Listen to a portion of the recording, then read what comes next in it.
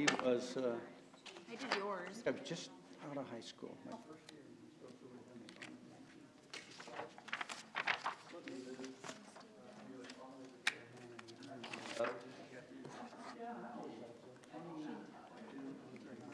this one I can actually figure out 'cause Park and Recreation Department. What did you? Had a summer program.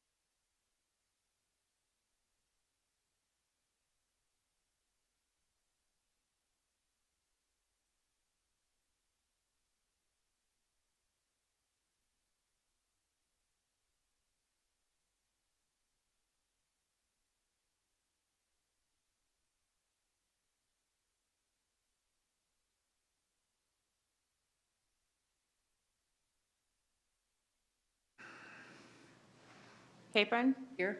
Greckin, Here. Moore, Here. Scott, Here, Waters. go ahead and, Okay.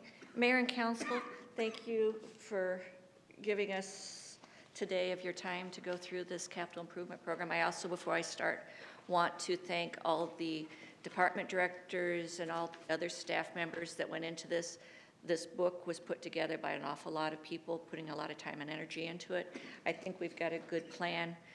We've got limited resources, but I think when you go through this book, you'll see we're kind of hitting a lot of areas and trying to do what we can with limited resources.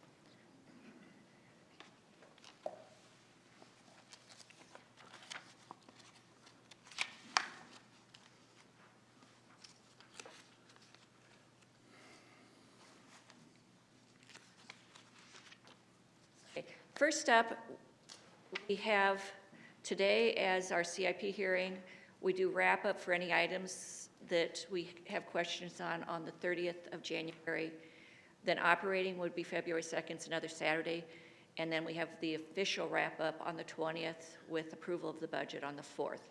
Anything that we can't get resolved on today or the 30th, we can still keep moving forward. So we have all the way up to March 4th before we have to completely finalize this budget. We started this budget process opening up for input from departments in July. We closed CIP in the end of September and operating in October.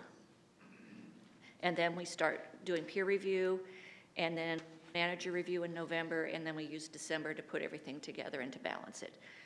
We get our tax base the first week of January, and we did get our tax base, but we have since been told that they've pulled it off the website and are making changes to 200 parcels. So what you're seeing today is based on a January 1st tax base that we received, but there could be some changes. in what way would that change be, do you think, up or down? They're having problems with the multi-residential and commercial. So when I talked to the county yesterday, they're hoping that there's not a large impact, but with 200 parcels. So what is the valuation up, or, I'm sure it's up, how much from a year ago? The valuations right now are up 35 million. And as a percentage, how much is that? Roughly. At 1.2%. So I don't want everybody to understand this, because we have this new transparency in government at the state level on property taxes, but yet they can go into, not even announce they're having a meeting. But I let that stuff go, Dan. I rarely let it bother me. So if we kept the tax rate the same, we would still be raising taxes 1.2%. That is correct. Okay, I want you to understand that. We have to be transparent about that. We always have been, but, okay, go ahead. Okay. So we've gone through to get a book that's put in front of you that has gone through peer review, manager review, and department entry. This budget includes, and when I'm talking this budget, I'm talking operating and capital. We have the infrastructure was our main focus, quality of life. Also in this budget, there's an awful lot of economic development projects. All you have to do is drive around downtown, you can start seeing the fences. So you can see that we're funding our share of those projects. We also have economic development that's increasing our tax base, Seaboard Triumph. Cost-effective public services, because as you'll go through the operating book, you'll see that a lot of our services, the budgets did not increase with the exception of things they can't control. And then when you do infrastructure, obviously your tax levies are going to go up because you have increased debt. But unfortunately, there's not other way to pay for the infrastructure with the exception of issuing debt. In the proposal, we have, again, released as much money as of the TIF as we possibly can. We've had good growth in our TIFs, so we continue to increase our releases. We did decrease our health insurance premium 1%. We have a flat levy of 16.07. The rollback did go into the city's favor, so when we do the looking at the tick book residents, there will be an increase because we get to tax more of that. The municipal police fire retirement percentages went to the city's direction, so that saved us money, about $300,000.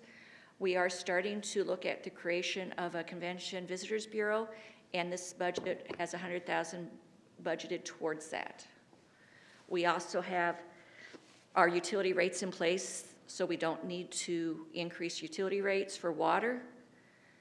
We have, our sales tax is solid at $14 million, an additional item in the sales tax that we don't know will be how much money internet sales tax will bring in. The state does not know how they're going to distribute it, nor do they have an estimate what we'll be collecting. So we could end up actually with more money as the year goes on. The departments continue to do their best to hold their budgets down. As I said before, as you go through and look at their budgets, you're going to see some budgets actually decreased, and a lot of them were held the same.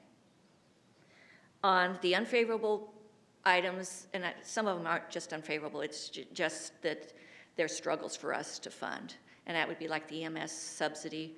We still don't have a real good idea of what our annual collection of uncollectibles will be, because we have contracts that are just now start to be fully paid.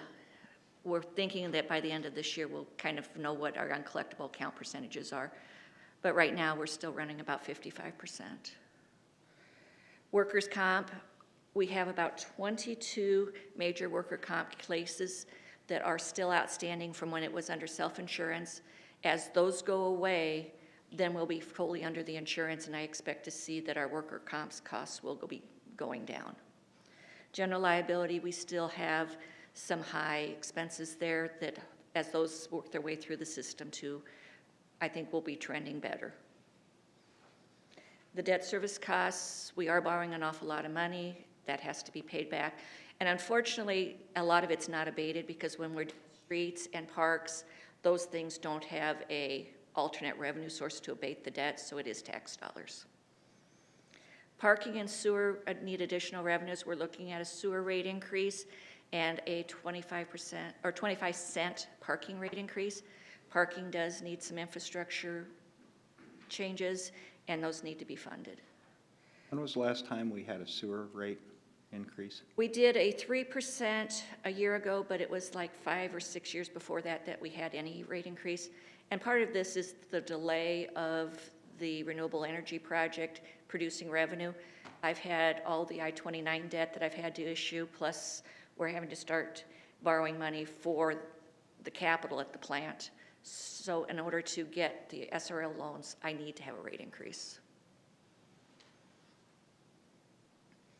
We continue with an EFAB deficit, and as we get into more in the management and they start getting a pace of what they're doing, I hope those will be reduced. And then we also have outstanding contracts that we don't have in the department budgets what the actual contracts are. We have estimates.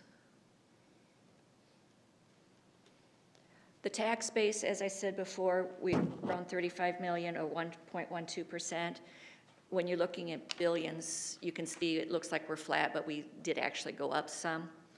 Our TIF release, this year we released $595 million, a 3.1% increase, which equates into $750,000 worth of additional property taxes to all three of the taxing entities in the TIF. And we collect about 40% of that. So we did have extra money going to our operating for that. Economic development, you can look at the next 3 years where with this year and the next 2, we do have a lot of money coming into our tax base. This Seaboard Triumph $100 million minimum assessment agreement is subject to a Chapter 427B tax exemption, which at the bottom right-hand corner of the slide shows you how much is exempt as each year goes down. So this year we're going to have in our tax base $23 million. So as this one ages out, we'll get the whole 100 million plus, because right now they're at $102 million for their value. So the Seaboard will be one of those that will help us for a few years, because we'll just keep getting more of that piece. We also then in 20, which would be the 22 budget, you can see we have the Sioux City Hotel and the Warrior Hotel and the Motor Mart. You know, that's another year we'll have a lot of additional value coming on board.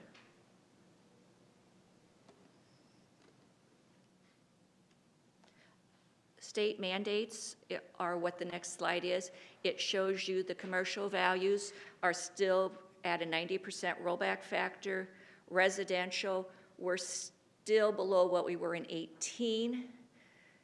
And then the multi-residential, we keep losing value till in 24, they will be at a residential rate. This governor in her budget proposal did fund the state rollback at 100%, but that does not mean we'll get it. So we have approximately almost $2.6 million in play while the legislature is out making decisions. We're counting on our budget having it fully funded, but at any time, this could make changes to our budget.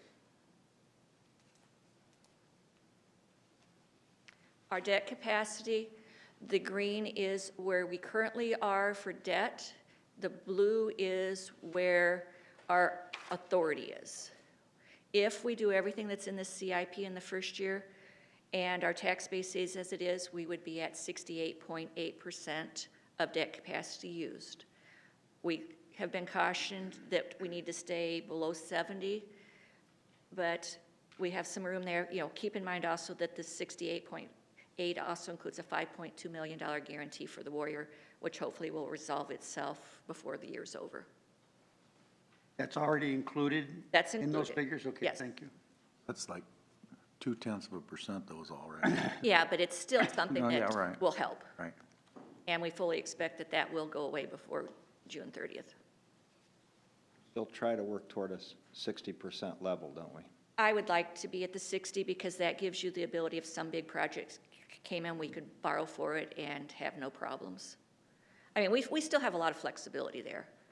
At over 70%, that would affect our rating. Our rating would be jeopardized, which would, basically what that would do would make interest costs go up. I remember when I started 5 years ago, you told me it's best to keep it under 50. 50 would be lovely, but in today's environment of needing infrastructure and with the way economic development deals are with us putting infrastructure in, I don't think we can get down there in the next 5 to 10 years. It would be, I would love to be below 50. Spoken like a true finance lady. Yes. I said would like, didn't mean we'll get there. And last, we'll start now going into the CIP. I like this slide because it kind of shows you that we have a very balanced first year of the CIP. When you add the streets and bridges and utilities together, we're at $23 million worth of infrastructure and a $52 million CIP budget. You've got 8.1 of economic development. You've got parks of 8.2. This was not done on purpose. We didn't say we want to spread out where our money's being spent. This was just how it happened to be. And I think it's a nice balance. We're doing quality of life items with the Parks and Rec. You've got libraries, you've got convention center, the Tyson. Everybody's getting a little bit of help into maintaining the fixed assets. In keeping with our transparency, Mayor,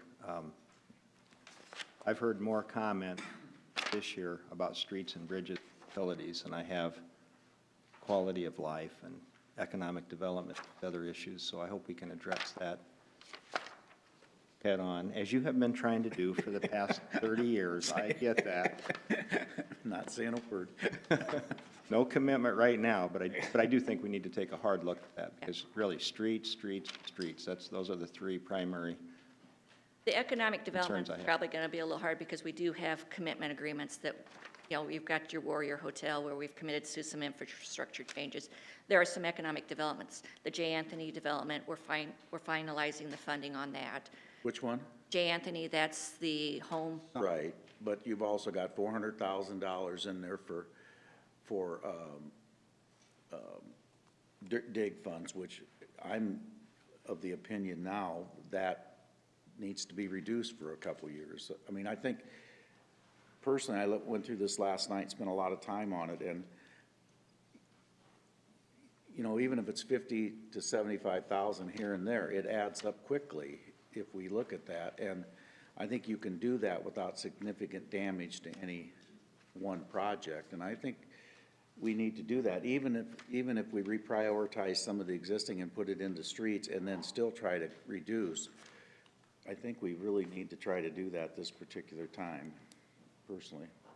But I And- think as Don And is saying, we'll with come right out of the blocks, and not everybody's gonna leave here happy today, unfortunately, but But that's why we have the hearings today, Yeah. is so we can go through these. well, as Don is saying, if I'm hearing what you're saying with the economic development, of course, we've made promises and commitments that we need to keep, but on streets and utilities in particular, Don, I'm just concerned that we're deferring it as we're trying to do the best type of street improvements, which I don't disagree with that, but we keep deferring it. So for example, instead of a complete street, we're looking at maybe an asphalt cover. And I know those only last, what, 15? Mayor and Council, I'd 15 recommend that we leave that till we get the Public Works Department here, till we get into, Well, we will, but just, We will. but we're just trying to set the tone so just that an overview. Yeah. everybody understands that everything's on the table today for. And I completely agree with what you're saying. We had an extremely hard time and worked extremely hard to get this to a debt level that we could afford. We started over $50 million in the first year, and we had to make some really difficult choices of what we as a staff felt we needed to get done with just this small pot of money. And so, today will help us define what is the direction we want to do. Yeah, and believe me, I respect that, and I appreciate it. I know it's really tough, but I think we owe it to you and to the directors where some of the council members stand on what we're looking at, and it is tough. I'd also like to know, like on some of these, what exactly goes into the cost of the improvements and what the breakdown is on that, but I think we get into that when we As we go get to through. Public Works, yes. And, this is the good thing about having a day discussion. We'll be in the same mindset today as we start the day as we are at the end of the day. No, we won't, Donna. I've done these marathons before. We will not be in good humor at 4 o'clock. But it's really, That's why I'm going last. yeah, it's really nice that you feel that way. I'll just get a quick shot in to tell you both that I agree with the fact that infrastructure is really a big priority. I noticed when I went through this, there were 97 capital improvement project sheets between the two, Public Works and Utilities, and only 38 of them are actually funded for 2020. And of course, more money requires, or more projects requires more money, requires, Or reprioritizing staff. yeah, or Suggestions. but something needs to be done to get more work done. I got a hunch, if you took a survey, and I shared that with Donna this morning before the meeting, if you took a survey, the majority of people, and I agree with Dan, the majority of people would say infrastructure is our number one problem. The good thing is, and we may lose our sense of humor by 4 o'clock, Mayor, but I mean, the good news for you and for the directors, and actually for our citizens, is you probably have one of the most open-minded and friendliest councils you've had in a long time. And again, that's not to be critical of past council members, but even though we disagree, we do it openly, and then we just, like the mayor always says, like, he's going to move on, and that's what we all do. So I think that's important to keep in mind. I don't want it to be an intimidating budget hearing today. I want it to be one that's frank and candid and just really lay it out. Because that way at least this council member can make a better informed decision if we have a candid discussion. I might surprise you, but I'm terrible about reading between the lines. I really am. You just have to hit it head on with me. All right, let's get started. Okay, just a couple. Here are, Okay. just for the public, if they're watching, our major, the first 2-year projects. Wastewater treatment plant is the number one, which you've all heard lots and lots of things about, that we need to spend money at that plant. Riverfront upgrades, we just had the presentation last Monday. The annual infrastructure, the expo, and this one, when we get to that sheet, I'll explain more. That is us borrowing for the expo, their share. They're going to be paying us back, but I still have to put it in here to borrow it. And then Airport Capital has the big runway project, Grandview water tank replacement, bridges, Lewis and Clark Stadium resurfacing, bus rolling stock, and Bacon Creek box culvert. Those are the top projects money-wise. And the debt levy, as I alluded to earlier, 16.07 per thousand. And if you go, you can see that 17, 19, and 20 would have the same levy if we were to stop today and say we were done. Not that we are, but just to show you where we are for perspective.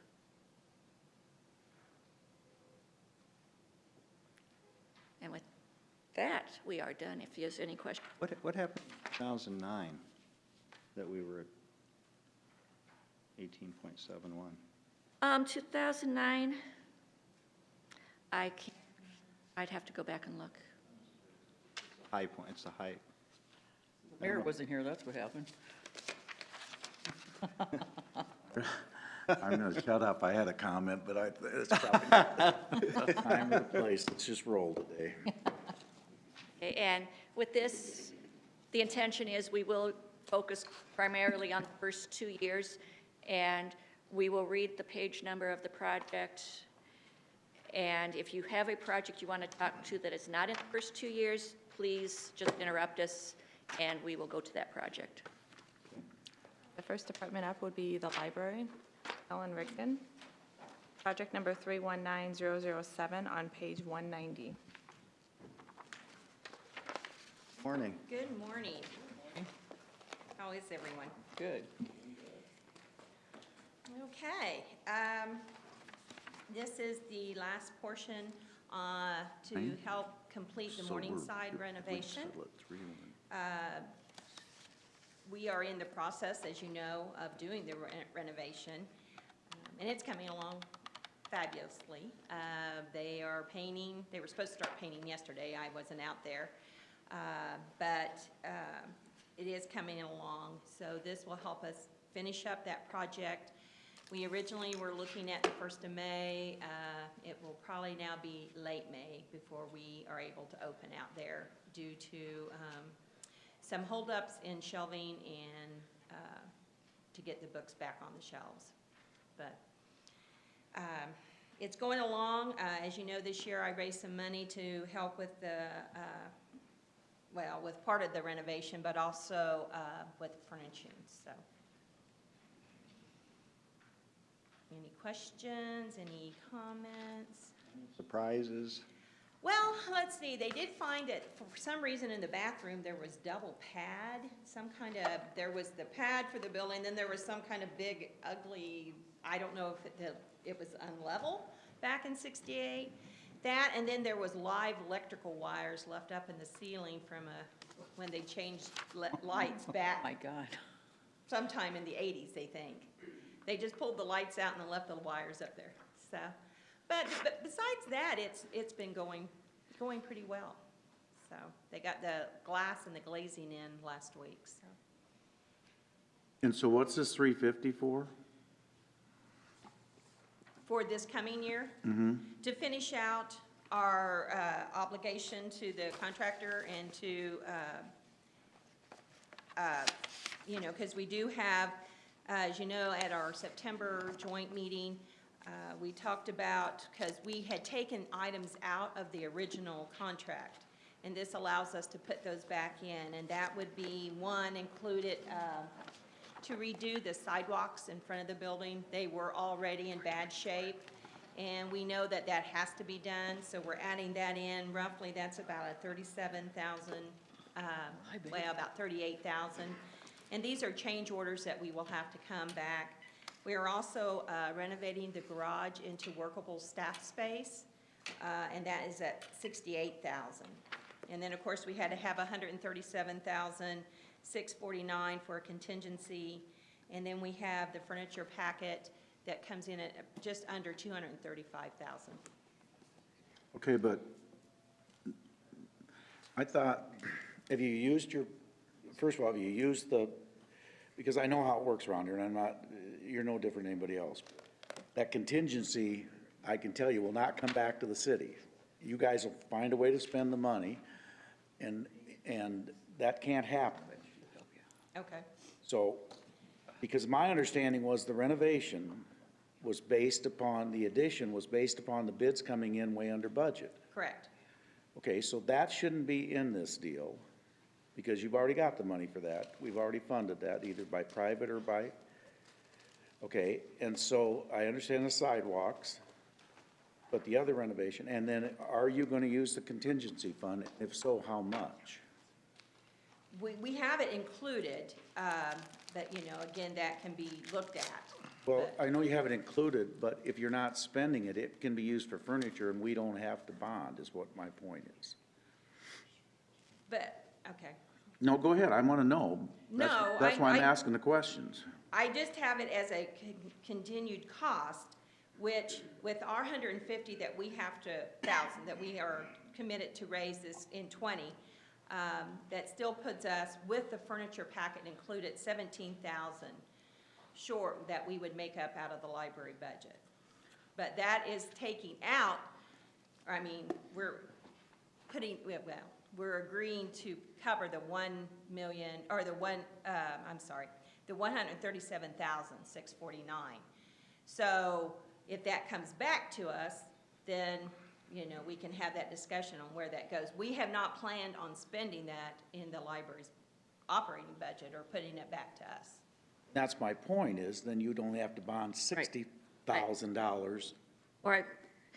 Or I could borrow, if you have 100 extra, I could only borrow 100 versus 200. That's what I'm asking.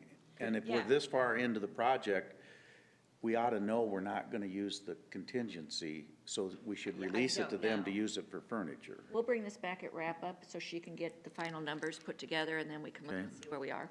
Donna, will you put in the report what the actual contract amount is? Yes. Yeah. Yeah. Yeah, it's in there. We'll do a project analysis and get all the numbers tied Okay. down. Yeah, I'd just soon release that to them and not borrow, but thank you. Okay. Any other questions? Thank you. Thank you. Next department is WIC IT, Director John Malloy. Project number 859006, WIC Information Services Upgrade, page 474. Good morning, Mayor, Council. Morning. Morning, John.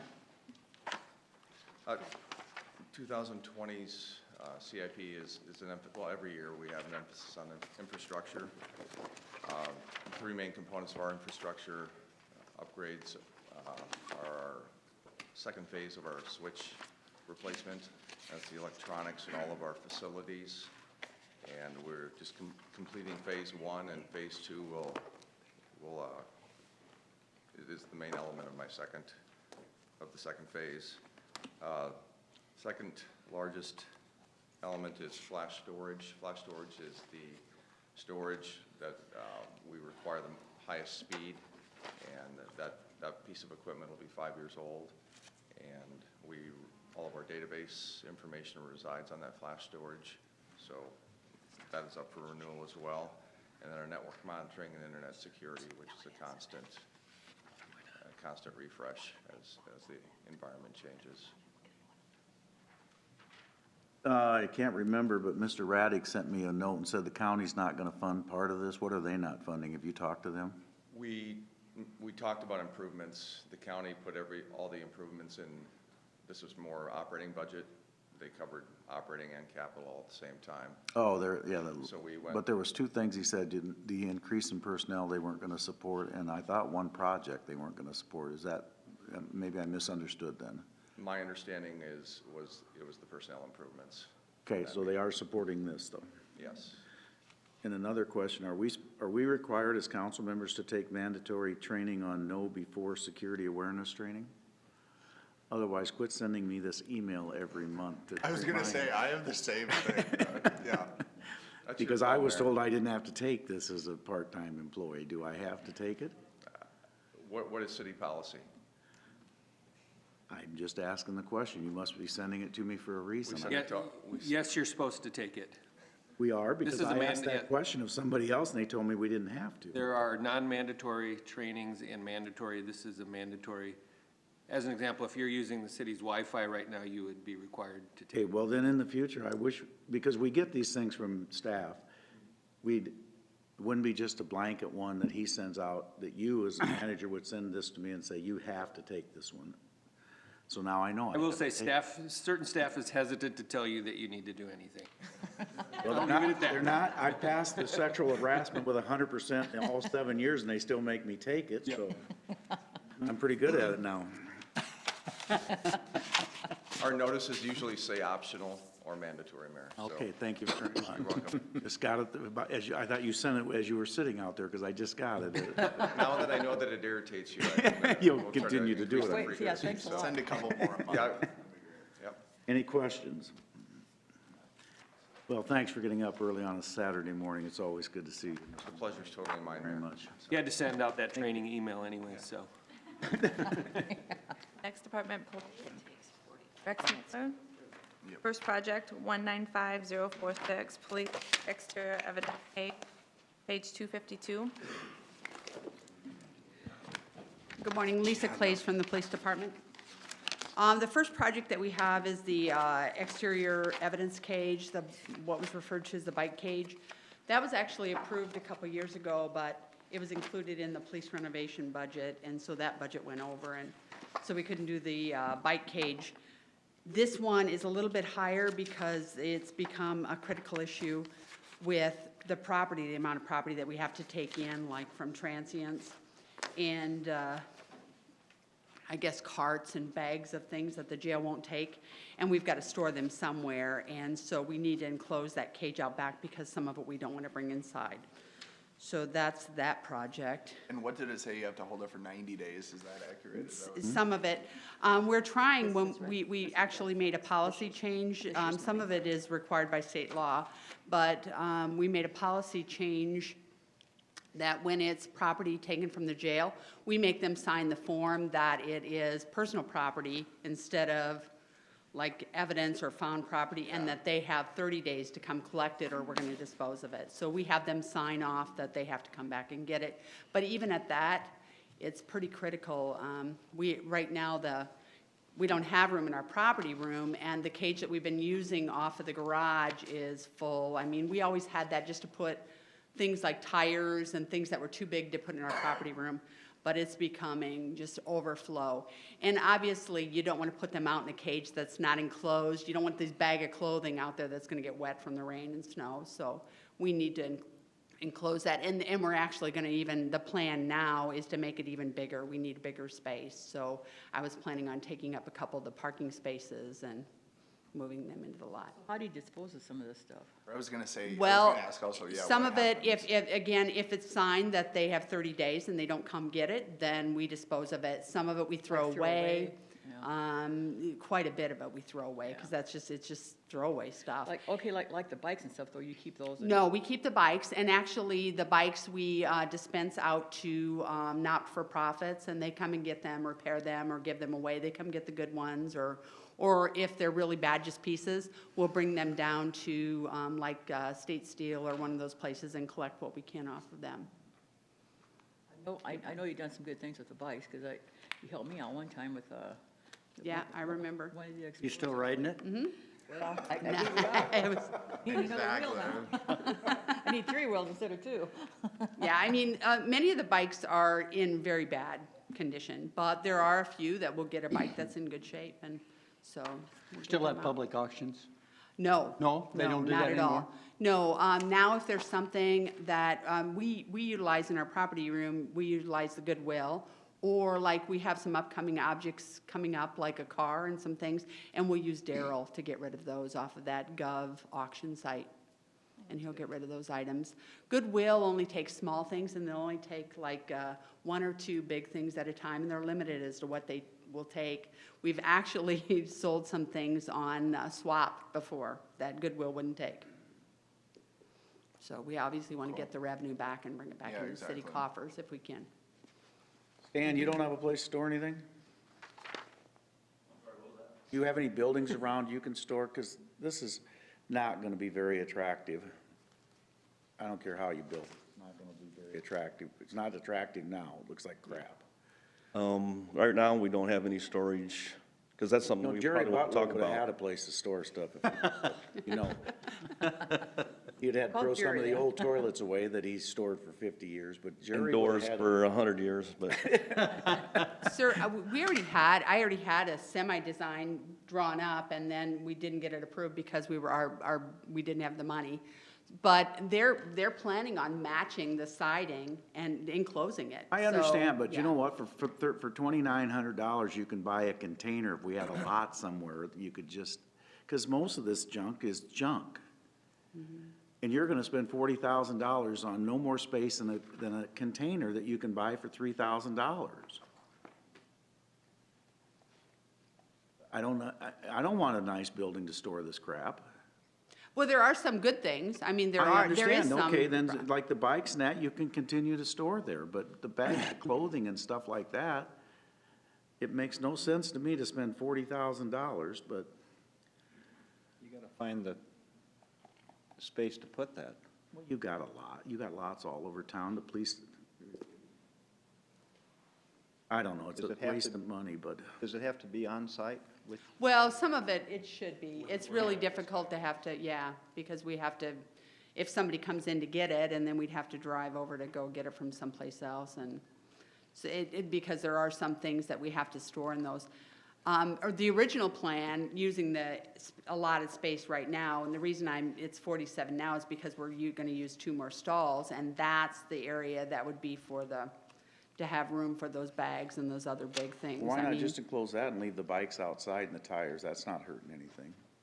Why not build? Well, it does hurt the bikes. We wanted to enclose the bike cage in the first place, just because obviously, if you do have some good bikes that come in there and then they're getting rained on and snowed on and their condition, they're less likely to be available to these nonprofits or other places. I mean, that was the original plan before this became an issue with the transients and all of the other property that we have to take in. So you're putting footings down and everything for $47,000? Yeah, they're gonna put, yeah. The original plan, I think, was less of an area, and it was about, I think we had 27 or Somewhere in almost that 30. area. How big is, But- how many square feet you building? I had the, have that in front of me. well, so what's the original? Do you remember what that is about? So it's about I think it's about a 15 by 10, that area currently, and then we're gonna take 2 more parking spaces off to the east, so. $100 a square foot for a 3-sided storage shed. What do you get?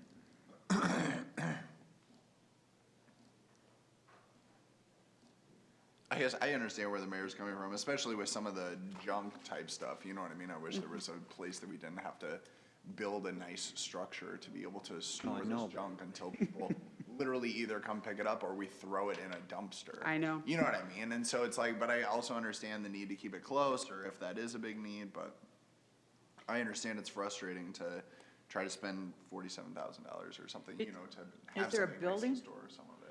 Do we have a building around there, around the police station? Nothing that we close, could- no. No. I mean, like a building that's empty. No. Not that anyone will sell. Oh, that's true. Yeah. Start storing it down that hallway where the fire department is. I was just gonna say, yeah. Faster, I know you guys want them out there Kick them anyways. out, right? Well, you let us know when you work that all out. Where's that sheet? Oh, there he is.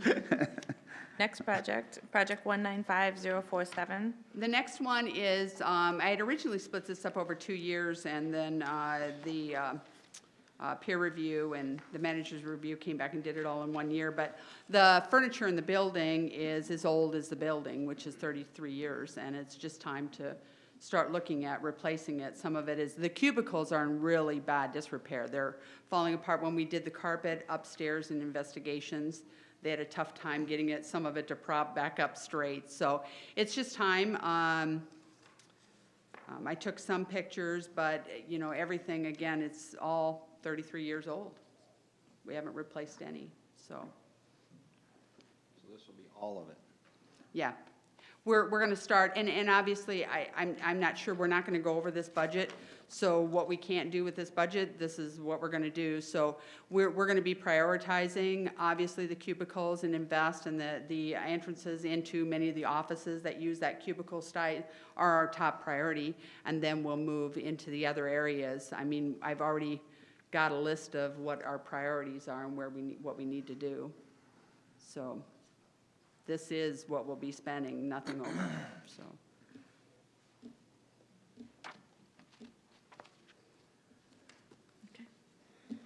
Next, events facilities. Thank you. I have one question. Oh, Do you have camera money to cover this? That's what's I'm using. It says there, year-end Yeah. expense balance, red. Oh, It's all I have a red. question as long as you're here. I know it'll come up under operations. How are we doing? Because Mr. Moore asked a bunch of small-town mayors the other night. How are we doing on body cameras? How are we doing on that is, I would like to have them. I think it's a valuable tool. Didn't we budget that, didn't we fund that? No. I thought we did. It was in the out years, and it's kind of just dropped. Long, long, long overdue. I was agree. amazed, and I think Mr. Moore was, town of Manning, Iowa, town of Wall Lake, Iowa. They're on their second set, guys. I would agree with that, and it is pricey. And it's not necessarily the cameras, but the back office software, the potential personnel that you would have to put in charge of managing open records Well, requests. how's these small redact- town police, they do it all on their own computer. Well, They a lot back less up- personnel, Huh? since we do have more personnel. One of the I things we would understand do. that, but how do they, that's what we always hear is the storage is so costly, but every one of them said they had it on their own computers. Activity, and that would change that. But no, we would like to have them, there's no doubt. I think it protects our officers, I think it protects the city. I think it assists in courtroom testimony. The benefits are many, and we would like to have those, without a doubt. What kind of money are we talking? I don't even recall the last, you, 900,000. Lisa, the last what, I estimate? thought it was over $100,000 just for the back Yeah, office. I think it was $100,000 for just the cameras. I think the back office is what exceeded that, so, Storage is what was really the biggest cost. Yeah, well, and And it then how has to long do to with, store it and, it yeah, has to do with the amount of officers that you have on the street, Right. and every single one's recording. It's not just like you don't have a total of 5 officers, 10 officers on your department. When you're recording that much data and you have to have storage, I mean, you far exceed what they're capable of. And I think WIC was concerned, you know, because when we use their system for storage, so we were looking at cloud-based systems, because they have the need to keep it, and then the redundancy of copies, and that even increases your amount of storage needed. So we had looked at the cloud, which was a little bit cheaper, but it's still very spendy versus buying whole servers to store that. Just right now, what we're using for our in-car cameras, that video, it's every year it gets a little bit better because the technology is able to shrink it a little bit more, but it's To mostly back a up, to put Captain another server Kirkpatrick in one and- of my other offices, even my little operation was 15,000. The cloud was only 1,200 a year. So why would I buy a server that's only, so the cloud is not as expensive as what Absolutely. you want You're right. yeah. believe, because I was amazed. I said to the guy, why would I buy a server that'll last maybe 10 years and give me nothing but problems when the cloud's there every day and you know it's not gonna go down because it's there. Yeah, and a lot of this data we have to retain for a certain period of time before we can purge that. Also, the unknown cost for something like this would be open records request is what you anticipate, is that if somebody asks for a copy of something, we might have to redact certain things, in which case we'd have to have staffing go through those videos, spend the time to watch all of them, redact certain portions. So there's kind of unknowns that would come with this, but we certainly want them. We'll bring a report Yeah. back. Yeah. Mayor, Finance and myself have met with WIC over the last week and a half to discuss maybe the move from our own data storage to cloud-based storage. You're on the cutting edge, Bob, as usual. I should have known that. Good job. Yep, always on it. Equally important, the mayors had indicated they haven't had any lawsuits brought. Yeah. Yeah, and these, the current cameras that we have and the audio certainly helps us. And I don't think any of us, we want them. I think it does. It protects the Well, officers. not everybody in your department does, chief. I think, I question that. I think that, Well, I'm just telling you yeah. there's been resistance here for quite some time.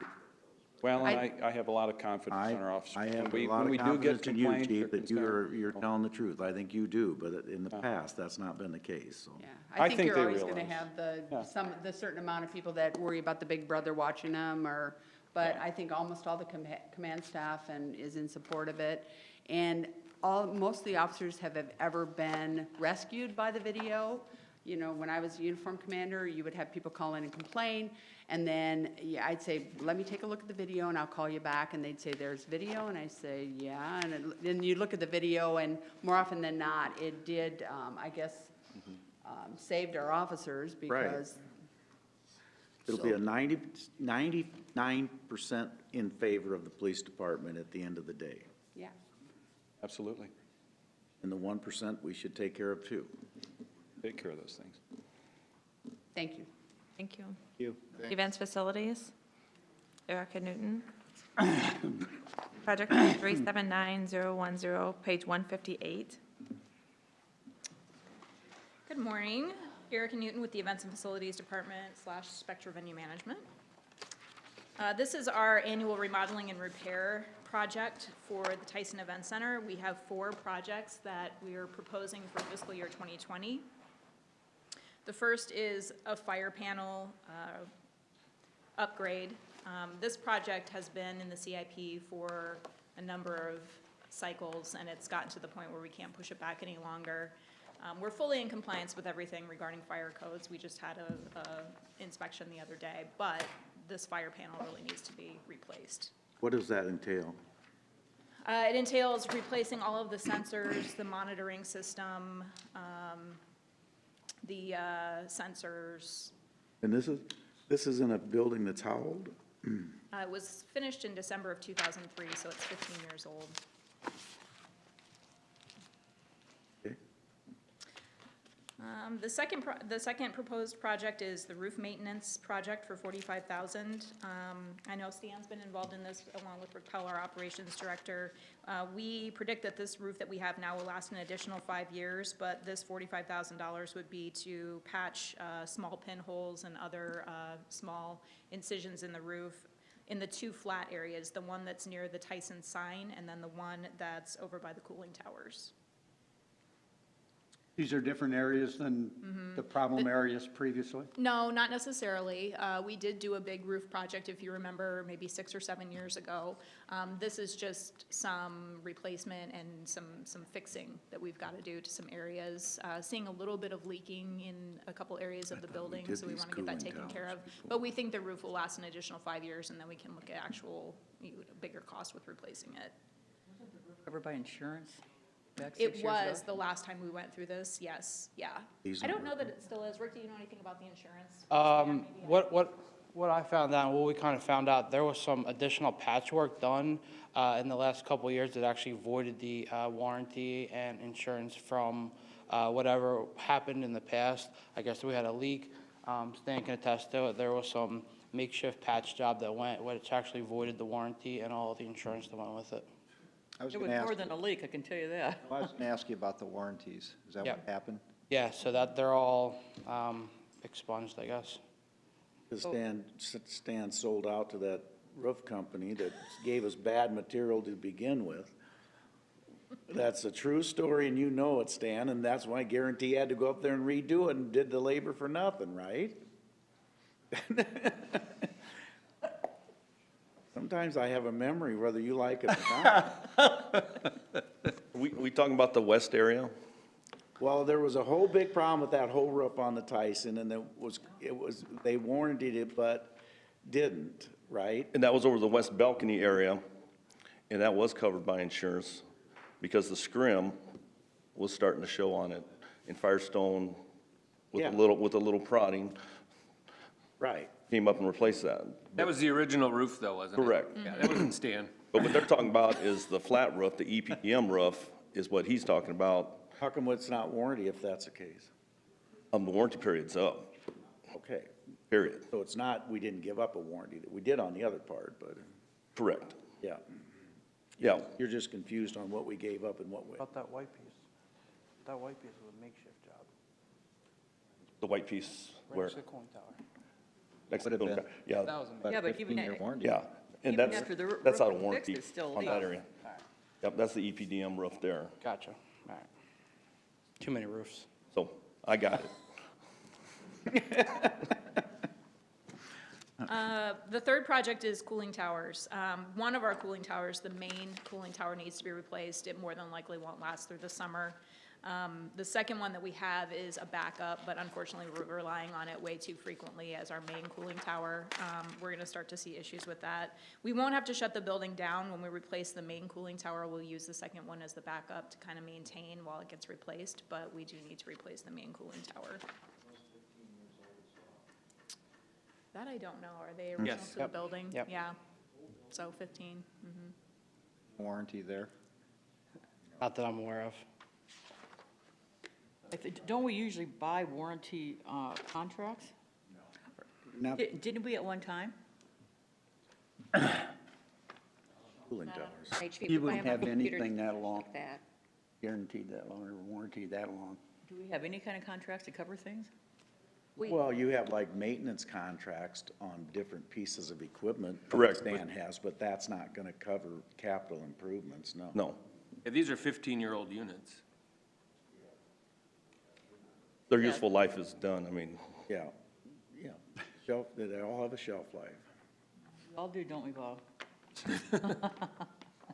It's probably a little shorter than the rest of it.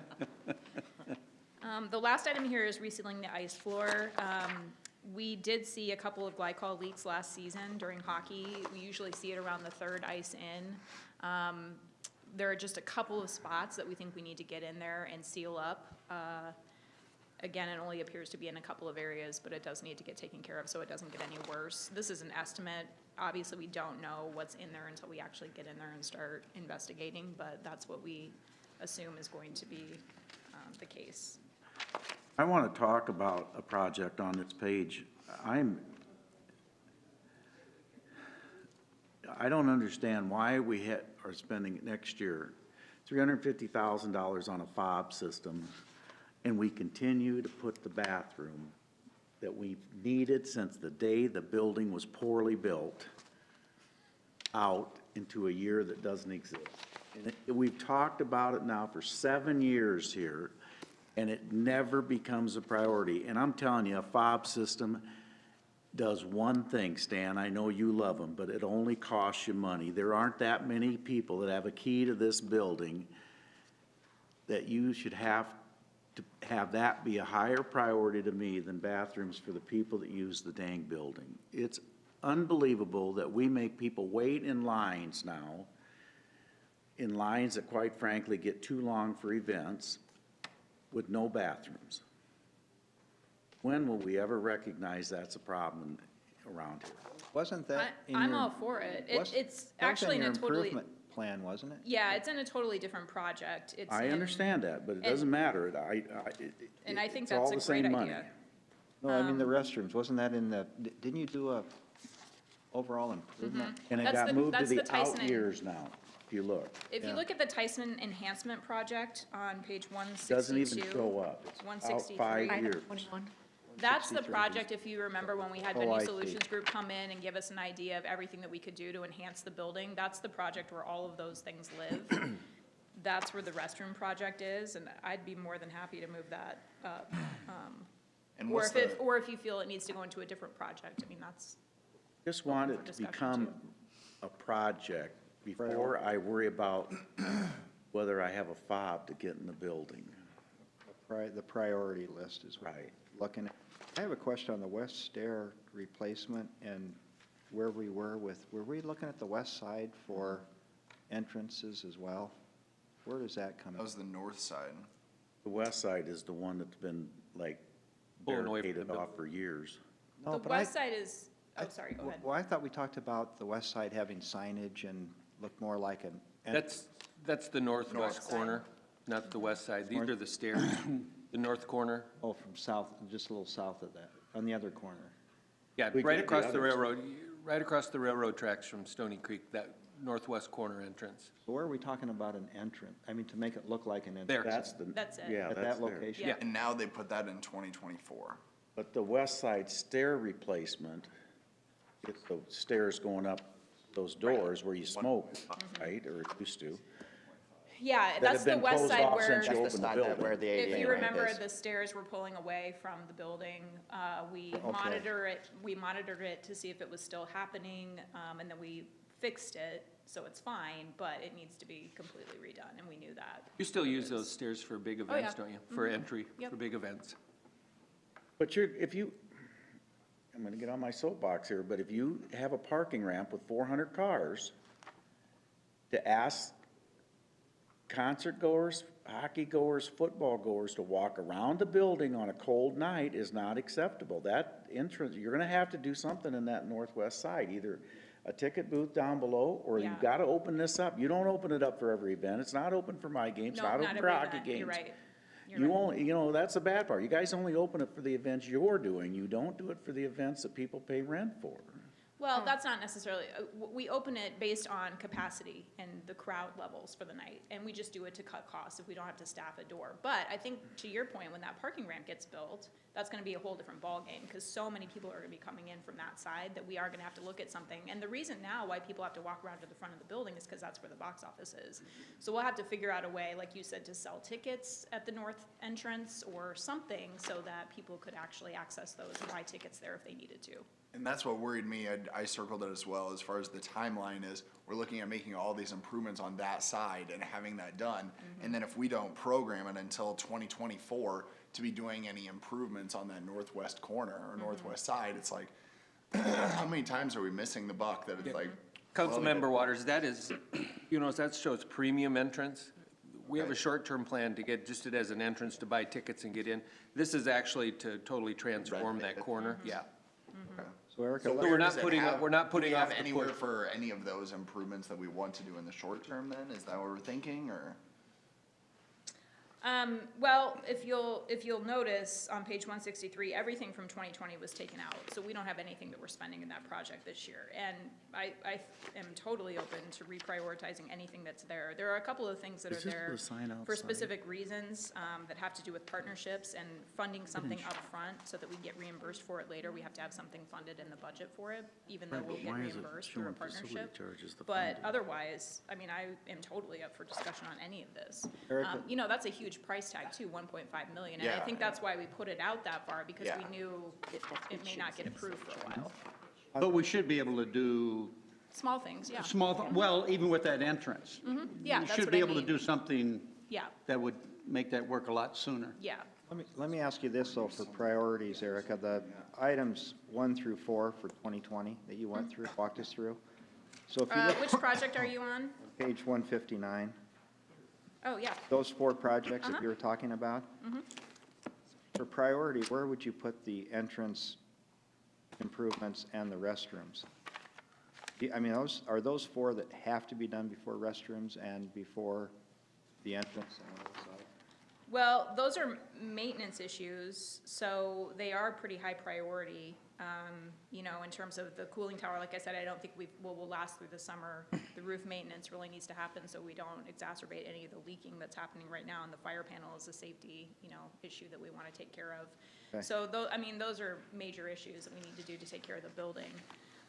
This other project, however, page 163 with the enhancements, if you want to move those into this project, that's a question too, I guess, for Donna, but that's fine. Mayor and council, let me suggest this. If there isn't the desire to do the key system in 2021, there's also $80,000 for renovating box office. You could direct staff to use that $80,000 renovating box office to create a box office in the northwest corner. And then if there isn't the desire for the RFID system, that could be directed towards using it for a bathroom. Well, maybe there is, they have to make their case, but for me, that's not a very high priority, but. We do need to get a box off, some semblance of a box office in the northwest corner for people to buy tickets. But even if you had to hardwire it, Bob, you've got those temporary box Yeah. offices, why? That's what I'm saying, use this 80,000 that we have programmed to renovate the existing box office, use some of that to set up a box office in the northwest corner. Bob, keep in mind, we also have the 200,000 from the Spectra contract. that I have set aside for that corner to do renovations on. Here's the deal for me. And Eric, I agree with you and appreciate items 1 through 4 are really safety issues, but the public doesn't see that. And so we're always trying to balance that these have to be done where they see the entrance, the restrooms, Yeah. and that's where you get your complaints. So if we can move those up, so at least they can see some differences that are being done, especially with the building of the garage facility.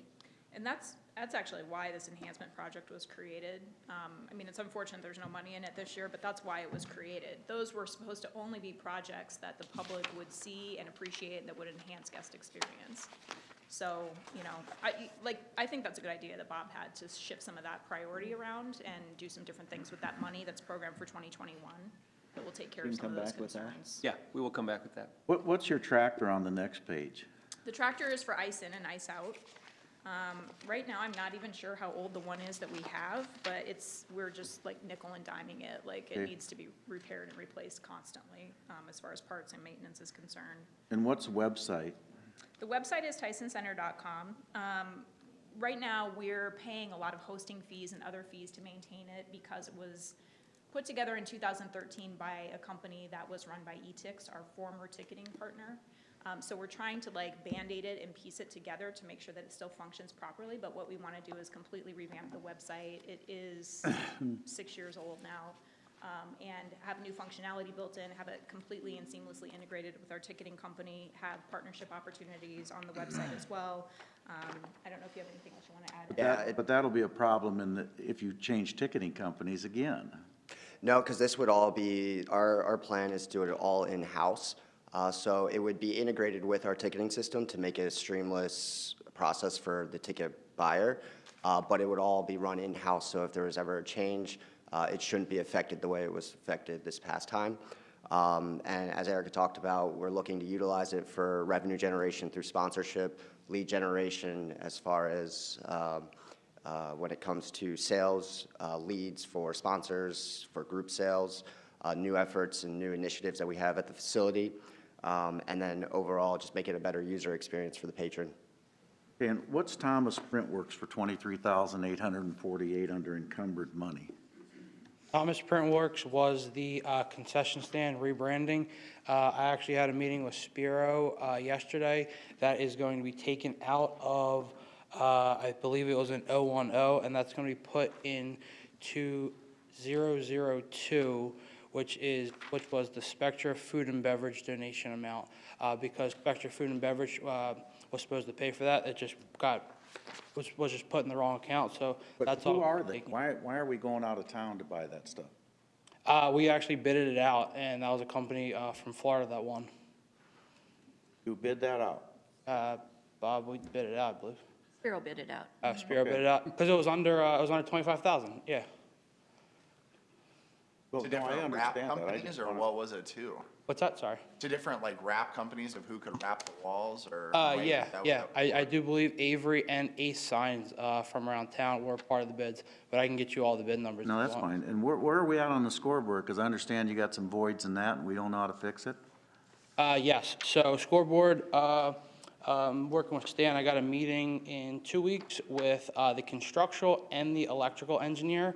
We're gonna finalize the scope of work, should have something to use by middle of February, hopefully. Did we have money for that? We have had roughly 900,000. 500,000 here in 025 to kind of get us started. Get it started. It's $1 million, they told me, isn't it? Are you doing the ribbon boards? Yes. There was 900,000 approved last year. Yeah. This fiscal year 2019. Yeah, it's already been approved, 900,000. We're hoping to get it installed shortly after the Bandit season is over this year. Don't want to do it for I was that. gonna say, yeah. Was that on purpose, Erica? Is that Yeah, what you're it trying to was do here? supposed to be done before then. That's Yeah, that's but we the. for sure didn't want to do it in the middle of the Bandit season. No, but so. it should have been done a long time ago, but. Anybody got any questions on the next page there? What page are we on? 161. Even though you don't have any in 163, I have a question. Are you gonna set up your own camera system? Is that the plan? For what, sorry, where are we at? Well, on page 163, you got camera system or something. Is that just for camera for security, or are you starting your own camera business? Oh, I think that's replacements and additions to the camera system that we already have for security purposes. Yeah. That's security, okay. Yeah. Yeah, so it's just more cameras, basically. Feeder cable, is that something that's needed? It's $5,000. Yeah, the feeder cable will help us when we do our half-house configurations at Tyson Event Center. We're doing more configurations where we're pushing the stage up, but in order to do that, we have to have power that runs all the way to the back wall, and so we need some additional feeder cable to get that power up to the middle of the arena floor. No, because we haven't done those configurations very often in the past, but in order to maximize the use of the building and come up with new ways to do things there, we are starting to do more configurations at our half house. It's something that's been requested by promoters and agents, and we're getting pretty good feedback on that. But we do need some additional equipment. Years ago, I asked why you used a very expensive suite for your sound room, and I was told because it costs way too much to relocate. Now it's only $110,000 to relocate that. Where are you going to relocate it to? Well, Rick is actually working on a couple of different ideas. So we actually, I met with Stan, I met with Joe Rodriguez and Henry down in planning, and we're actually looking to take that sound room and put it on top of the Long Lines building. We have a couple different ideas of how to make it look, but on top of the building there, it's actually you get a cool vantage point. You get to see everything. I'm working with the Historical Society right now to make sure we're allowed to even do it, but they seem to be okay if we're just over in that corner. Yeah, like and the sometimes parks if you've been inside to the some, license. if you've been to some Like good sporting Lord, events, the like you've seen the flag flag up there. Yeah, We yeah. used the it up flag there is, for they won't volleyball and, Anything, yeah. they'll run some wires. So it's an option. I mean, we're just looking for The other reason places I'm to put asking it. though is how much do you get for suite rent for that suite? Probably anywhere from 25 to 30,000 a year. No, it's a half suite, right? So you're getting No, like, I don't think it's a half. I think suite. it's a full. It's a suite. full It's a suite. It's a full suite. so, yeah, so the question is, while you're waiting 3 years, you would have that revenue down. Doesn't make sense. We're actually looking at the process right now, and I'm going out to get a consultant involved just to kind of get an idea of what we might be looking at, so then we can start thinking about cost and everything like that. This was just a wild number we just kind of threw out, but we're hoping to get some more concrete information, and then we'll see what we can do with it. Where are we at on the Budweiser bar? That's a long story. Yeah, I was gonna say, I read somewhere in there that it's no longer Budweiser. So we're still working on it with Anheuser-Busch. I think Megan last had a conversation with them last week, working on the funding from Anheuser-Busch. Now that we've gotten all of the legalities sort of worked through in terms of how they can fund the project, that was really like the biggest piece that held everything up, is figuring out the liquor laws and what they can and can't contribute to and who can and can't accept the money. That took quite a while to sort through all of that. But we're working with another company to get a two-sided bar done quicker than that. And so hopefully we'll have a solution that would be good for pre- and post-game and events in the very near future. But the Budweiser bar was definitely something that took a long time based on legalities of Iowa liquor laws. So you have a Miller. But we knew, wait a minute, I'm not gonna let that one go. We knew what the Iowa liquor laws were. We knew that we would have to work through that. Guys, this is something that was the easiest thing to do in the enhanced improvements that you guys got when you first got here. It helps revenue for every event you have, because you can open the doors a half an hour earlier. Instead of 6 o'clock for a 7 o'clock event, you can open it at 5 or 5:30, give fans something to do. You'd have TVs up there, it'd be a sports bar. It would increase the revenue for every event that happens there. And again, we don't get it done. I'm sorry, Spectra, but it's time we get some stuff done here. I am as frustrated as anyone. Well, I'm This really took forever. frustrated because I wanted that in. I was told, just like the scoreboard, that stuff would be done before my season. It's not about me, it's about hockey, your two biggest users. It's time you start worrying about them rather than your concerts and that we didn't have last year. You had all year to get that stuff done, And to me, that's not acceptable. That bar should have been done. You have kicked us out of selling T-shirts and that's a big revenue for hockey and football. You've kicked us out of that room, I get it, but what have you got in there? It was supposed to be a two-sided bar already. You were supposed to be able to sit up there and watch events. A lot of it has to Long do. overdue. A lot of it has to do with who holds the liquor license and the change from the city to Spectra, and that's been a huge part of the holdup. I don't buy that, sorry, I don't buy it. Yep, and part of the process has been going back and figuring out what the communication has been prior to us coming in, and then. at the Enzo, same you've time- had how long? A year? Yes, I understand. A year. And we're diligently working to make sure that we do. Well, everything we diligently possibly can. work and get it done. Because you are missing revenue, and you guys came to town telling us that you would cut that subsidy, and one way to do it is these enhancements that you can get other people to pay for. It's frustrating. You make my people and hockey people stand in a line on cold weather where they could come in a half an hour earlier, more as they want to. It's frustrating, guys. It's just frustrating. Erica, what was the problem with, with the liquor license in the state, it has to go to? I can address that. State law prohibits a alcoholic beverage manufacturer or retailer from donating money to a bar. Prior to Spectra taking over, Centerplate held the liquor license, so we were proceeding down that path to allow the city to accept the money. However, in that time, Cone Park got a beer license, so the city now holds a license, so the city could no longer accept the money either.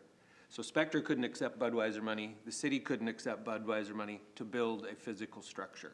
So we had to get creative. We're working to find a way around that to allow Budweiser to sponsor something, which would then free up city money to turn around and build the bar.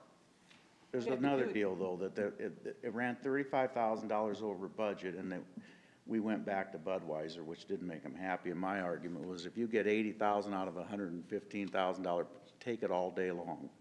Take the money and run as fast as you can, but anyway. Well, it'd be easy enough to put it in liquor license. Why couldn't you do that? What's that?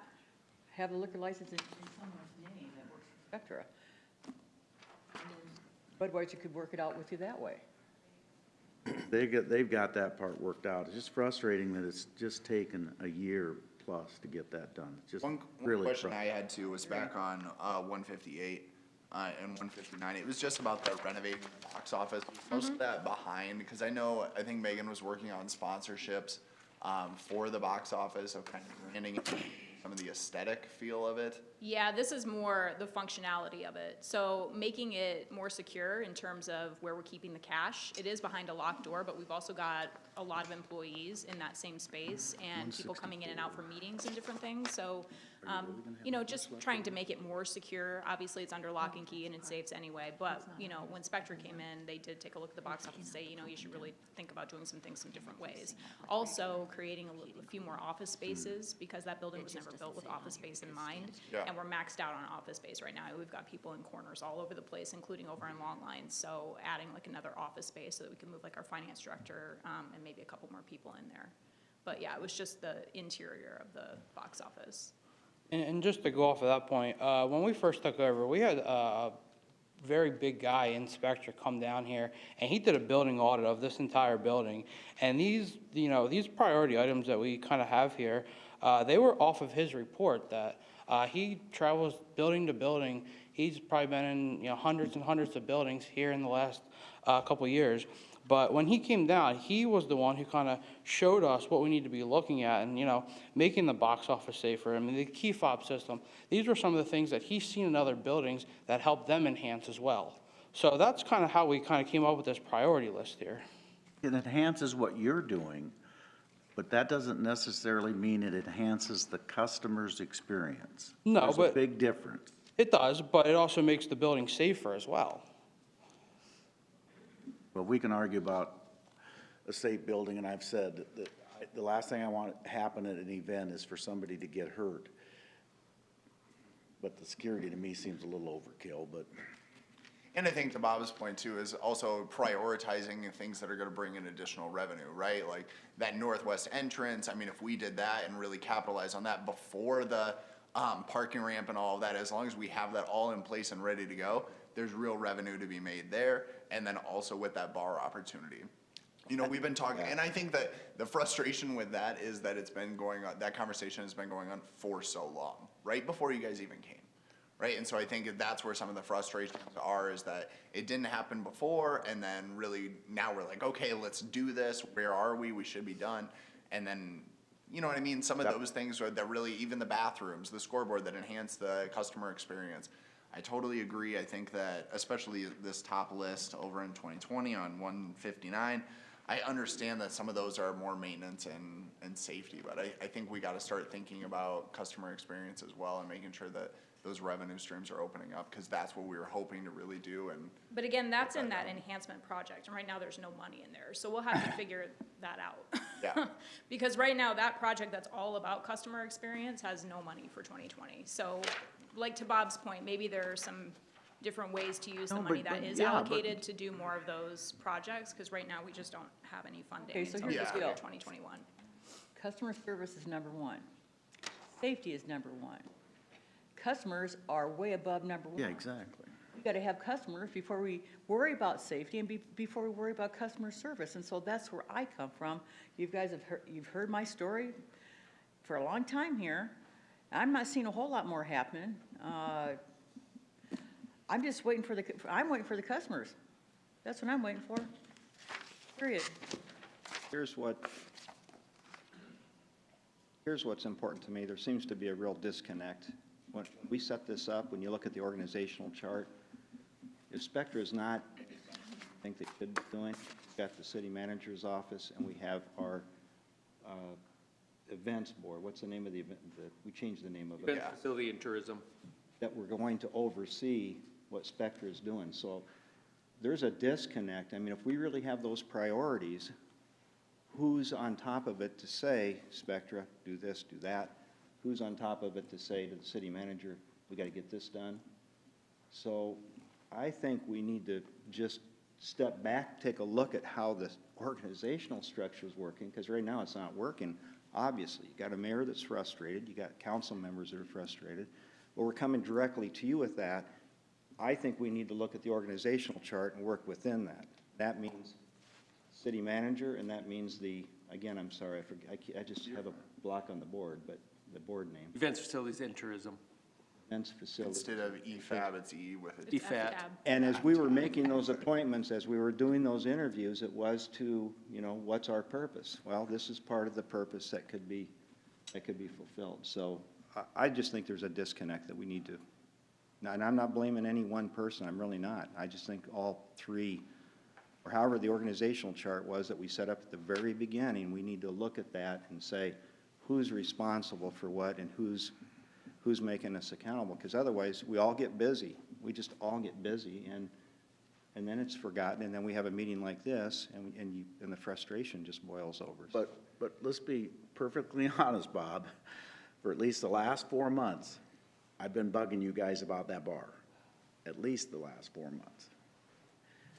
Yeah.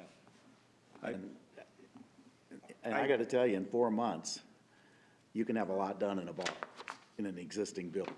I'm sorry, but you can have. Well, I can done. tell you, I know way better, and you're right. Not that I haven't expressed this frustration, and it is that one particular item that's 2/3 funded by a private donation does more than anything else for fan experience, for the little amount of money, and for revenue. It should have been open for the hockey season, so. Anyway, other questions? Convention Center. Okay, Convention Center upgrades. Thank you. Thanks. Rick Lacy, project number 379051, page 164. Good morning. Rick Lucy with Kinseth Hospitality. What we're proposing for 2020, it's mostly what guests will be seeing. The big one, obviously, would Sounds be just the so bathrooms, the bad. existing bathrooms we're looking at renovating. They're pretty dated at this point. And then also with the new ballroom coming on board, we want to do the carpets and the wall coverings in sections A and B, because the new ballroom's in C. So that way we get one uniformed look when the entire facility is open for one large event. And everything else we're really proposing is just trying to fix some things that need to be replaced. Our pipe and drape for some major conventions, chair covers. Those, we're looking to really push the wedding market for us, to fill in those dates that in between conventions, we're trying to make it look a little more inviting for those social events to come in. And then lighting controls. So many of our existing rooms now, they either turn on or off. So with updating our audio-visual needs, it helps for presentations and then obviously for even the mood for having those social events. And the last thing that we're really proposing on here is landscaping, and our concern there was with the new hotel coming in and everything with our construction going on in the convention center itself, is making sure it's got a uniform look when everything is open. Why don't you build your building to the east to conform with what we have rather than us having to change? Well, I guess I don't know how it's gonna look when it's all finished, and we just wanted to make sure, and we may not have to do much, especially with our storage units that are coming on the front. That may not have to happen. We were just concerned that it looked good for the curb appeal.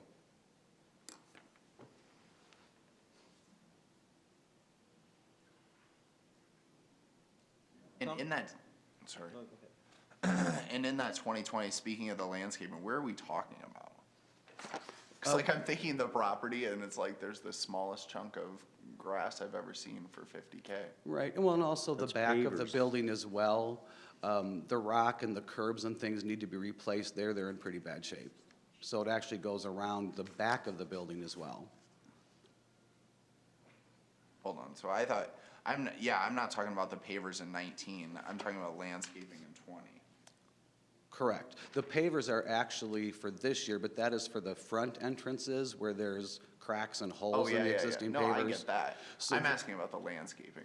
Well, and it's part of the curbs on the back alley side of the convention center that are in tough shape, and they're actually out of place. So we actually are trying to move them now with some existing equipment that we have, but we're finding that they're crumbling as we're doing it.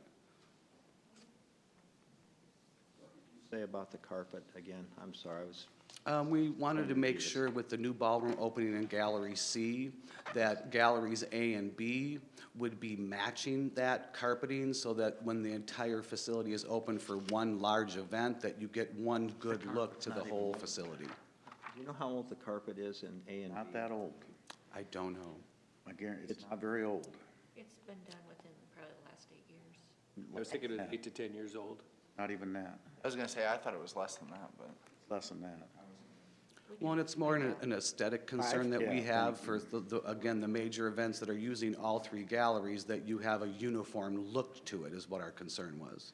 Well, again, why wouldn't you buy the carpet that's there that's only 5 years old in that other gallery? See, yeah. Well, as a matter of fact, we are in the When we did the original plans for the renovation there, and the bids came in high, it was rebid.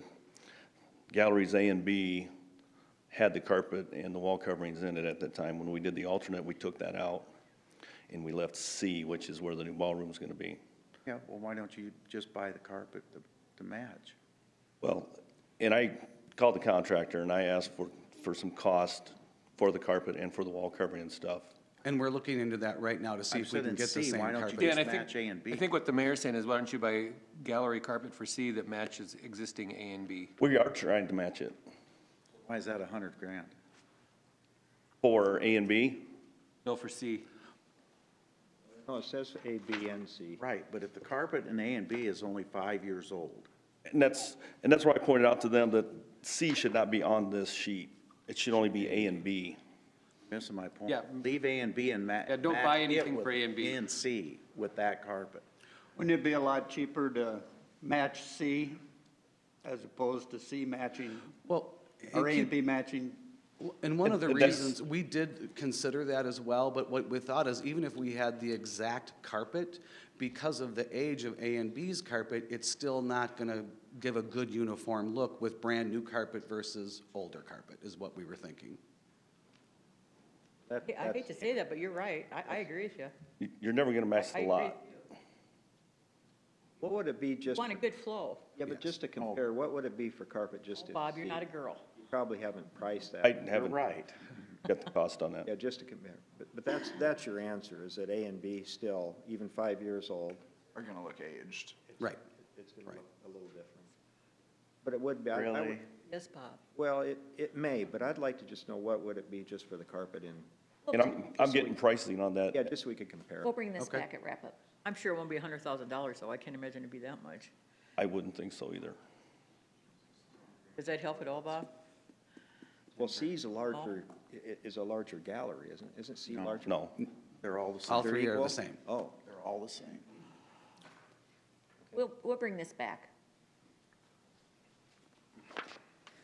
I went with style on this one, Rhonda. Right. We're about Sorry, style. Mayor. Carpet here was 20 years old plus, Dan, and you know, now we're replacing 5-year-old carpet.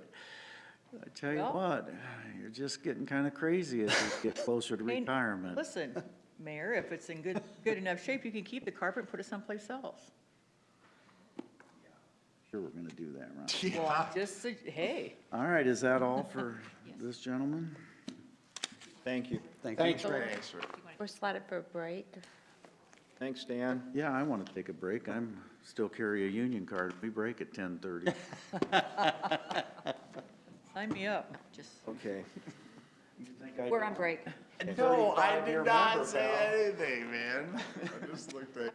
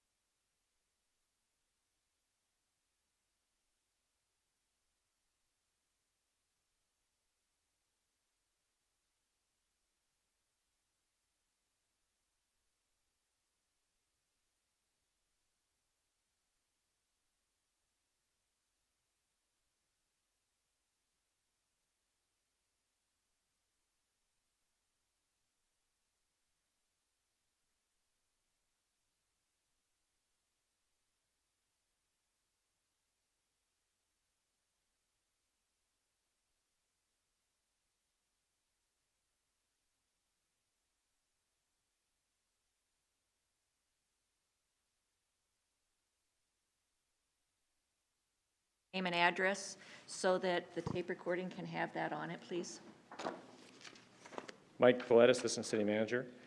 First up to talk about the airport projects for 2020. Inco. The first item there that we've brought to council and talked about throughout the years, kind of the last of the movement area on the airfield projects from the really old pavement. So taxiway C is programmed in right now for 2020. We're actually going through design right now and have applied for supplemental funding out of the big pot of money that the DOT put out there, separate from the airport money. So we're hopeful in February we'll hear on whether we get some additional supplemental money for that project. A 90-10 split, in addition to what we would normally get for discretionary money from the FAA. The next three items are annual grant items from IODOT. And we fund different things for those. So for this current year, we received 2 paving projects through IODOT for some ramp work. And commercial service infrastructure, we're flexible on what we can use that money for, but it's 100% grant money. We have no match in that. And we traditionally use that for hangar and terminal improvements. Air service development. What are you gonna use it for? So for the commercial service infrastructure, we did get commitment on, it kind of ties in with the number 16 down there. So the terrazzo floor in the terminal is kind of a wild card as far as cost right now. So we can use this grant money first. There is, in the terrazzo right now, this epoxy that's bubbling due to moisture under the building. And so we've had an architect out, had the actual manufacturer, supplier of the epoxy, and these domes are being created by moisture underneath the surface. So we have to do something with it. So the first $120,000 would be used from that grant towards that project. Unfortunately, it's right in the entry and exit lanes where people go through security. So it's going to be a struggle as we go through the actual construction process. But we got to do something with it. It's not going to go away. It's just continue to get more of these things. That's in 20, right? Is that what you're talking about? Yeah, right. And do you have identified what those entrance improvements are, like in 1920, of what the kind of phases are going to be, or what you're? Yeah. So in 19, we've already done. We took down an older outbuilding. Yeah. This spring. Yep. Yep. Yep. And done landscaping with Kelly's help as well. So you've seen the start of that where trees were planted along the entry islands as you come in. And then I think he has the rest of it designed and to be put in this spring. So we have made some headway for 19. So for 20, I think the board is looking at parking improvements with that money and entryway right outside the terminal because of just the state of what the parking lots are in right now, and additional service. Is what you're looking at doing for the entrance improvements? Yes. Line item? Yep. I think lighting you had on council last Monday as well. So LED lights will be placed on the streets out there as well as you come in. So that'll be a noticeable difference. There's 90 different lights out there between the parking and streets as you come in and around the airport. So significant amount. The air service development is pretty much self-explanatory, although the amount increased from what the state supplies now. We can actually use this towards some ground handling equipment and jet bridges in addition to just advertising. Snowplow receiver, this is just hopefully to get this piece of equipment another 8 years before it's scheduled for replacement. The entrance in terrazzo floor we've kind of talked about. The big item on here that has needed attention for quite a while is my understanding, and it just needs to be done, is the skins on the upper floors leak on a real regular basis. And so we've had 2 different contractors out there, and evidently when they took these top floors off this initially, there wasn't really a proper siding structure put in place at that time, so it was gonna have issues with it. So right now when it rains, we deal with the ceiling and all of the drywall and everything else that gets wet in the carpet pretty much every time it rains. So that is to reskin and put new windows. How old is that structure? That's original. So that's original to the terminal, probably 50s, 60s. It was reskinned when they took those upper, that used to be the tower. And when they took those off, there was some attention done to that at that time. But we tried to go at it from just replacing windows first to kind of separate it out. But we were instructed that wasn't a real economical or efficient way to do the project because we'd be throwing good money after bad. And lastly, airfield paint equipment has been a topic of, we have an annual inspection by FAA, and the paint equipment we have right now is able to do the job. It's just how long it takes to do the job to when we need to have the markings and the stripings done to be with their standards. So this will give us equipment that we can cover a lot more area and upgrade what we currently have. And it's not cheaper just to have somebody do that? I don't think so, because as we have projects and we maintain out there, we have spot painting done all the time. So I firmly believe we need to have our own equipment to do that. When we have actual big projects done, we make that part of the project where they do stripe it, when they take it off and restripe it when they lay new pavement out there. But just for annual maintenance, we paint at least once a year, if not twice right now, to keep current on the markings. They have to be reflective.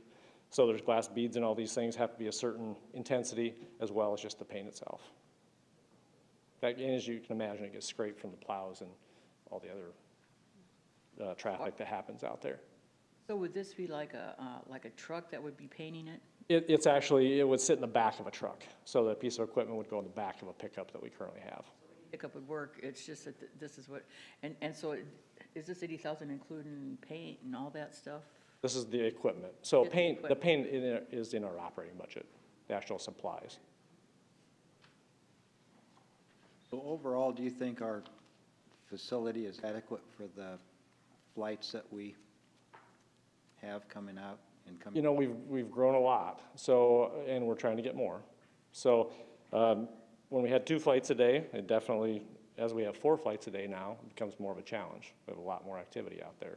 If we get another couple flights, those growing pains of that. So I think that's one of the reasons why the board wants to look at parking, because if we get another 2 flights, we're gonna have to do something very quickly, because our parking wouldn't be adequate, just space. I think the terminal serves its purpose right now. We have to be looking, though, at, if we get additional flights, adding another gate out there at the same time. How many additional flights could you add for the size of our airport? Probably realistically, 3 or 4 would max us out. We have 2 gates now? And they're used on a regular basis right now. Right, but we had more air service back in the 80s than we have now, but we also had to walk to the You had to do outdoor boarding. time. And we would do that in the short term. In fact, I think we only had 1 gate back then. Okay. And you just did air stairs for the rest? Regional, the small regional, they were props at the time, you walked out to them. So we have 4 flights now, and you think that we could add 3 or 4 more? That'd be our maximum, I think, saturation-wise, of what our community would probably stand. Didn't we pass, or we talked about, I forget, I'm not seeing it in the CIP, so I think we talked about it before, was different art and interior changes that you're making. Am I forgetting that, or just? We talked about different art and wall pieces and stuff inside. Yeah, so probably this September, October, we did put some additional artwork out that was donated. So local photographer. Yeah, that's what it was. And those are up in place now in the terminal. Yeah. One of your airport board members, who you'll figure out right away when I make this comment, says, though, we don't bother to change the video things ever. Who's in charge of that? We're going to go out from RFP to have that service contracted out. Well, you have like. Announcements or? Yeah, and the screens. Oh, okay. And like a event that happened 2 years ago at the Orpheum might still be up, but. Maybe not. Maybe they'll come around again, and so they'll be almost current, but if they can book them on the same exact date. In baggage claim, we do run 2 screens of just city events and. And who's in charge of that now? Staff. And how, because I just wonder how difficult it is just to line those up. I mean, I know it's lining them up, timing them, taking them up. We use the same system at Morningside with ours. I think the challenge is that we need to take things down after the event happens, and it doesn't stay up for 2 weeks or a month after it's over. But I just wondered if there was a process or a program that you could use and say, this is the thing, it automatically comes off at this date, or it runs for the 2 weeks. I don't know. I think the board wants to go down the path of just contracting that out with somebody. and just having them take care and sell advertising at the same time for additional revenue. Am I looking at this correctly, that, so we're looking at 5.185, 5,185,000? Yes. 2020 improvements, and of that, the city shares the 1,270,000. Yes. Is that with the FAA and IDOT and with those sorts of funds, are we holding our own? I mean, are we getting our share of those funds? Are we up, down? I mean, where are we with the rest of the? So the FAA Central Region gets a pot of money that they have to figure out priorities in the whole region to share their money with from a capital standpoint. And I would say over the last 3 years, we have been a large benefactor of that pot of money. So it ebbs and flows. You know, they've put in 20+ million just in our one project. I know I'm getting way, way ahead of myself, but FAA would play an important part if we ever needed to actually not rebuild the terminal, but maybe rebuild. No, they would, definitely. It has to be slotted as such where, you know, it's a priority for them regionally. And once we get through the runway project and our taxiway C project, the main priority for them would be airfield safety. And I feel like once we get through taxiway C, we've accomplished quite a bit in the age of infrastructure upgrades at the airport. With the city funds, is that all Sioux City, or where are the other communities coming? It is all Sioux City. Where do the other communities, is that operating, would that be in our operating budget? Where the We get no money from. We currently do not receive any money from other communities. We never did? Only to get a new airline in town once in a while. Like if we hit the limit of our planes that we can have, will the FFA make us pay to have more of a bigger building? Will we have to expand? Yeah, I mean, that's, Kind of goes along with it, I'm assuming. yeah, when you look at the level of air service we have, it's harder for them to push a new terminal. So if you have more flights, that discussion becomes easier, I think, for them to invest in Sioux City. So what kind of funding could we get from the FFA? I mean, is there money out there for us to get money? You gotta go into priority like you do with your runways and Right. 90-10 money. But you've gotta go against everybody in the region to get that. And then they prioritize it based upon what they see as the whole region, what's the highest priority. Dubuque had a significant upgrade probably 3 years ago, but the facility they had prior to that was pretty dismal. So they look at what we currently have, and it works. It's not the greatest, but it's not the worst either.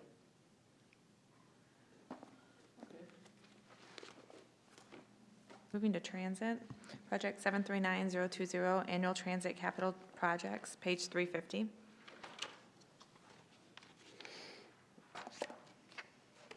Okay, so for transit for 2020, one area that we're continuing down the path of, so in the current year, we're moving forward with fuel tank replacement there, and engineering will be bringing forth a contract for that in the near future to go through the bid process, and we're trying to time out the parking lot improvements at the same time, just from a timing and operational standpoint. So the first item there is just continuing, we had a 5-year plan to improve the parking lot and split up that whole need, and this is the last of that request. Number 3 is a lighting change out between the storage area where the buses are and the service bay and the remainder of the building for the where the mechanics are at, and we would apply for an annual infrastructure grant through DOT for this money as an 80-20 split.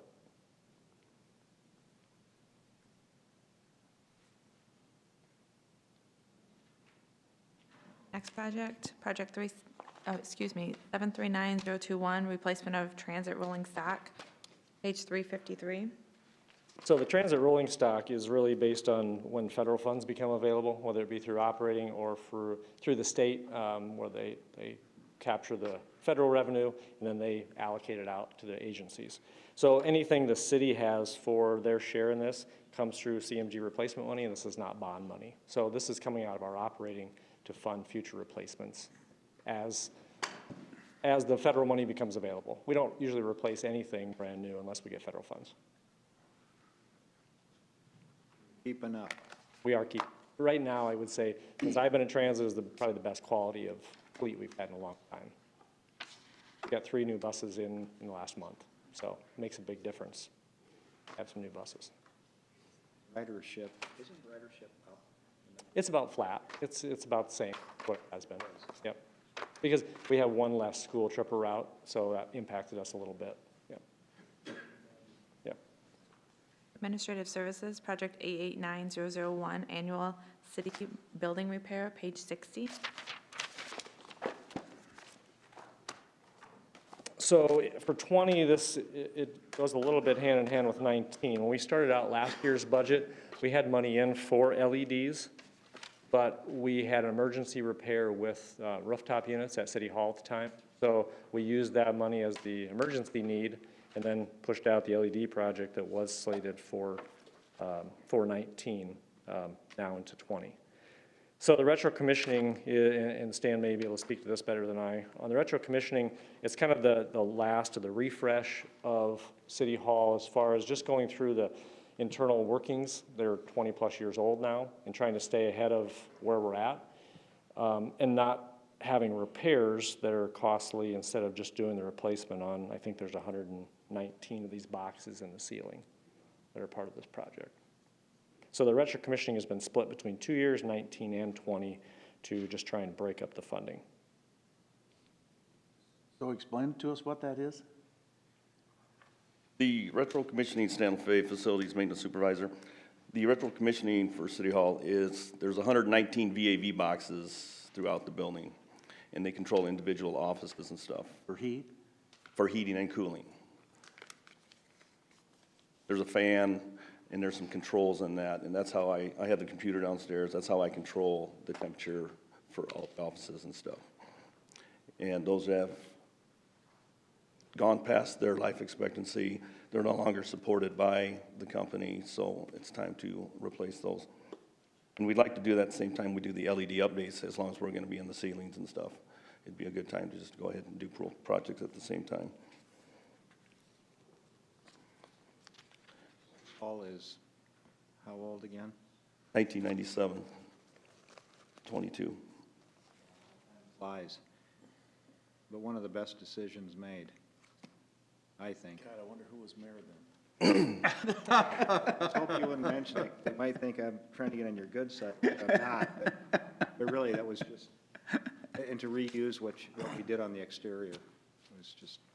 And I think you'll see in this project and the next one, as Stan's done a good job of planning to try and keep these buildings current, because when you look out then after 21, we don't really have any huge anticipated projects. We're getting through the life cycle of updating these facilities to keep them current.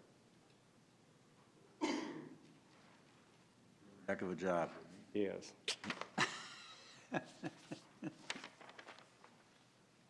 Well, you'd like to think we could keep all of our city buildings. I mean, like what you're doing here, and other buildings where you're making improvements along the way instead of after 30 years, a whole bunch.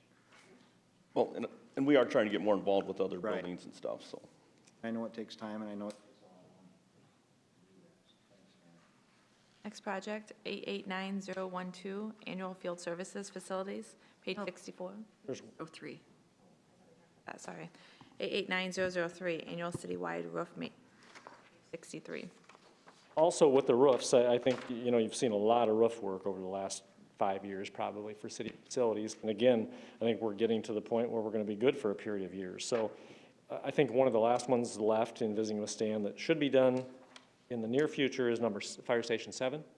But in visiting with Donna, I think as we further look out, we would be okay with pushing the Art Center slope roof out one more year from 2020 to 2021 to help with just the whole budgeting process. I think we feel comfortable we could do that.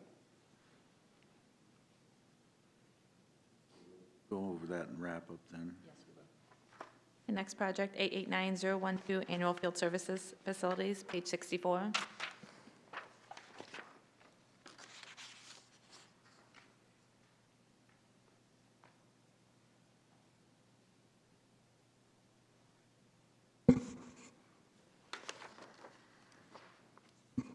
This is the master plan for the new campus for the city facilities. I don't know if we can see this here. This is Hawkeye Drive right here, and we have a shared access road in this great area. It's currently 29 feet wide. We would widen that to 31 feet to come into the facility. Our first phase of this project is the new utility building right here. You can see we come into the utility building, and we can actually have the vehicles exit out the backside, and the larger vehicles can come out this side of the facility. We have it designed so that if Hoven Drive gets done, hopefully sometime in the future, we can use that as access in and out of the facility.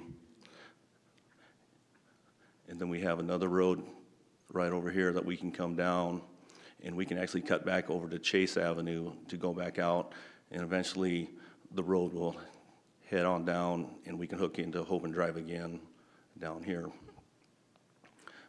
During the planning of the utility building, we will not have to relocate any ball fields at that time. When we go to the CMG building, which will be located next to it right here, you can see the ball field sits right here. We would have to relocate one of the ball fields at that time. But our plan for the next 5 years or so is to get the utility building up and going.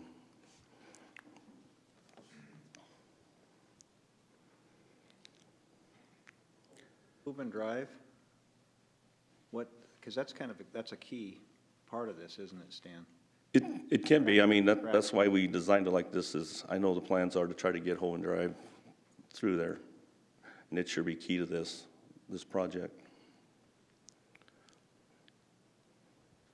That being the CIP. That would be coming out of annual infrastructure. We've been talking with engineering about getting it programmed.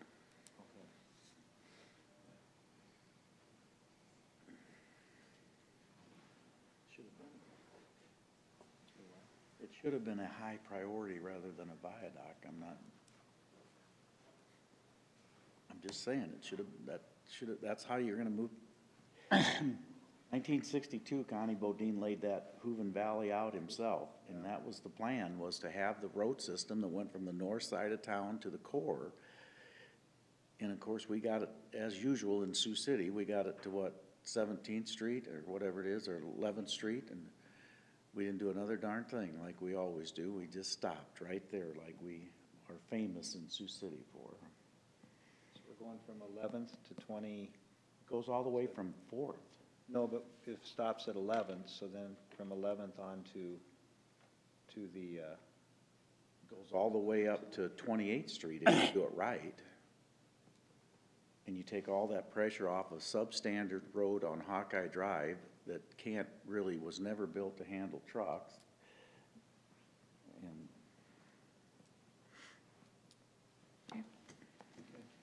Looks great. Thank you. Thank you. Next department, Fire. Fire Chief Everett, Project 159018, Fire Apparatus Replacement, page 174. Good morning. Morning. Morning. Name chief, so they got it. Tom Everett, Fire Chief, Sioux City Fire Rescue. So we just have 3 active projects for next year. This first one, actually the timing here is good. Typically, we can push these out a year because of the build time on fire apparatus. I'm asking you not to do that this year. And the reason is, we have 3 spare rigs. 2 weeks ago, they found a cracked frame on one of them to the point where we had to take it completely out of service. We emptied the rig. It's going to be parked at CMG. It's done. Because the repair costs on that frame would be more than the thing is worth. So we could run with 2. 2 days ago, now that we're inspecting the other spare rigs, we found a crack on another frame on one of these spare rigs. Now, it is not to a point where it needs to be immediately taken out of service according to the frame shop, but we painted the ends of the cracks and we have to watch it very closely. If we get down to 1 spare rig, we're desperate. And so typically we can push out the funding for this a year because of the build time on fire apparatus, but we are going to be ready day one when we have money to get this thing through purchasing and get something going. We have to. So I would just ask that we not do that this time. Chief, on that first one that you talked about that is not going to be used, how old is that? These are all 20-plus years old. Yeah, if you looked at them, they're all the commercial rigs that look like a normal kind of commercial truck front. And they're the only ones of those we've ever had. And if you look at them, they look great. And a year ago, I would have said, let's push this out a year, but we just can't this year. So next year, we have 4 engines on here that I think we will be able to push a year. Perhaps just because of the age? Age, just the weight they carry. I don't think those commercial chassis are built as well as the custom fire chassis. I think that has something to do with it too. So they're just a little lighter weight. So these are all spare vehicles? Yeah, we saved a little money when we bought them, but it's, you know, they've beat their life expectancy and they're now worthless, so, okay? So are you gonna spec those so only one manufacturer as usual can meet the spec? Because that's been the history of your. That has been the history, Mayor. This current truck project that you guys have approved, we built specs from the ground up, and I'm telling you that. That's the problem, though. No, not with not with the manufacturer's assistance this time. What we did was we generalized these specs to the point that if we don't get a lot of bids, not only a lot of new vehicle bids, but we've also put in there, I personally wrote a letter to the manufacturers that asked them to provide us any information about demonstration rigs that they have or stock rigs that they have. So we're hoping to not only get bids for what we think we need, but also what's the cheapest option for us out there. We'll see. I've done everything I can this time around to make sure we get bids. Okay, because before you had that goofy rear end deal that only one manufacturer could meet. You know, specs are hard to write. You typically take somebody pretty technical, and so in the past, we used assistance of manufacturers, and unfortunately, what happens, they sneak little things in there that make it harder for others to bid. We've been very careful this time to make sure that didn't happen. I think we'll see real good bids. No, it's not always good to go cheap. Sometimes you get what you pay for, so. It's not cheap though, Rhonda, if you only have one bidder. Well, no, I agree Because with the that. guy from Carroll, there's a guy right in Carroll, Breed, Iowa, that complains to me every year. We sell fire trucks all over the world, but we can never meet Sioux City spec because you had a closed spec on the differentials that only the guy in Sioux Falls or wherever could meet. He was the only guy because he helped him write the spec. But he's also not telling the full story on that either, Mayor, because there's always exceptions they can write in. And I have never denied an exception. So all they got to do is write in their exception for whatever piece of the spec they can't meet, and they'll be considered. The problem is, and I address this in my letter to those manufacturers, typically they don't go through and write exceptions. I've never understood that if they want to bid on the project, so. Chief, can you tell me this? So we're talking about backup? Or what, yes. What did you call them? We call them spares. They are backup. Spares. What situation?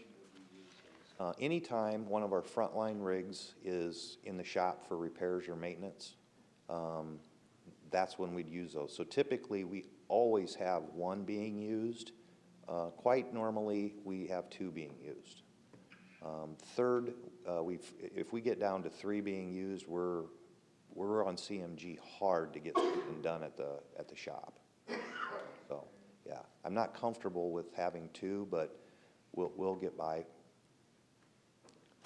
Okay.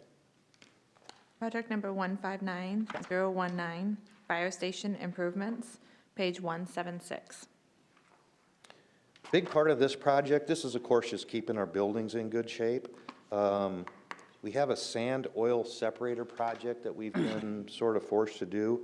But the good thing about that project is that we had people come in and do an evaluation on these things. This is basically the floor drains in the stations. And I have photos if you want to look at them, but these are huge drains that our vehicles drive over. And there's a couple of them that we can no longer drive over. They're completely rusted out. Apparently, these keep the oil out of the sanitary sewer. That kind of stuff. So that's probably the big part of this project.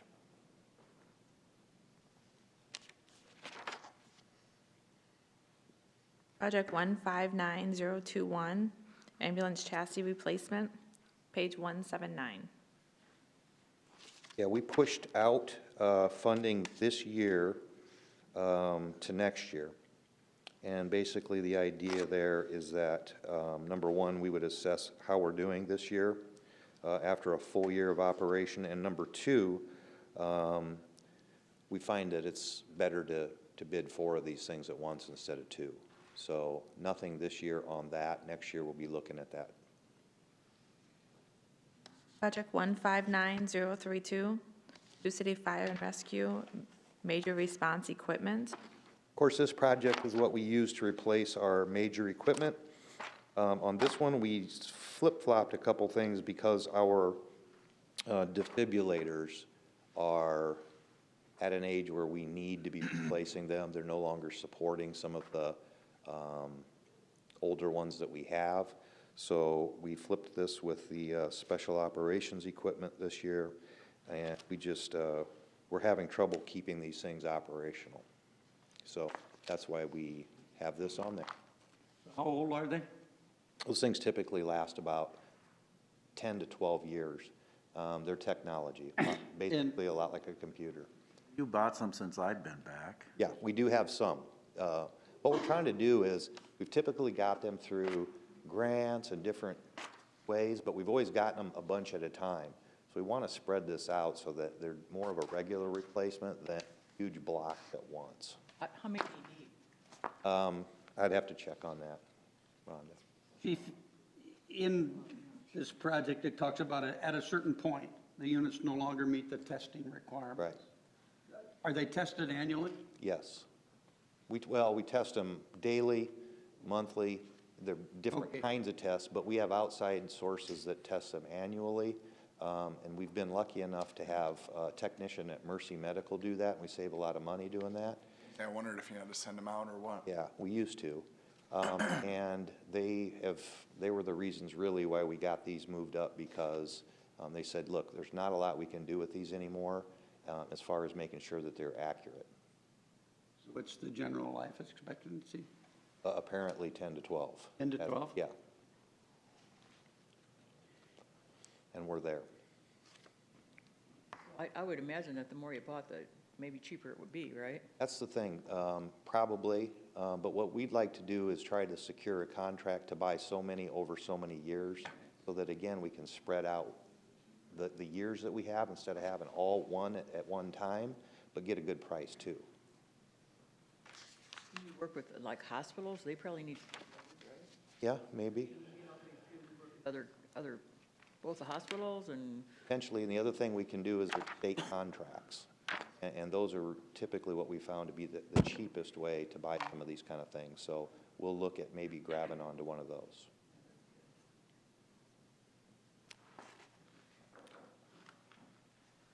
Next department, Parks and Recreation. Thanks. Thank you. thank you.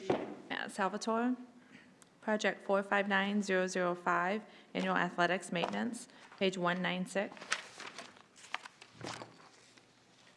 Matt Salvatore, Parks and Recreation Director. Last year, we had a little discussion on this project.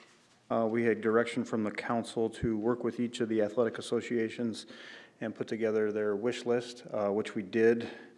It ended up being quite substantial. Over the next 3 years, we had $250,000 plus budgeted. It was not able to be fit into this year's budget, and I believe there's several associations here today that might be interested in speaking. They're all sitting there with their arms crossed. You guys look excited to be here on a Saturday. Come on. I look out, you all got the same pose going. All right. I'm Mike Melanowski. I live in Sioux City, have lived all my life. Been associated with Morningside Little League. I'm district administrator for Little League Baseball. I'm in charge of all the Little League programs here in town. We really need this funding very bad. We're a nonprofit organization. We're all volunteers. We don't pay anybody to do anything except for our fertilization on our fields. These improvements, I mean, major improvements to our ballpark, I don't think we've had any for quite some time. We do appreciate the water, we do appreciate the small CIP, and we do appreciate the lighting reimbursement, but that doesn't cut into our budget whatsoever. We need this money to upgrade our facilities and make our facilities better. It's been years since we've gotten any money. I remember when the CIP first came out, I've been here a long time, I think it was $200,000. Then it was cut to 100, and it was cut to 50. That's when me and Dick Matisak came in and tried to keep it at 50, and then it got down to 25,000. But when it first started, there was only 4 or 5 entities. Now we have 9 or 10 entities. It's just not enough money. I mean, it's for the kids of Sioux City, and I'm sure you all realize that. But we're volunteers, we love Sioux City, we take pride in Sioux City, and we want to keep our parks that way. For the amount of tournaments and the amount of things we bring to Sioux City, by far and above pay for that.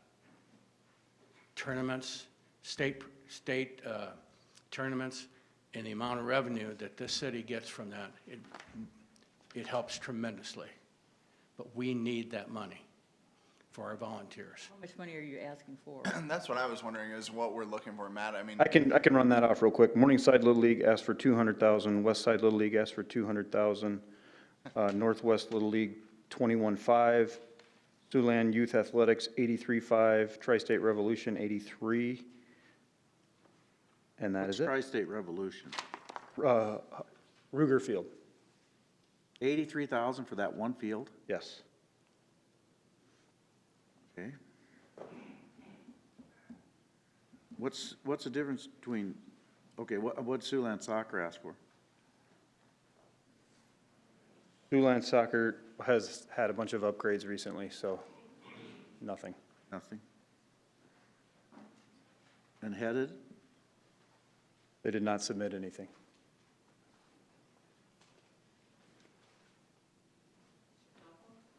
Chautauqua's, did they have any?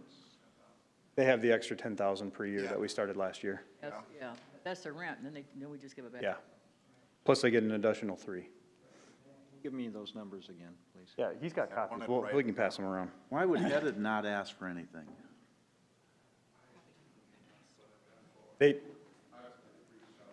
We reached out several times, but we did not receive anything. If I could say something on that, I think what Headed's waiting for The is to be relocation. moved, to get out of the place that they're at. It's not conducive for kids. It really isn't at that area on Hawkeye Drive. Doesn't hurt to ask, though. So here's my thoughts on the whole thing. I'll tell you, this is very important to the city. And the kids are very important to the city because I know what it's like when you have tournaments and you bring people in town. When you bring people in town, you're not just, especially coming to the kids. You bring mom and dad and the whole family, and they're gonna stay here for at least 2 days. They're gonna spend money, rent, or not rent, but hotel and the whole shot. So I agree with you. It's something worth, I think we need to help out with. I don't know about going that high, 200,000, but I think it's something that we need to discuss, because people are gonna come, and we have to have something that looks nice when they show up. So it's not just about playing on the weekend, it's about customer service and about the look of everything. So that's where I'm at with it, so. If I can say another thing just a minute. It was 13 years ago when the other Parks and Rec director came and got all the Little League organizations together. And we put down a budget to actually combine some of the fields and make 2 or 3 locations so we could combine some of those for the funding and everything. And at that time, it was just completely dropped after that. And I don't know, it's because the change in the help and everything. I'm sure Bob knows about this, but we've been talking about this for 30 years. I mean, it's nothing old. It's just something that we have to get done sooner or later. But it doesn't have to, everybody doesn't need all the money at once. You know, if we could do one complex and then do another complex. I mean, I know the city's got a tight budget. I understand that. But we have to do something. Here's my problem with that approach, Mike, and I know I've seen it happen 100 times in the school district. We're gonna build these schools. We're gonna build these schools. What schools haven't been rebuilt? The poorest neighborhoods get built last. That pisses me off. And that's what'll happen here. If we fund these to the extent you guys want, next council comes along, just like they've done before, and said less and less and less. So there's gonna be some complexes in this town that don't get done. And so I will never vote. I'm just telling you, I won't vote what you guys have, 83,000 here, 83,000 here, because 2 years from now, this council can look entirely different. And when it goes back to 50, the guys that never got any money are not gonna be too happy. Exactly. And that's what happens in this community time and time again, is parks are the first thing to get cut, time and time again. Yep. And so if you're lucky enough to be on the front side, you're a lucky group. But if you're on the back side, guess what? You're not gonna get any money, because that's what's gonna happen. It's happened. I've been around long enough to see this thing go up and down, so. And you know, I'm with Bob, because my whole thing is, if we start giving everybody what they want, I understand that. we can't do that. But then on the other side of it, if we decide, well, we're gonna give you your money, but then you're gonna have to wait for 5 years, because how many of these people do want Or money? make it a smaller amount and give everybody a smaller amount so they can save up over 4 or 5 years and do a major project. But with the money we have now, Right. with the $3,000, doesn't cut it. Oh, I for mean, sure. I totally get that. Okay, so, so tell me what you need to do on your fields to make you whole and not go to $200,000. I mean. Do you have a master plan, Mike? I mean, what each field needs or would like to be? Oh, yeah, we have. It's written somewhere? Yeah. They itemized all that, we lumped these all together, but we have Okay. an itemized breakdown from each Yes. athletic And you know association. exactly how it would be spent? Correct. And Mayor and Council, my name is Terry Kilberg, resident here of Sioux City. I'm on We the have your west, address, please. 1609 West 14th Street. I'm on the West Side Little League Board. My kids have played there now for probably the last 8 years or so. I joined the board about 6 years ago. When I joined the board, talking to board members, you know, it was discussed that Kirk Hansen Park, back when it was originally built, was probably one of the premier parks in town. There was a lot of hard work and donations and things that went into creating that facility, and it was a beautiful place. Over the last 50 years, there's been very little upkeep or maintenance done to it. The facilities have gotten in really bad shape. And so as a board member, I said, while my kids are here, while I'm donating time as a board member, I want to really try to see what I can do to help with all the other board members to improve Westside Little League. So rather than coming to you 4 years ago and asking you to give money, because we understand budgets are tight and you get people that come and ask for money all the time, we started out trying to figure out what can we do to raise funds. So what I want to share with you is, I mean, we've raised about $300,000 of improvements for Kirk Hansen Park. That was $100,000 of that was through a MERD grant that we received. We used that funding to put lights on a field. Of our 4 fields, we have 1 field with lights today, or we had 1 field with lights. The issue was we didn't have enough fields for the number of participants in our program to be able to play games. We were using fields over at Dakota Valley in South Dakota, and it just really was being tough. We don't want to turn kids away. So that grant was very helpful in the fact that $70,000 plus was for lights on a field. We also put in new scoreboards. Mike mentioned that we host state tournaments. Westside Little League, Kirk Hansen Park is often one of those facilities that we host tournaments at. And, you know, sitting there as a board member and hearing people from out of town going, why isn't the scoreboard on? Well, we had a scoreboard out there, but it never worked. And so, you know, I'm happy to say that we, with that grant, were able to put scoreboards on 3 of our 4 fields. So we have new scoreboards. We also, there's a lot of expense I learned, as I'm sure you guys know as being council members, a lot of expense to run a ball program, Little League program. I mean, from grass mowing to fertilizing to paying umpires to buying uniforms, equipment, there's a lot of money. So a lot of the registration fees we use is to cover basic, just yearly needs. There's not a lot of money for projects like this. The other thing, to keep the parks looking nice with good-looking fields, you need water on them. We didn't have water access when I first joined the board to any of our fields. So, you know, I've tried to work closely with Matt, with Eric, with Kelly. They've been great with the resources we've had to try to make improvements at the park. We also, with that grant, were able to put irrigation sprinklers on all 4 of our fields. Outside of that grant, I went and spoke with Lieber Construction here in town, because our field 4 that sets up by Sacred Heart, if anybody's familiar with Kirk Hansen Park, the outfield, I mean, literally was hazardous. I mean, kids would be running and they'd be running down a hill. And we also, between field 3 and 4, we had this big hill that was part of the old brickyard that was really becoming a dangerous item. Kids would want to go up there and play, and it was a steep drop-off. We were just waiting for somebody to get hurt. So we went to Lieber, talked to them about regrading field 4 for us to find out how much it would cost. Thankfully for them, his daughter attends Sacred Heart School. He agreed to donate the work. They regraded all of field 4 for us at no charge. They also agreed to remove the hill. Kelly and team can talk about the hill. I mean, that was a huge project, it's been there forever. I don't think it ever would have got done if Lieber didn't agree to help us. But that area now is completely leveled out. The plan was, hopefully we could put a small T-ball field up there. Instead of this hill that is dangerous and nobody uses, we can put a small T-ball field there, allow more kids to play, and open up some of our other fields where we don't have to play T-ball games on them, and we can get, again, more kids participating. So we've done that. I've talked to a few board members. I know our council members. I've talked to Mr. Scott. I've talked to Dan, I think, at the post office one day. I've talked to Pete. I don't know if I had the opportunity to talk to Rhonda. I think we just maybe didn't connect. And Alex, you weren't on the board yet at that time, on the council. But so I'm trying to reach out. I don't want you guys to think we're coming and asking you for money, and we haven't done anything as well to kind of help improve the facility. I know the Soccer Foundation had to raise 10%. You guys, I think, provided them $500,000 of funding for the new Riverside soccer facility, and they had to contribute $50,000. We've raised, like I said, probably $250,000, $300,000. Lieber's work, and I had their quote, was $100,000 worth of work that they did for free. All he wanted was us to name Field 4 Lieber Field. Geez, we'll name Field 4 Lieber Field, right? So we're in the process of that. Our challenge now is the $200,000 we're asking for.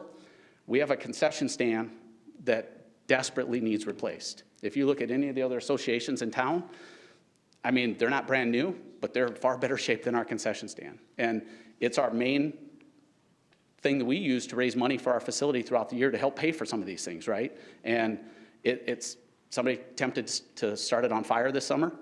We've had multiple break-ins. It's the roof we replaced here a year or so ago. I think these guys can talk to it. It needs to be replaced. So the large amount of that $200,000 that we're asking for is for a new concession stand. And then, of course, we would like to get lights on another field as well. But how many fields do you have? we have 4 fields currently at Kirk Hansen Park, correct. Okay, so, and you have tournaments every weekend? No, that's the other thing, right? As a dad, I have kids that play, and I know a lot of kids within not only Westside Little League, but all, I mean, Morningside, Headed, Northwest. We have kids that leave this city every weekend to go to Council Bluffs, to go to Sioux Falls, to go to Fort Dodge, to go to Des Moines, to play baseball. We want to get a facility nice enough, hopefully, that we can start encouraging people to come here. Have weekend tournaments here, stay in our hotels, eat in our restaurants. You see a lot of Council Bluffs 5 years ago, 6 years ago, they didn't have the facilities they have. But boy, they got some nice ones now. Well, and I can tell you, I put on a softball tournament for almost 30 years. Yes, ma'am. And we had, let's see, 4 fields at Chautauqua Park. And I'm telling you, it was packed. Mm-hmm. I can remember one time when I was out to Floyd, I had 107 teams come in from, well, more than Tri-State. So, Right. I mean, you're talking a lot of people, and you're talking a lot of business that we're losing out. And if we have even one complex, like what you're talking about, like at Kurt Hansen, started out, this would be huge. I couldn't agree with you more, and it's nothing against any of the other associations. They all have needs. I agree. I would argue that our facility, Mike probably don't want to hear this, it is a very unique facility. I mean, just the trees and stuff there, the multiple levels, it can be a really nice facility. I tell you, that is, it's all about the look. Sure. And all about the comfort. And I can guarantee you, because when I was out to Floyd Complex, oh God, I mean, it was trees and people would stay. They would stay right in the complex. I mean, they would stay right in there. They would camp in there. Correct. I mean, and bring their families and Right. and they'd be there the whole weekend pretty much. So I think what we need to do, probably as a council, is work on one complex, get us going, and maybe, you know, direct money to the other, you know, to you guys too. Right. I would suggest, as to your point, focus on a complex, get it in a really nice condition where we can start bringing people into town. Also raise the CIP dollar from 3,000 to 5,000 for everybody, right? To give everybody a little bit more money. And I mean, I talk to people all the time that would love to play weekend tournaments here versus going and spending money in Des Moines. I mean, it's expensive. Well, I tell you what, we're sitting on a gold mine here, and we're losing out. That's the whole thing. When you bring families into town, they're gonna spend money. Absolutely. Well, if you're gonna do what you wanna do to bring families into town, then you build one centrally located complex like Fort Dodge did, make it look like mini major league ballpark so that it's not this side of town won and that side of town lost. Agreed. That's what I was going That's to what's not gonna work here, and that's why I'm not for what he's saying. Let's fix up Morningside first, and nothing against Morningside, or let's fix up the west side first, or let's fix up Headed first, because somebody's gonna lose under that scenario, because it happens time and time again. Why, Mr. School Board Attorney, why is Riverside School not done? Why is Hunt School the last school? That's unacceptable to me. I can appreciate that, Bob, and That's just unacceptable, because somebody loses in that Right. deal at the end of the day. my response would be, if I listen to you guys, that's kind of Bob's recommendation is kind of the way it's been going for the last 20 or 30 years. So in the last 20 or 30 years, because we can't agree to do it all at one time, and we don't have the money to do it all at one time, nothing gets done. I think all of our associations would be happy to start, as Mike said, you know, improve a facility, get one good one where we can get people to come in. That's And- right where I'm coming from. Correct. Well, then you know, go build a brand-new one somewhere else. And it takes 3 of 5 Go council build a members to brand-new vote for one it. that these guys You know, I'd can love vote your to support, care. but we only need 3 votes. I'm fine with that, but you know what, while we're talking about getting that all done, you know how many years it's gonna take? I think we need to work on one field, start with one What's field. the cost to build a field? I have no idea. We have the fields there. I mean, Yeah, right. we're not You've talking got $1 about, million worth of requests here. but we're not talking about taking down everything we have at West Side Little League and I starting didn't over. say that, but my point is, if you got $1 million, go build a complex that you guys can share for your big tournaments on the weekends, and then continue to fund this, because it's not gonna work. Listen, I'm upset. My grandkids play at Headeds. It's a damn disgrace. It's a disgrace.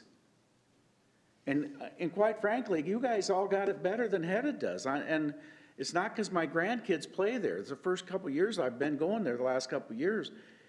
Well, and I would disagree with that, Bob. I mean, we don't have it better. I think we've worked our tail off over the last 4 or 5 years to Well, make the so do improvements they. that we've I- made I- with very little help from the city. We've gotten a $12,000, you know, they helped pay $12,000 for this plan. We had to go to DGR Engineering to get a site survey done and a grading plan because of removing that hill. We've put in a lot of work and effort. Listen, everybody, Headed didn't even submit a I'm not trying- request for. Well, I understand that, because they got some You guys relocation were all sitting here, they're in limbo land, because we're talking about taking their dang fields away. And nobody's, we just talked about a $5 million building, and I didn't say a word, because I knew this was coming. They said, and we said, yeah, we're gonna build that building there, and we're taking a field away, with no talk of what we're gonna do to Headed to replace that field. Not one word was said. And guess what? We'll build that building there, and we'll take that field away from them. They said they were going to relocate that field on that plan, I think is what he said. No, there's no ground to replace. Yeah, they're gonna rebuild it, but where's the money for that? If you got $5 million in the plan to build a building, where's the money to rebuild the field? Because that's not in that budget. And that's my point, is we treat these complexes differently, and that's not right. I just think, Bob, that, again, at some point, to Rhonda's point, we need to start doing something somewhere. And we've made a lot of good effort. I think, I'm not coming to you just asking for money without putting in good sweat equity. Frankly, I think we've done a lot of good things to be in a position to come here and ask you. You're misunderstanding. I don't think it's unfair to ask for what we're asking You know, for. I feel your pain, and I'll tell you, just like when Floyd Complex moved out to Chautauqua Mm-hmm. Park, you can't tell me it didn't cost us more than $1 million, because just lighting alone is $70,000 a field. Nice facility. It's great. $80,000 a field, depending on what you want. And if you got 5 fields out there, figure that out. That's $500,000 right there for just lights. That doesn't include a concession stand. That doesn't include fencing I mean, there's so much more to it. Right. You moved SYA from down at the I did. riverfront out to Riverside, and that was a very expensive, and it's a nice facility. Yeah. Very nice, and I understand the need. And I tell you what, I totally understand where the mayor's come from, because I think that's what we need.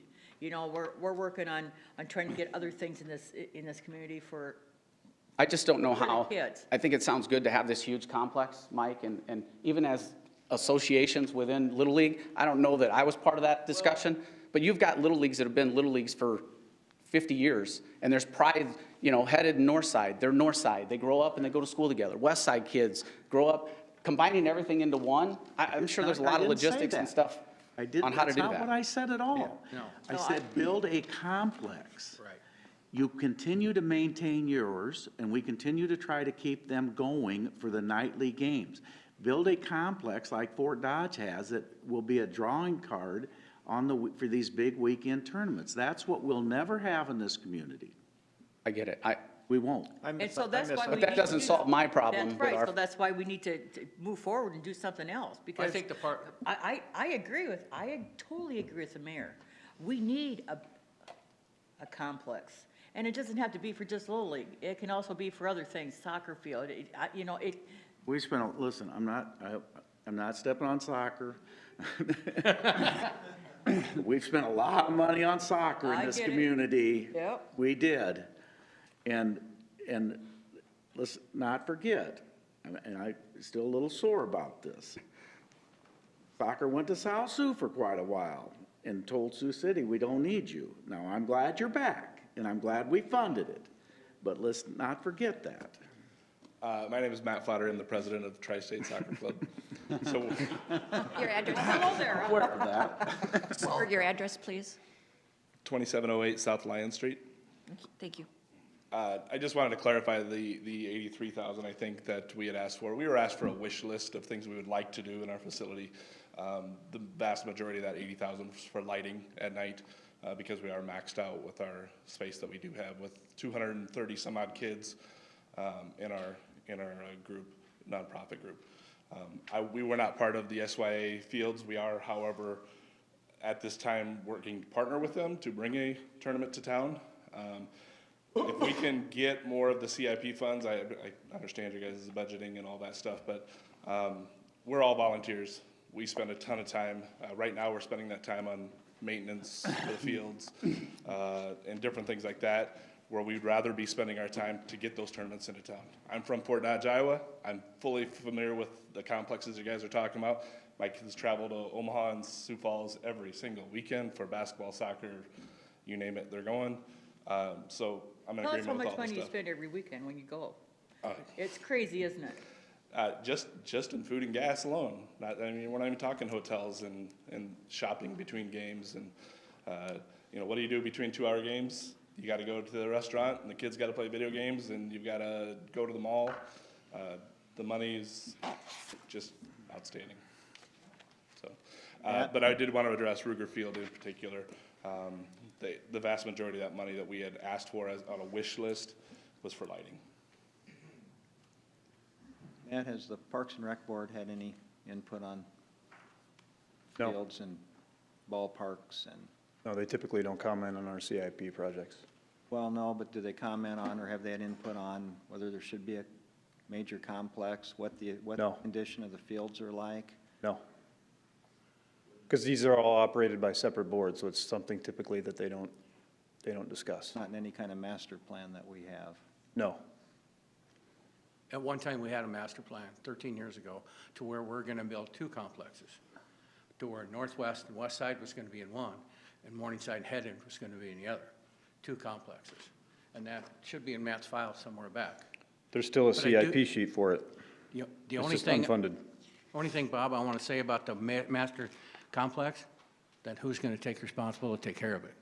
That would have to be a city, it wouldn't be part of. Okay. And I would say, the reason I kept standing here, I wanted to say to you, Bob, I would agree with that. I think one of those complexes is needed. I was assuming when you said that, it meant getting rid of the complexes we had today, so my misunderstanding there. But No, and I would build them with fences that could handle fast pitch softball again. Because it's not that much different, the field wouldn't be that much different. Right. 5,300, I mean, that'd be the feet. Right. So I mean, I support a master, complex as well. I would just ask you guys to please consider, funding, the projects that we need still to operate our facility. And in Westside Little League's case right now, we desperately need a concession stand. And we'll continue to go out and try to get additional grants and stuff, but. Doesn't it bother you guys that, and I'm gonna step on toes, but that's what That's I okay. paid the big bucks for. And I jumped them about it. I said, why are you funding ballparks in Lamar's? As far as MERD, Yeah, I seen that recent grant approval, and I kind of thought it was for Woodbury County. I don't know if Lamar's is in Woodbury County, but. long ways from Woodbury County, 25 miles. Yeah, so. And they said, the excuse was, that one of the board members told me is, well, some of our Sioux City kids play up there. We don't have any kids playing in Lamar's. They have a state tournament at the end of the year No, I that don't sometimes Lamar's hosts some games, but I mean, yes. But we're not taking Sioux City kids to play in Lamar's, and that bothers me, that we can't fund what these guys need, but MERD's funding, and go ahead and put it in the paper, because what the heck, I don't care. I don't think it's right. But Bob, I know for a fact that they never even asked for a grant from Lamar, they just gave it to them. I believe it was an emergency grant because of their flood. They lost all their equipment, they lost Well, their guess what, if you uniforms, guys they have lost an a lot of stuff. I emergency think grant MERD here, gave you them an know? emergency You've made a grant. compelling That's argument. what I heard. Yep. Thank you guys for your time, and I'll just end with, if not now, when? Because it's, we've waited 30, 40 years now. Thank you. You'll be real old by then. So my name is Wyatt Hagan, I'm the president of Westside Little League. My address is 32598 K22 here in Sioux City.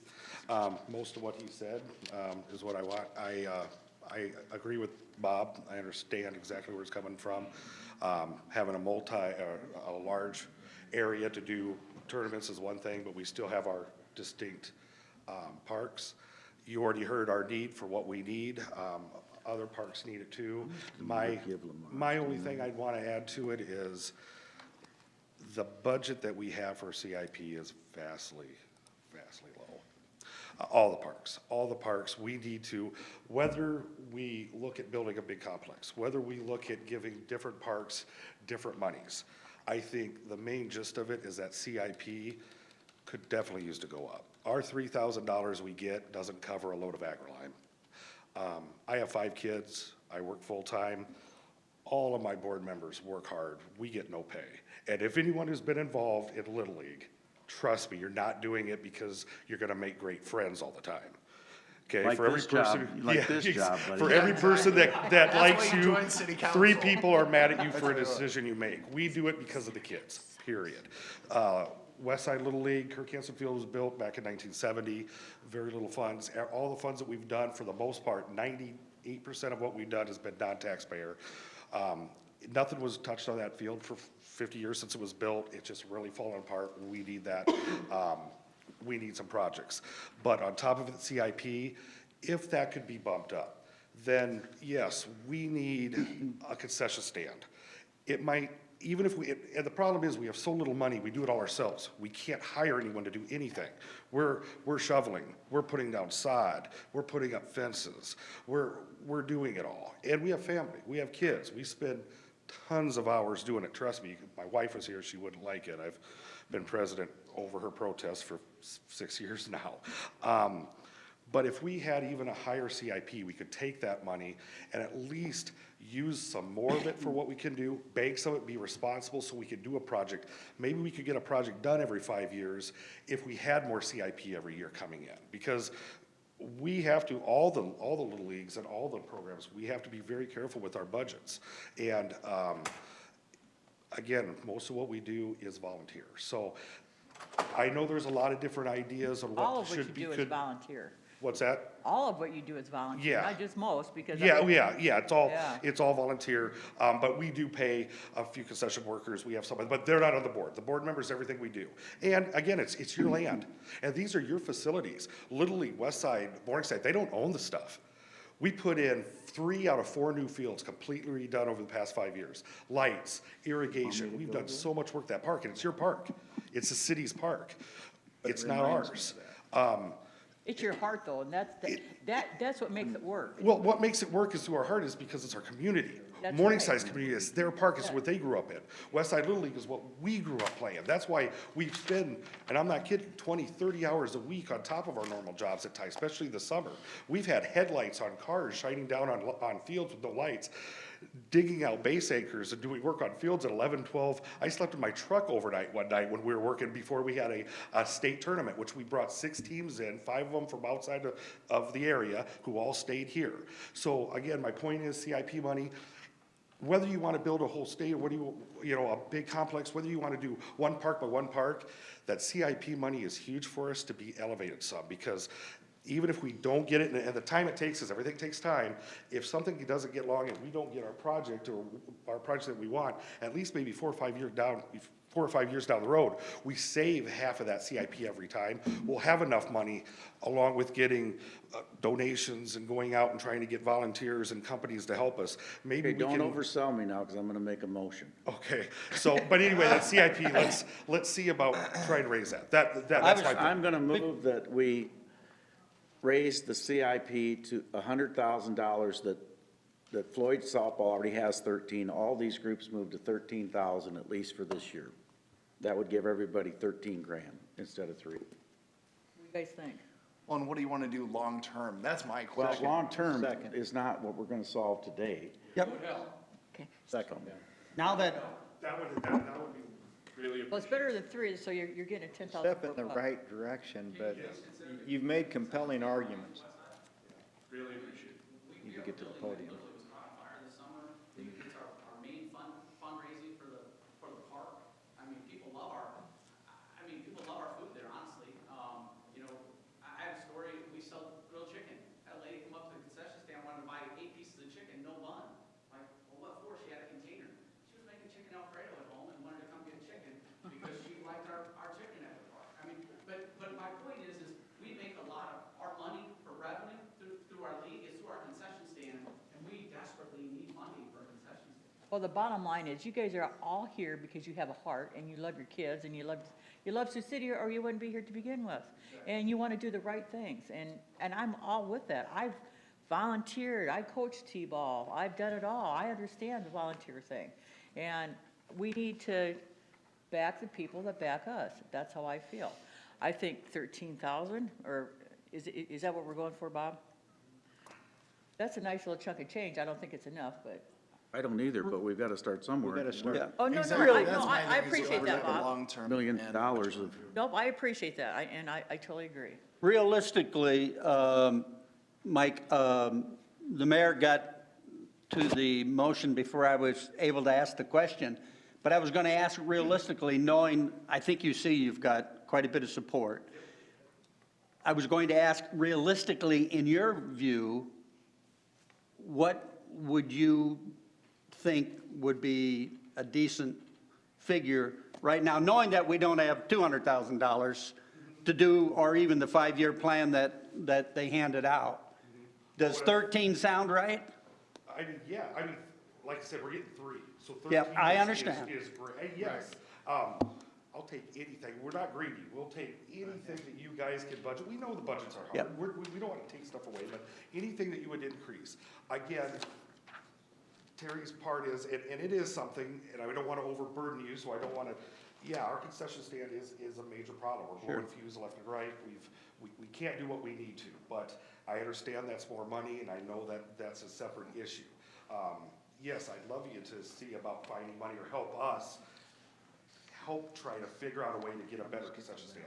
But the CIP, yes, 13,000 is definitely something. I mean, would 15 be each? Great, yeah, it would, but yes, 13 would be wonderful. That would help us be able to spend 3,000 to 5,000 to 7,000 on stuff we need every year. Sure. And bank a little bit of money for every 3rd or 4th year, making a bigger Mayor. project for us. And everyone would get it equally, instead of like Bob was worried about. Yes. Someone would get it, and then in 2 years, no, we're not doing it anymore, and only 1 or 2 people. What's the deal with the fire? Why do we not have insurance? Well, it wasn't a huge fire that burned it down, but there's You gotta come to the mic. I'm not being smart, but Yeah. I think we're on TV, so you gotta come to the mic. I'm sorry. So my name is Brad Gaswin. I'm with Northwest Little League. First of all, thanks for raising it to 13,000. And we just have some repairs that we need to do to the buildings, and in the future, would it be beneficial if we brought photos so you guys could see the damage? Maybe not. And really what we were asking for was the 21,500, and the 13 is gonna be huge because now we can repair one of the roofs that has holes in it.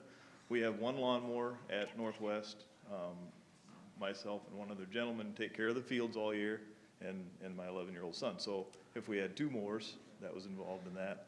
Why don't you have Sharp mowed? He parks his vehicles there all winter on you, but Yeah, I'll let and- that go today, so. And with that being said, you know, That's a we had good asked the city for, presentation is one thing, when people come into the park to see, we have railroad ties that are laying around there.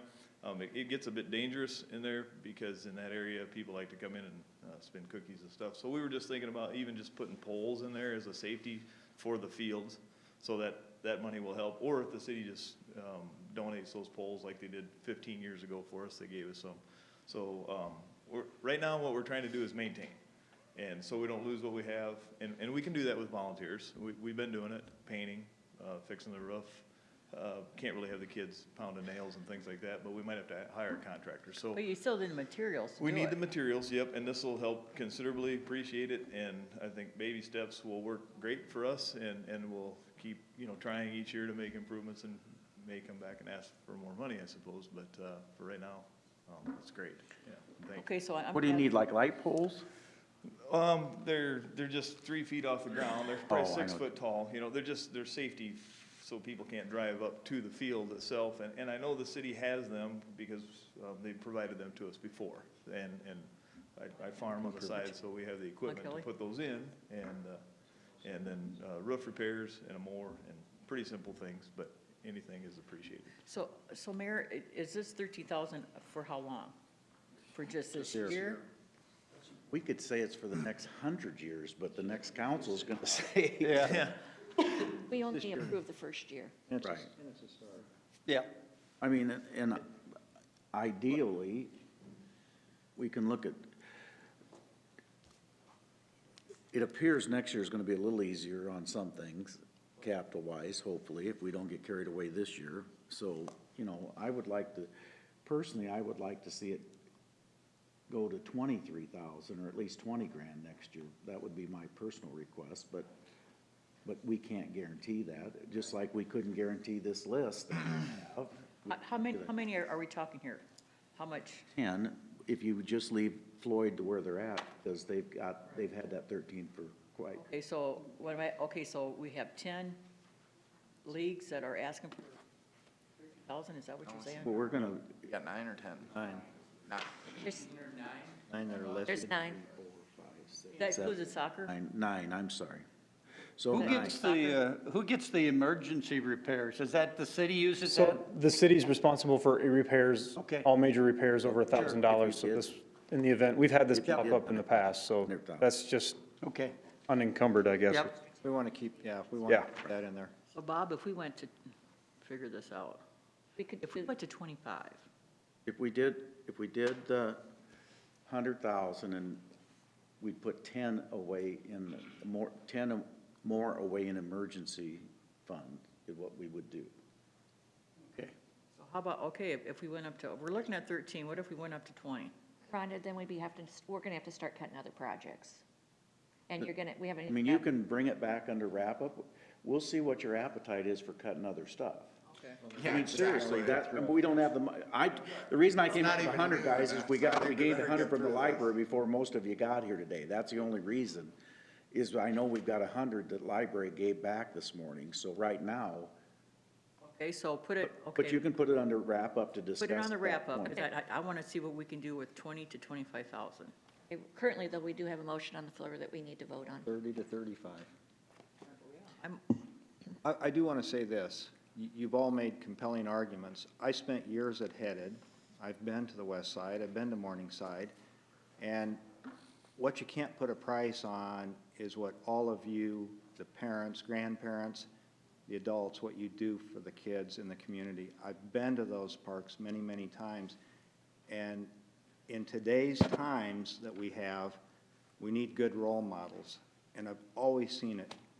Great role models for those kids at these parks and for baseball, and how to learn to play by the rules, know what the rules are, and it's just, you can't measure that, you can't put a price on that, and I just want to thank you publicly, because I've seen it for several years, and there's never been a bad incident.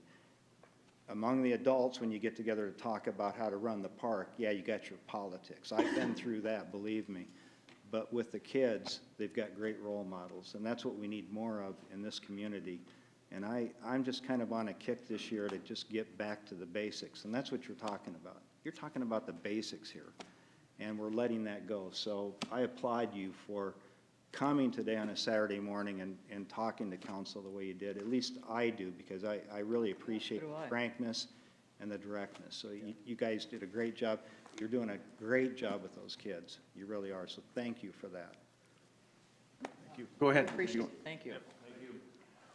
Let's vote on the motion on the floor. For this year. Well, okay, before we do that, then we can still bring it back, right? Yeah. It's still Wrap coming up? back. Oh, yeah, you can still bring it back. I'm just saying, this is, today, they walk away knowing they at least have 13, is all I'm saying. Gretkin? Aye. Moore? Aye. Scott? Aye? Waters? Aye. Capron? Aye.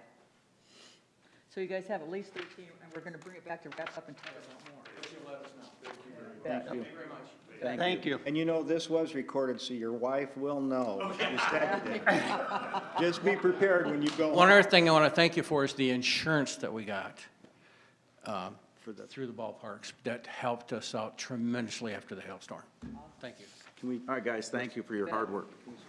Matt, that was your first one, buddy. All right, what do we got I left? think we're out of time, so the rest of it's good. Mr. Moore wants to go to page 206 first.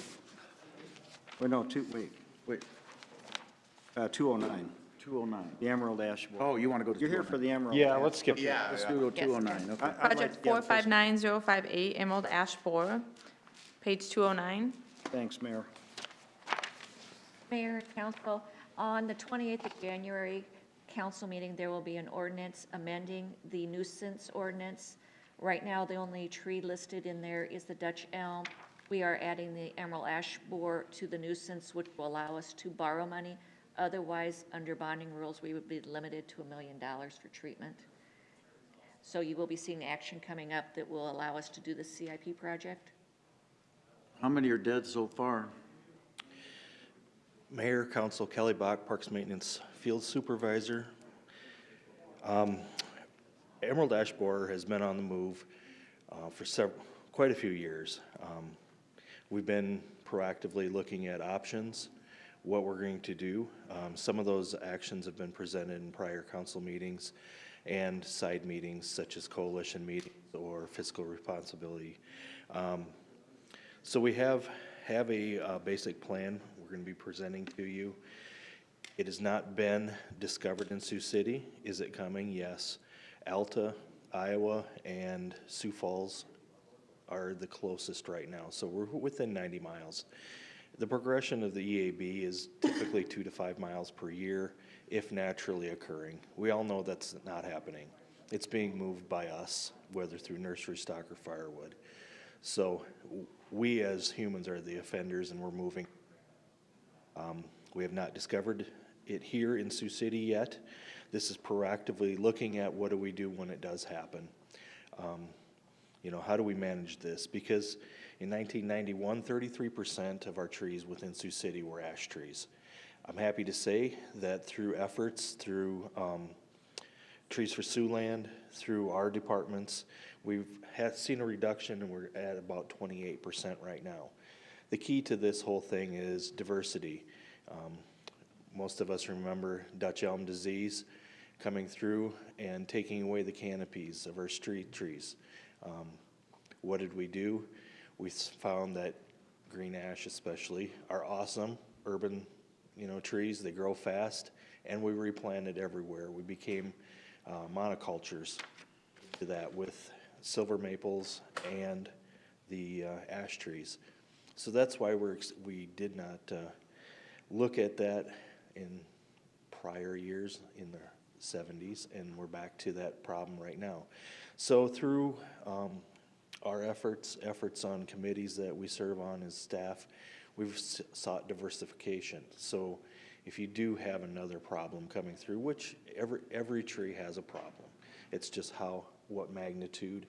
And if you have 5 trees in your yard and they're all the same, you have a problem. If you have 1 out of 5 that are the same, you have a problem with 1. So diversification is the key. This CIP will allow us to look at the removal costs, fund those, because we're significantly. Just right-of-way trees? That will, need we to have an discuss. upcoming meeting scheduled where we'll lay out a plan, and at that time, council will decide which direction we'll go with that, which options we have. You know, there's many different options. Because that's what I was gonna ask, is if we had a strategy at this point in time, or if we're just thinking, let's set aside CIP money actually, and then just have a bigger discussion.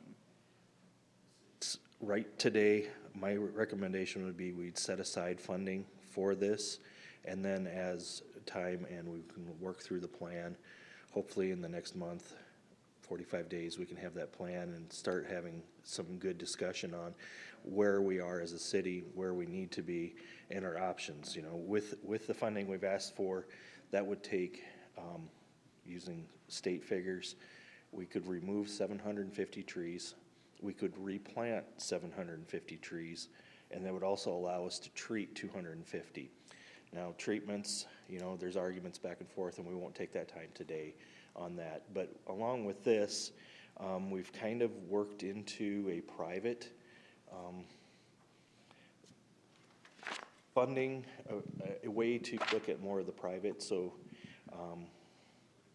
Kelly, Dale and Rosie are here. Yeah, Kelly, before you do that, do you remember what the city did with the Dutch elm? How the city? Not the city, 75, I was 7 years old. But I So I didn't know- remember, well, I you didn't know know, if they're coming doing- through in the town that I lived in, What did we? and the city came through and they put a payloader against the tree, they pushed the tree down in the street, and they took it to a big pile and burned it. That's what I remember. I just wondered if you saw any history or anything. I think we did it in the yards. I think we took them out of the yard. I think we took them all out. I think you're right. We do? We took them all out back in the 70s. There was a few that have survived, and we've had a second wave come through, and it's taken most all of the American elms within Sioux City, but there are a few surviving, and now there are some species that are more resistant, so they're looking at bringing some of those back. Princeton elm is one of them, so. Okay, I'm Rosie Cuny, 1766 Aztec Circle, and I speak for those who cannot speak, namely the trees. I think Martin Luther King Day is coming on Monday, and I have a dream. And then I saw North High, and I had a nightmare. It seems to me that all of us care about the economic impact on our city should all our trees that are green ash go down. It's not going to look pretty, and people don't want to live where it looks actually ugly. Trees have health benefits and all this other kind of stuff, which I already told a whole bunch of you before. I really come to ask that the money that's allocated for the trees be really safely guarded and continue to be guarded until it's no longer necessary, until however many years it takes to replace what's going to go down. We can't have a city that looks awful. I'm proud of our city, and I have a group of concerned citizens who are willing to work, to volunteer. The colleges and Heelan have volunteered their help. People are willing to donate to privately help the people who cannot replace their own trees. We want the city to do its part, and we will help with the other reforestation. We're hoping maybe for an urban forester to look over this whole plan and help us do it right the first time, because we can't afford to spend $1 million doing accidents. I don't know what else to say that's important, but I thank you for considering this, and you all know how important this is, not just to me, but to all of us. What will our grandchildren have? How will they sit under a tree that isn't there? And this has to happen, yes, Bob, all over our city, in every segment, so that we simply don't service one group and say, wow, this is great, and the news all goes out. Speaking of which, we want to do a public relations campaign so that everybody understands what's coming, what's happening, and what's going to happen if we act and if we don't. Okay, Dan? Thank you. Thank you. Yeah, you're welcome. This has been my pleasure. Good afternoon. Yes. You getting paid for this? You're looking at your watch. That's always a bad sign when an attorney and a minister look at their watch. He said good afternoon. I was trying to confirm that's true, and it is true. Dan Dykstra, 2515 McDonald Street, and I am Rosie's wingman. And I am not being paid for this. Rosie's passion is very clear, but she is just not by herself. She has contacted virtually many organizations. We have met with many organizations, Woodbury County Extension and Sierra Club and the Chamber of Commerce, Beautification Committee, and so forth. So we believe that there is an army of volunteers, but this is the most important thing. The city needs to be the leader. One, you've got the staff and the people with knowledge, but you also have the ability to raise funds. And your willingness to put in this $1 million, as I understand it, into this budget on an ongoing basis for several years is appreciated. It's needed. You really don't have any choice, because if you lose 28% of the trees that's in the public space, what about the ones in my backyard, in my neighbor's backyard, and so forth? So we believe that working with the city, we can help get grants that will supplement, and donations that will supplement the city money, so that they can hire a staff person with the city, paid by these other dollars, that help coordinate all the volunteers, the education. Because you got to identify the tree, figure out, am I going to treat it, take it down, and I need to replace it.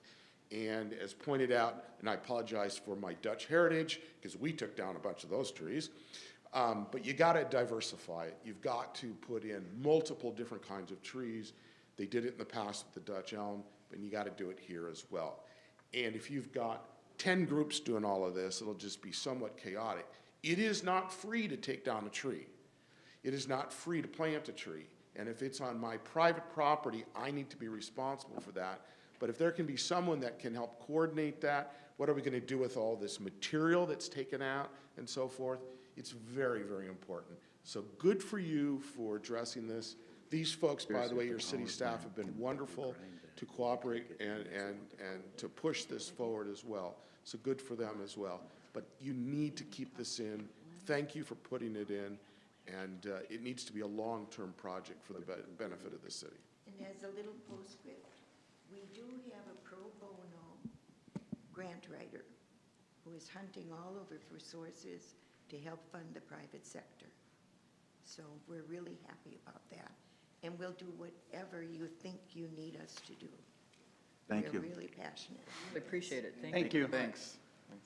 I used to sit on the tree commission. We need to That seriously counts. figure out if the powerhouse still burns coal, which it does, if you can mix the tree trimmings, if you grind that, can they mix that with their coal for fuel? And it may be time we buy one of those. We have a grinder. We still have a grinder? We still have a grinder. We No, got rid of you it. sold it, which was a big mistake. Big mistake. That will be all part of our discussion someday. I understand, but I don't know why you guys ever sold that. We paid for it back with the October Halloween snowstorm of 92. 91. 91. It was I remember. You told me not to ever bring that up I know, again.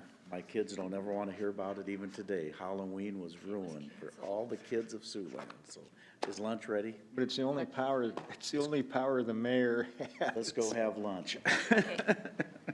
We are adjourned for about half hour. Yeah. We'll be adjourned for a half hour. Yeah.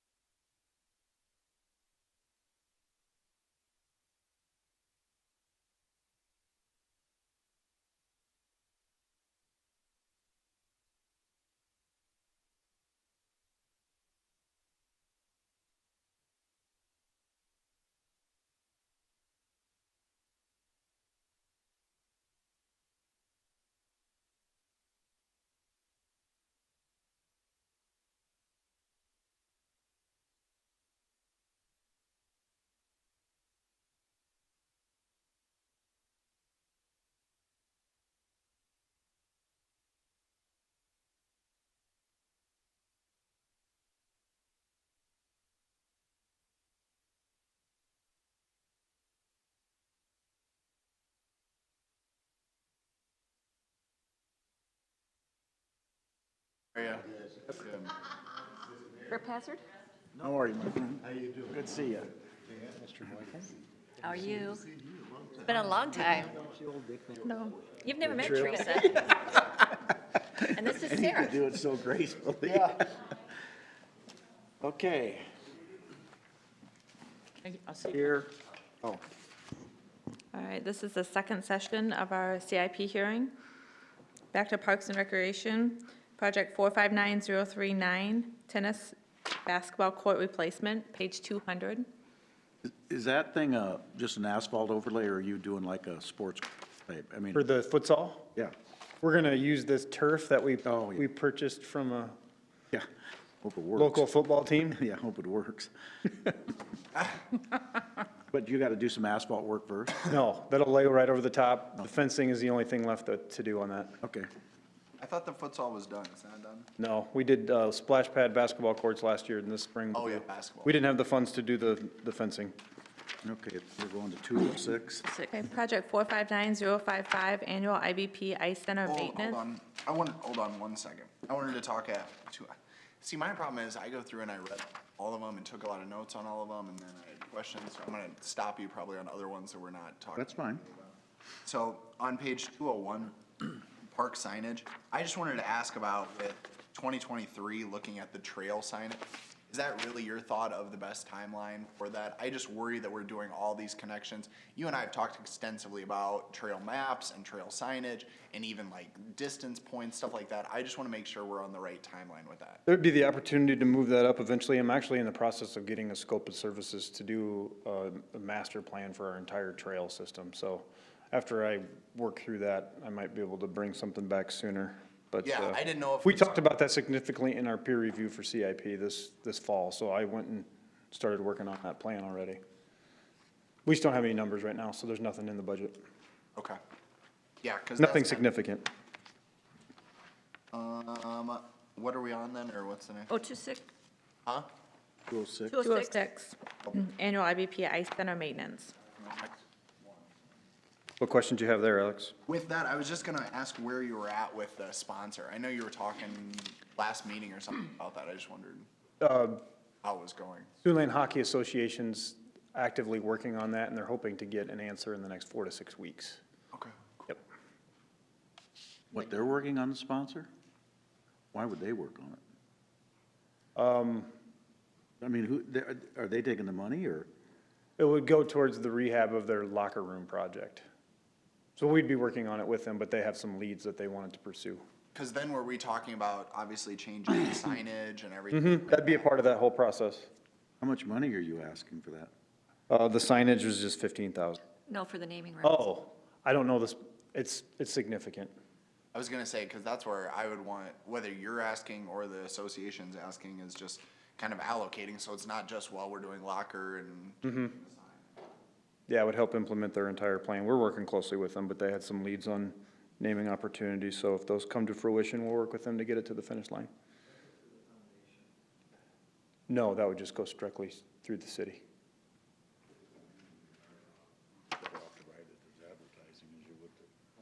Write it as a charitable. Next project, Long Line Family Rec Center, page 210, 459102. We are tied into the alarm system for the Tyson Event Center, so that's the significant cost. That was our portion. We're on 210, right? Gotcha. Because I had it, yeah. I don't think it's you. Is the new carpet installed in the third floor conference room? Bob, do you know? New carpet, no. No. Because I was trying to think back to my meetings in there, I didn't know it looked bad. Yeah, it's bad. Is it? At least my opinion. I need to start paying agree. more attention to the carpet, I guess, I don't know. Well, Didn't see- but Bob believes 3 or 4-year-old carpet's already worn out. He must change it a lot at his house, because. Well, Matt, we know where we can get some extra carpet. Yeah. Okay. Yeah, exactly. Or maybe some What's turf. Let's make it a turf thing. Got any more turf? What's the exterior light Veggie pole carpet? upgrade? No. The poles along the sidewalk, all the way along the exterior of the building, the bases are all deteriorating, so I've been working closely with Stan to come up with a plan on that. Is that metal? No, they're concrete, they're crumbling. On the side of the long lines, Sidewalk, yeah, sidewalk? yep. They have the globes, right? Is it- Yes. Project 459133, annual park restroom repair and replacement, page 214.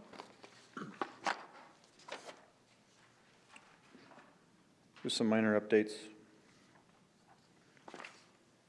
Project 459136, riverfront recreational upgrades, page 215.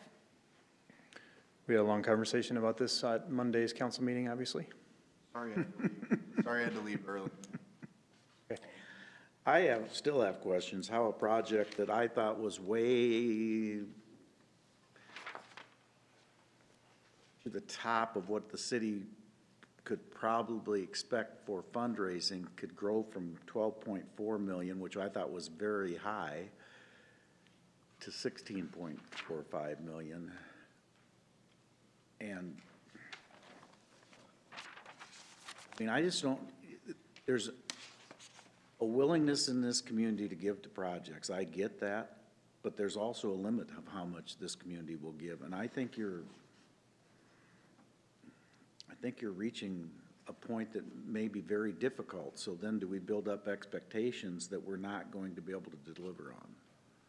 Yeah, I mean, the way this is proposed right now, the committee would have to raise $10 million to make this whole project become a reality. At least. The reality is it's a phased-in project, so we're not trying to bite it all off at once. Yeah, but unfortunately, that also means that 16.4 will end up being will be 18. And that's part of the reason that it's climbed, because we started this process 3 years ago. Right. And at construction cost of increase, based on soils, we had to beef up foundations, and I mean, the rest of you support it, I get it, but I'm telling you, it's gonna be very difficult, and when you're talking 16.4 million and we've got potholes, it's just a tough sell right now in this community, I think, and I want the riverfront more than anybody. I mean, I was here when we did the Anderson Dance Pavilion, when it all started, and I just don't know if we can afford this project. Affordability is an important question, but the way I look at it, Mayor, and this will probably bring you back to another project that was a plan, but I mean, this is a master plan that basically started with a blank sheet of paper. Now, I know we had a lot of leftovers from the past, but so, and it can be phased in, so the community can decide, we only want to go so far with this, or we want to go past that, or once you start doing, Matt, the base cost are what? 5.6 million. City's doing 2. We're doing all the 5 points.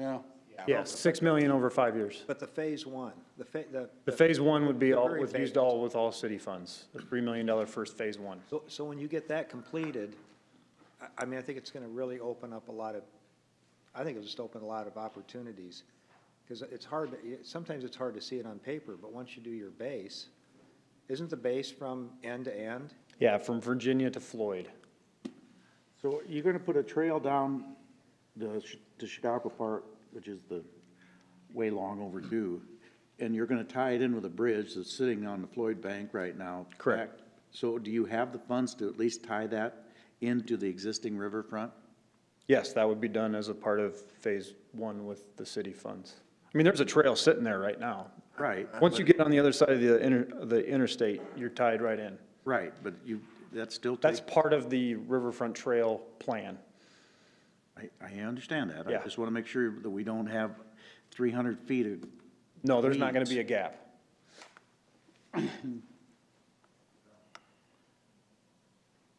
Project 459149, Sergeant Floyd Monument. Sorry, let me go back one, if I can, just real quick. I forgot I had one more question, Matt, on the riverfront thing. One thing that I was gonna bring up in the conversation, I had to bounce earlier, so I'll bring it up.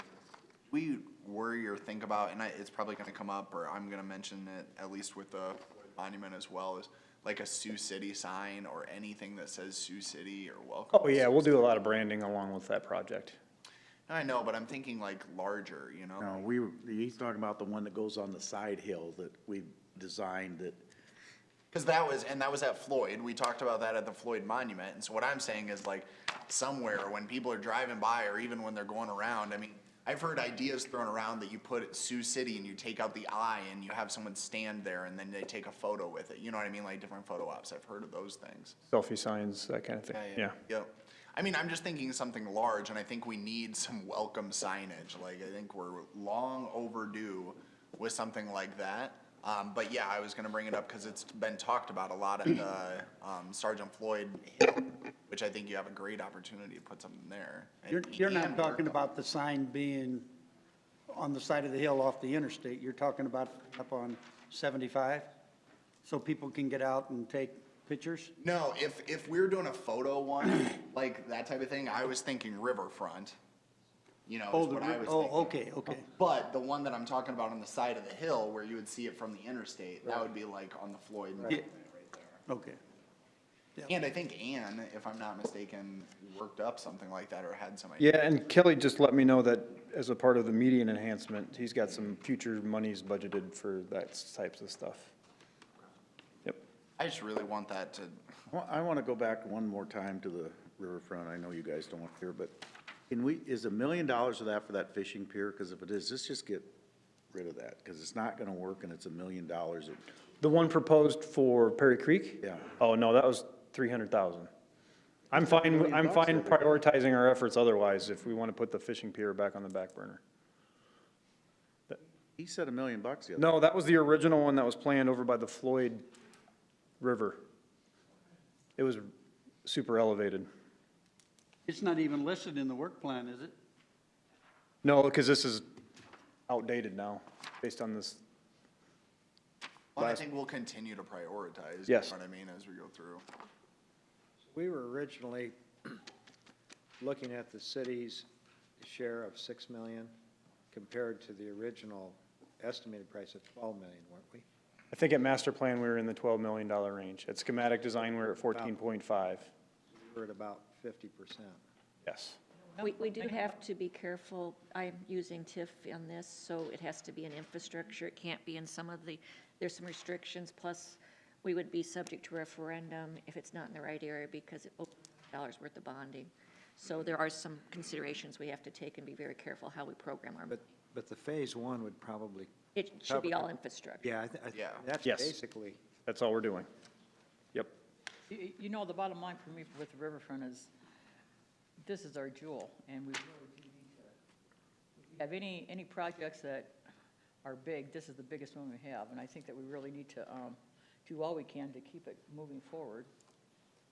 And I know money obviously is a big issue, but so is our look of our city.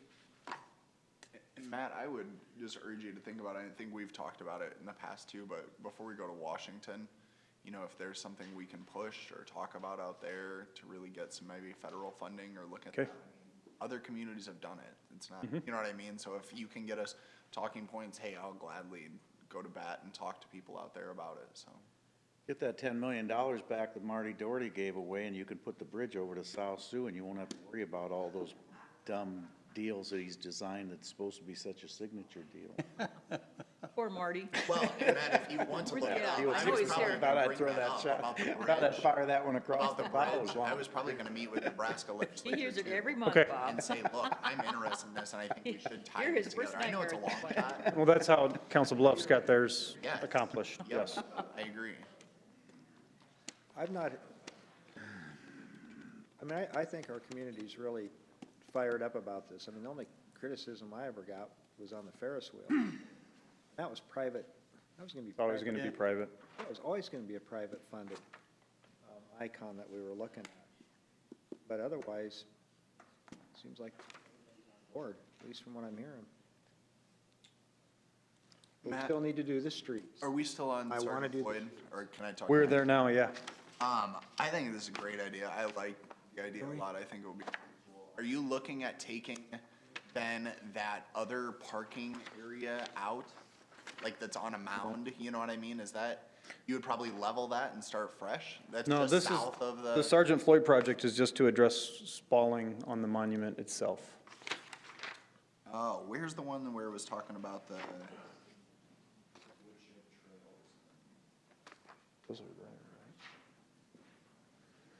Remember, it was wood chip trails. Right there, and it's gonna in be there. more- Staff it's has gonna been be more- planting trees and as Grant and have been ill in the construction of a wood chip trail.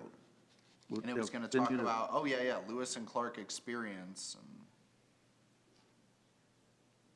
Yeah, this work plan predates me. The city does own all of that, and there are some trails. And if you, I just if you didn't know, get a maybe I tub was- grinder again, and Kelly, and grind up all of your, ash trees, you could build a lot of trails down. Try to make that. The trails have been Right. built. Yeah. If you go, us that have been here a while, we called it the old mini golf site. Yeah. There is a wood chip trail there. We've installed the Yeah. fencing. Yeah. And we did start planting some different species of trees in there. And, to the south of the monument, right? the south of I the just didn't monument. know if you were gonna combine those two park areas and do something. I was reading probably way more into this than is going to be done. I just didn't know if, I mean, we have the paved parking lot for the Sergeant Floyd Monument, and then I wondered if we could expand it and then trails go down from there or what, you know, so you could kind of have some connectivity, so you don't have to get out and then go re-park in that other area to get down to the trails, or even if you put up fences. I think there's opportunity too for people to walk their dog in there. There's a lot of dogs Yeah, there already. There's a lot of dog. I just wondered, I was reading into it as if we were gonna expand this and kind of do like a, and maybe that's not the plan, but I just wonder if there's a way to connect those two parking lots, and that's where I didn't know if you were leveling that hill to kind of make it more of a big area down there. I didn't know what the plan was, but I just thought that would be a cool idea. I mean, if that shopping center up there gets renovated and things actually come to fruition and happen, you know, and then I talked with Public Works about making sure that we have access of a sidewalk down Glen so that people can connect and go south or go to the Floyd Monument. I think that there's future opportunity there that would be really cool to expand that kind of park area so people can enjoy it. If they're up on the monument looking out, be able to go down and go on more of a trail or something down there. Take a look at it. I have to consider the DOT right away and the topography right now. Yeah, So- the topography I thought would probably be a, Have to look at that. The simplest was to have two separate. parking. You're going to the monument to experience the monument, or you're going to walk dog or just wander through a wood chipped area. Kind of two different users, but yeah, we can look at how they're connected. Yep, and I get it. I just thought, when I was reading this, I was like, oh, it'd be so cool to combine it and do that. I don't know if it's possible, Kelly. That's kind of reading. Oh, something to look into. Also, we have $18,000 for lighting upgrade. Yeah. So how would, Probably bundle that, won't you? it needs to be lighted, lit, so that's really, Looking at more, how we can have a better end product using LED lighting, which would also reduce our cost, when you start talking. what kind of lighting are you thinking? Are you thinking around or? No, up? actually on the monument The ones that itself. project up. At one time, there were lights within the fenced area that's shown up on the monument. Due to old design, water gets into those, they're hard to keep on, and we've just basically had to abandon those rather than keep putting money into a bad product. So you could put LED, which is more effective, more efficient. So that's what the 18,000 was for, not lighting the area any better. It was upgrading what lighting is on the monument and experience coming into. We have retrofitted those bollards already, just kind of on our own. So those are LED bollards now, you know, save money where we can. So at night, we'll have lit up, the monument will be lit up? The monument's lit now, just not to the extent that it needs to be. Poles now, isn't it? Yes. There's 4 poles with 3 or 4 heads on them, fairly expensive to run with metal halide lights. So, Have that monument lit up and then have Welcome to Sioux City right next to it? Well, I think the plan was down more on the hill, kind of. Like the Hollywood sign. Yeah. yeah, there is, we had looked at putting a large Sergeant Floyd sign to the edge of the mini golf. We have the power kind of in the area, ability to run power to a sign to light it at that point. If decide that welcome to Sioux City, whatever direction that takes, it could be right in that edge of kind of the top of that mini golf because it's a nice plateau. It drops down and then comes up to the monument, so. No, you could do a Welcome Sioux City and then underneath it put Home of Floyd Monument or something. You know, so, yeah, so have it on the same. So.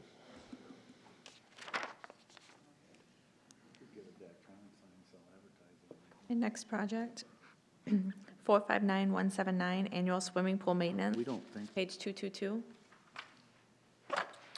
This is a lot less than what it has been in recent history.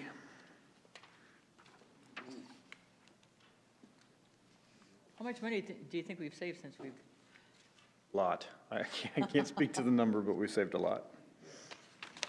459180, annual park improvement. Page 224. The FY20 quest is just for some safety fall zone material for playgrounds. What does that mean? Certified wood chips. Oh, okay. Project 459212, annual Lewis and Clark park improvement. Page 226. So this includes parking lot replacement basically in 2020? Correct, starting in 2020. And is that the whole area? Can you walk me through? It would go all the way from the IBP Ice Center, there on the far right of the page, all the way through. That north lot will remain the same, but all the way. You are stopping short of that north lot? Correct, Stopping at the street, right? correct. Yeah. definitely needs it. So are you gonna, boy, that seems like a lot of money for that space. It is. And that's asphalt again? Asphalt or concrete, we're bidding it both ways. Some of the cost is it was never Properly drained. properly drained, so there's a large expense for storage. Very poor soils. On the southeast side. And all new lights. There's no storm sewer in the, underneath the actual parking lot for it to drain. It's all ponds, All ponds. I believe so. 27 No. years ago. It was done, it's all original parking lot. However, it was built 27 years ago. Design build, right? It was a design build Design build. project because different people had different layouts, if I remember right, just like this building. Are we looking at improving that street then? There'll be, where you go from Line Drive, wherever it is by Cone Park, Yeah. there's gonna be a designated area to get back, to connect to Stadium Drive and Line Drive. So you don't, like you do now, where you just kind of cut through the parking lot to get. to the road? There'll be That's what I'm There'll be- asking. There'll be medians, or not medians, but Landscape islands. landscaping to route you onto an. There's a bioswale plan for this project as well. I'd like to bring this one back before wrap-up because I know it's needed, but we need to do streets in this town, and are we gonna do a parking lot that gets, 43 days worth of usage? I know the ice arena uses it too, I get that, but when we have streets that need to be repaired, I think my priority would be to move it back at least a year and do some streets, because you are using, if I read that right. Yeah, you're using straight geo bonds, which could be used for anything. That is correct. Well, and what I was wondering was what if you did just the parking lot by IBP so that you could do, then you're at least getting the use of IBP, Cone Park, Explorers, stuff like that. I mean, even if you broke it up and you did that, you're improving that street, I believe it's actually being bid in three phases, Well, it's starting bid- there and working its way around. It's bid together, but that's the first phase. Yeah. 3 different phases. Because I'm with the mayor. Because the only thing that we can get done really, they would do the portion July 4th is a big deal for the Explorers, so they need as much parking as they can. So they try to get this whole section in front of Clyde's and the IBP done by the 4th of July, and then start on the rest in the fall. And Well, now, that's wait a what minute, I thought you were only bidding to the street. No, the other To street, the up on the street on the north. north. Yeah, that street. This 3.1 is for the entire, basically the entire parking lot. Oh, then I'm definitely. So that means the storm sewer is gonna tie as it goes. So they're gonna, somehow they're dumping that water to the southeast. So it doesn't matter if you did phase 2 and 3 until a year or two. So you're talking roughly $1 million to do where the line's drawn there. Is that what I'm understanding by July 4th? Yeah, it could be that much. Well, then I. But it's been designed all in one package, so there's gonna be some cost and effort to breaking it back out. Not if they're bidding it that way, there's not gonna be any real, not significant cost, because if they're bidding it that way, they broke the plans in. It would just be materials, future year. You'd have to you'd have to separate the bid items a little bit. So is it a actual, are you actually taking up the parking lot, grinding it, and putting it back down? No, because it's bid in either asphalt or concrete, so it depends on what project. It But depends you on are But the yes, it'll material. be all completely torn out. You're right. Yeah, Which may or may not be, but you are given the option to. yep. Mayor, one thing, if you do choose to move some of it out, then I would recommend you also move the ticket office out. Oh, yeah, yeah. Because we- that has to be done after the paving's done. Well, let's bring it back and wrap up, but I want to know what that cost would be to that line they've drawn there. I want to know, I don't care. Well, yeah, Yeah, I can get you that. When is wrap up? 30th. 30th. That's what kind of stinks is I won't be here for that. So I guess my feeling is, I agree with the mayor, and we've talked about this, that I really want to address a lot of our streets, but I do think it would make more sense if it's cost effective to just do that section because there is use throughout the entire year, you know what I mean? I see where that, I would maybe entertain that, but Yeah, CIP wrap-up's the 30th, but we also have a final wrap-up before February. budget's approved that we can continue to make changes all the way up to the March approval 4th. date of March 4th, so. And the only reason I was asking, because this was gonna go for an adopt on January 28th. To keep the schedule for that section in front of, for the 4th of July. Well, instead of bidding it, he just has to bid it, he has to bid it in phases is all, so we could elect 1, 2, or 3 phases. I'll see if we can modify. Okay. Looks like you only have 2 phases, though, if you're just going from the street around the curve and then stopping there, and then. No, this first one is right in front of it's kind of like an L shape, right in front of the IBPI Center is gonna get done before July 4th. The other section's gonna done after July 4th, and then they're gonna excavate that whole section after the season's over in the fall, and then pave it in the spring, before this. Put that on the screen. Can you show? Yeah, I can show it. Yeah, I'm sorry, I'm just not tracking with you on that. But they're I thought gonna I do a was little at section first. right here that doesn't affect the ballpark, basically. Like this. And then they're gonna do this and have it done by July 4th. And then this all comes out after the ball season's over, and they'll put it back in the spring before they start.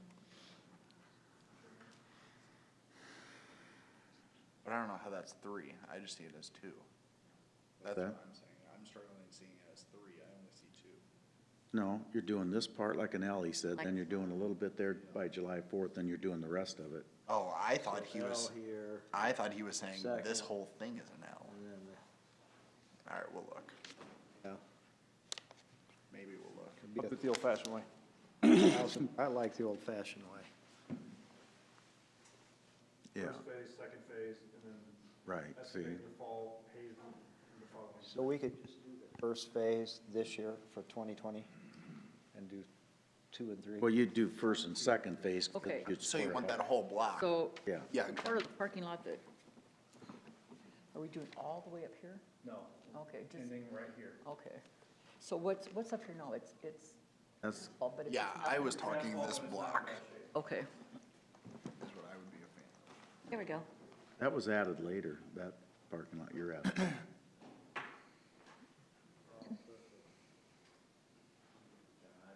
And I I think we could do the 1 and 2. 2 was gonna be before the 4th too, as well? No, it'd be After the 4th. right after the 4th. What, is this the overall plan of bringing everything up to date and Yes, nothing's triggered this? I mean, it was part of the plan then, it's part of the plan, yeah. that was developed, what was that, 3, 4 years? I started working on it back in 2014 when I first started here. And the parking lot was supposed to start this fiscal year, but we pushed it back. Pushed back already. Well, Matt, you know, because you've been doing this a long time, but, and the phrase has been used with council a day that some, they'll say, we have no choice, you have to do it. That's the way I'm starting to feel about the streets, because that's been just number one on everybody's list this year, are the streets. So I just don't want to lose sight of that. Or they're going to say, we're not listening, we're ignoring them. So that's part of what I think we're up against. And this was discussed in the overall before we got here about streets, so. Is Phase 3 going to be after the, After the baseball season. Okay. Thanks, Matt, for that. have you sent bids out yet for it, or do you know who's going to do it? No, we have to let this yet. So you can still do that on the, As long as as long as his engineer can, which, you know, you're. phase it. Did it in 3 parts. Does it all the time. 1, 2, And then you just bid phase 3 as an alternate, all you would do. Yeah. Project 459302, City Trails, page 230.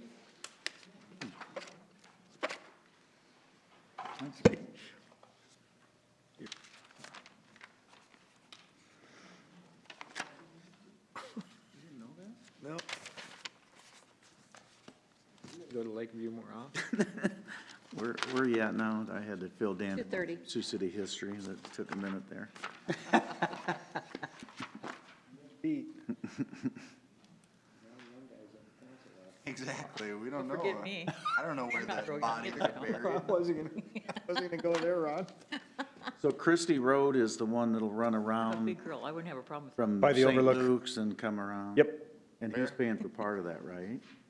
He's paying for the design, he's paying for the installation. We're just paying for the design. He's paying for the concrete and installation. How come it says Floyd Valley abated GO?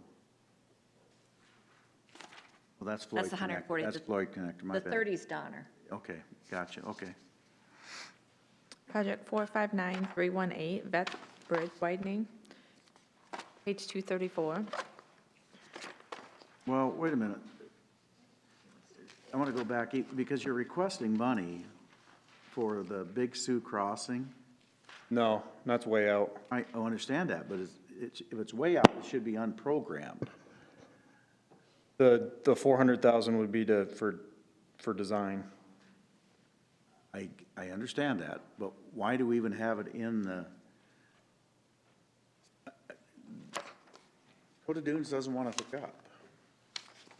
There's a group in town that want to have that conversation. I understand that, but. Would Well, you like us to push this out? Frustrating. it thing. doesn't matter, but it just doesn't make sense, but okay.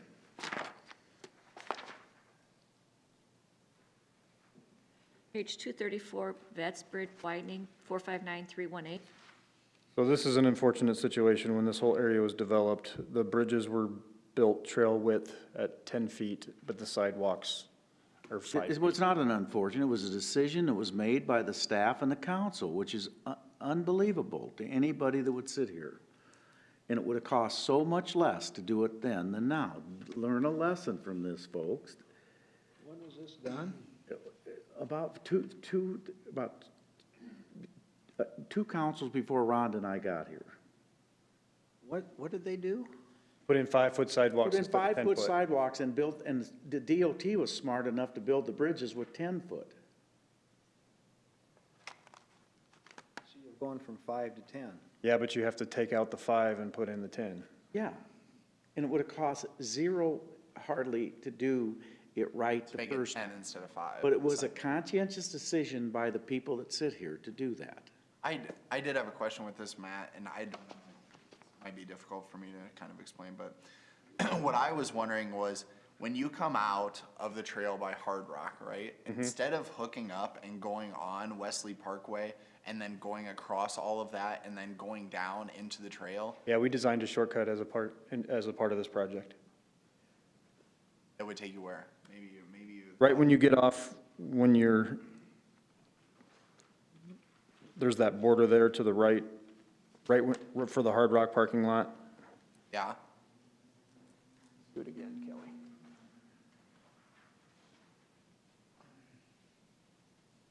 Read my mind.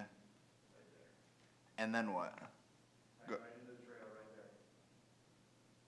Yes, I had Yep. that. We And worked with then the Soup that's and what I Trust was saying Foundation is with that. Because that's what I was thinking, and then you link up with that trail that goes by Famous Dave's and all of that, right? Is that what you're talking about? Yeah. And then you would turn south on Pierce or whatever it is to go to, or turn south not on Pierce, but couldn't you turn south on, what, you'd go to Virginia and then down, or? I'm trying to think of how to get to the riverfront. But yeah, you would follow that, you would hook up, yep, you would go in between, yes. Crossing. Yes, exactly, that's what I drew. So instead, that's what I'm saying, instead of expanding this, instead of expanding the sidewalk, do we just want to better? This is your connection to South Sioux. You don't have a connection to South Sioux, Alex, if you don't do that. That's where it's not done right. That's the problem. Well, there you go, Dakota Dunes doesn't want to connect to us, we don't want to connect to South Sioux, let's keep moving forward. Oh, no. I'm kidding, for the record. I know. For those listening, I'm joking. You're making me nervous. Wait, let me ask you this. But I do think we need to make it clearer for people to take that trail. And I don't know if you were here, Matt, when the inclusive walk audit came through and was talking that sometimes it's really hard for that trail right by Famous Dave's to cross there or to do anything. I mean, I guess if you're going to the riverfront, you would turn at Famous Dave's. You wouldn't cross. But we have to do a better job of. We've added signage there. Okay, because we have to start Yep. directing people Yep. where to go on that. You ready for this question? Sure. Tell me again why you couldn't just lay us by the 5-foot. Because with heaving and stuff in the winter, you'll have trails at different lengths and you'll have a safety issue. You have a tripping issue and a safety issue. Plus, when you're constructing that, you're gonna probably end up ripping out some of that existing sidewalk, so you'd be fighting it the whole way. So it's really the Vets Bridge Trail widening, not. Correct. You can say it either way. itself. Yeah, it's not even the bridge, it's the sidewalk leading up to it, right? Correct. The bridge is good. No, you're right. Bridge is not the right word. Yeah. It's the That had me Vets excited there for a minute. Bridge sidewalk widening. All right. And I was just thinking about how dangerous it is to cross all those roads right there, but. Project 459322 Sergeant Bluff Trail, page 240. This is just earmarked in the event that we would get a grant for this project. And you get the grant. Yes. Project 569001 Cemeteries Improvements and Rehab, page 244. Thanks, Rhonda. This is for FY '21, just to continue on our road improvements at our cemeteries. Project 719011 Annual Median Enhancement, page 245. She's got us at a clip now, we're moving. We have a bunch of cash there, so we have nothing budgeted for FY '20. Take that cash and tear those medians completely out, but. It's what? I said, take that cash and tear those medians completely out of the city. Thank you, Matt. Thanks, Matt. Next department, Economic Development. Thanks, Matt. Marty Doherty. Thanks, Matt. Project 663150 Speculative Building Development, page 120. Good afternoon. Marty, don't feel bad. We were talking about Halloween earlier. Yeah, I took the heat for the Halloween I canceled. I owned up to it. So don't feel bad. See, I own up, Marty, unlike you. I think own my kids were impacted by that Halloween Absolutely. decision Never way been the back. same. Never been the same.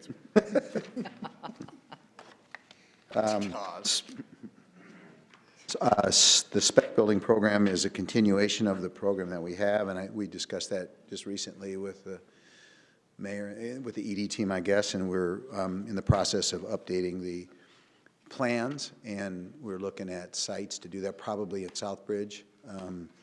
And we'll be going out with an RFP for a developer. So, And this is just to pay the interest until it's settled? yeah, same as we did. We do have the cash that's there to help with the assistance of whatever utilities or whatever we need, but then the money being programmed is just the interest like it's previously done. Project 663164, Southbridge Tech Studies, page 124.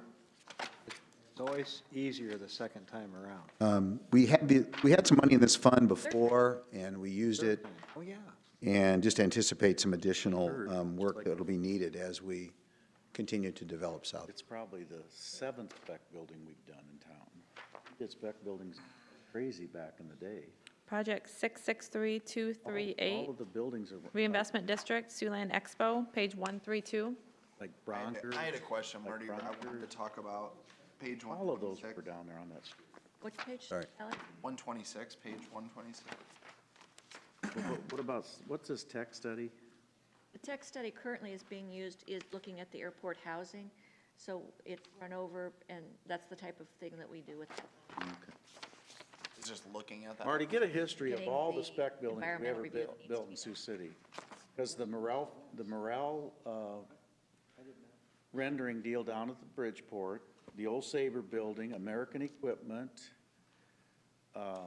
we built 4 or 5 back when you were, and I were here. Well, I know 3 for sure. 3 for sure. Yeah, and I don't know if there's any more, prior to that, I don't remember, but since then, I don't think we did any until we did the Did at least 3. one on Bridgeport West. I can think of 4. I can look and see, I don't remember any others. It was only, seems like there was 4 of them back then, but anyway, we've done spec buildings. a long Do you time. want more No. information on that? No. I'm sorry, Alex. Yeah, no, you're good. I just wanted to talk about page 126, the downtown redevelopment one. I just wanted to ask about this, and it gets back to my whole point. I talked about it with Matt about trails and everything, about timing and making sure that we're timing things properly. And one sentence stuck out to me, most telling, was in the justification about based on growing interest in downtown Sioux City, staff believes there's an opportunity for significant continued private capital investment in downtown, increasing the tax base and attracting new residents and job growth.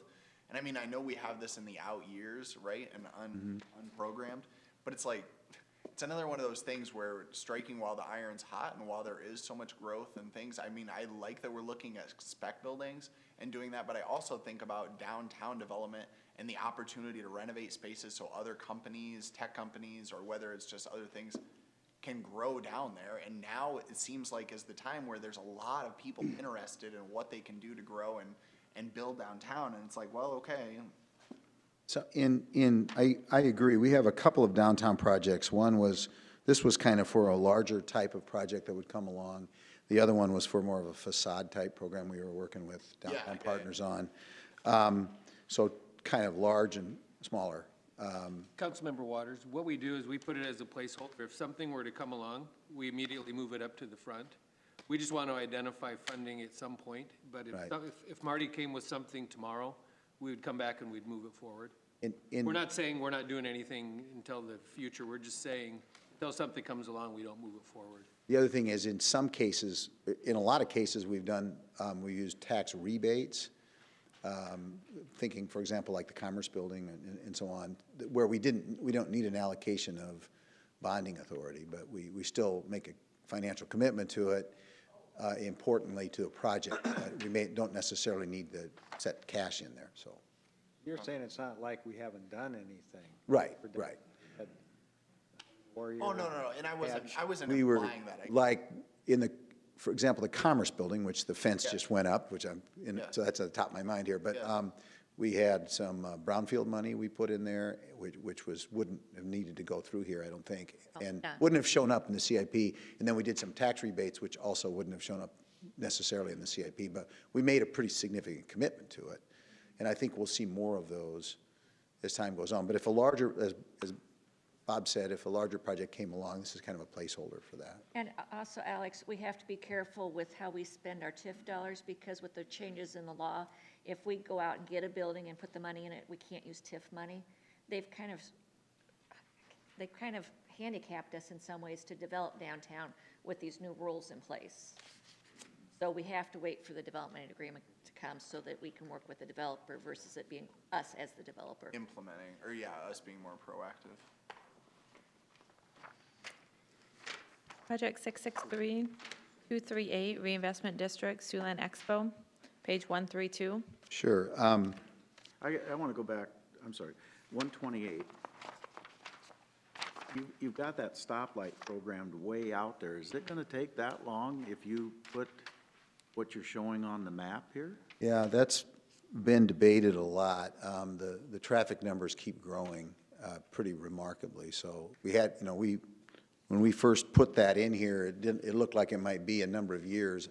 We could take another look at it, but I would rely on the engineers to tell us that. But it could go faster. I'm not sure.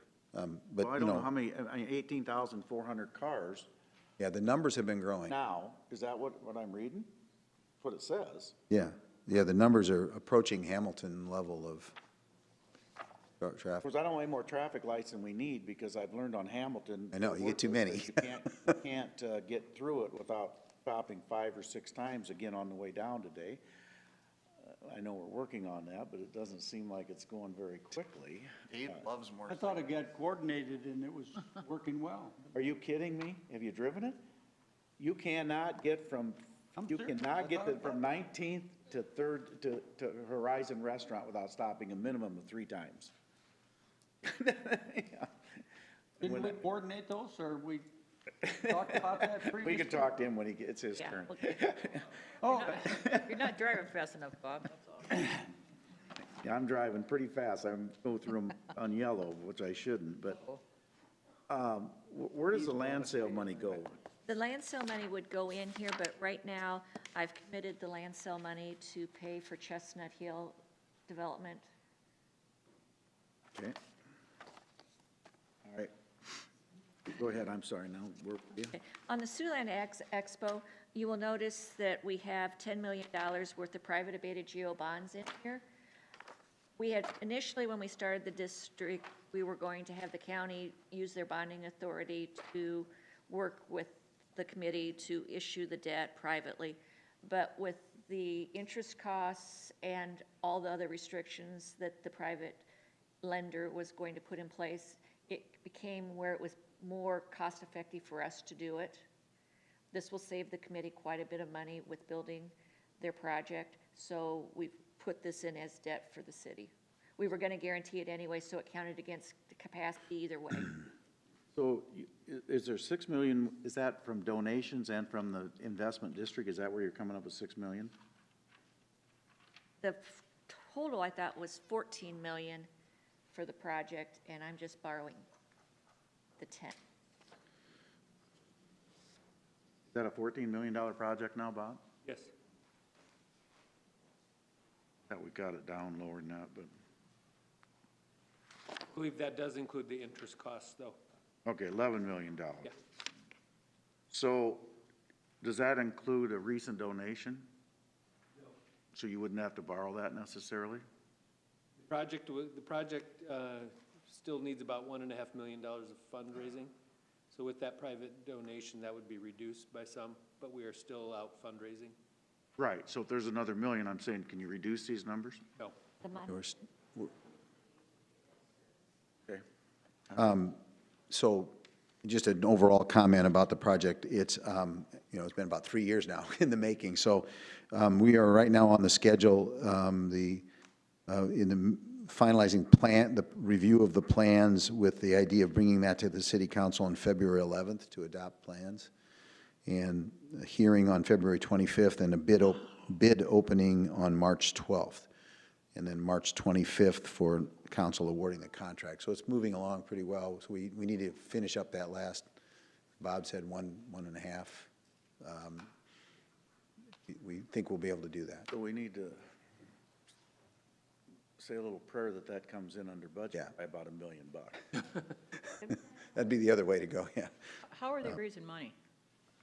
The overall project of course, it has a variety of different grants and the funds from the reinvestment district, $6.5 million, and the rest is pretty much sponsorships and naming rights sales, which is, we have some commitments and we've got some that are pending that we think would get us to the total. But we're just kind of waiting on some decisions, including the main naming of the building. That's the big one that's kind of out there, so. But when they name the we've- building, is it like a 20-year naming right, or? Probably be 10. Could be kind of offered a 15-year option, but I think mostly 10 is what Parks and Rec has started. Right? seems to be the typical time period for these, so. That's the only way that they're raising money, then, is sponsorship? Well,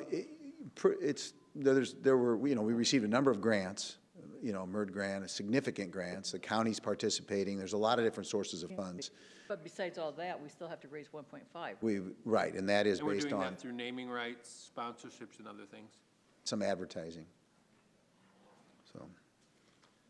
Or you can make an outright donation, in case you want it. Yeah, I'll get on that.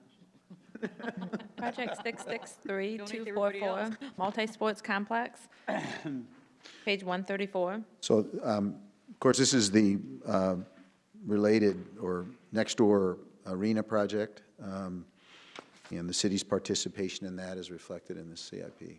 So, Bob can probably provide an update, but I think there's another meeting next week. So we're meeting with them again next week. We've got a partnership agreement with them to ensure that we don't compete against one another and share in the benefits of both facilities. And we anticipate coming back with an amended development agreement sometime in February.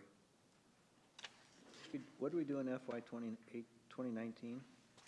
We started borrowing the money ahead because we had a different structure when we did last year's CIP. It has now changed. The original location of the arena required relocating Lafayette. Further work's been done, and we're now anticipating the arena will be south of the Expo Center, so there's no need for the reconstruction of Lafayette. That $800,000 was to reconstruct Lafayette. So we're starting with 850 then? Yes. They, their request is to use that was going to relocate Lafayette for their project. So that will stay in the project, and then the next 2 years are additional amounts.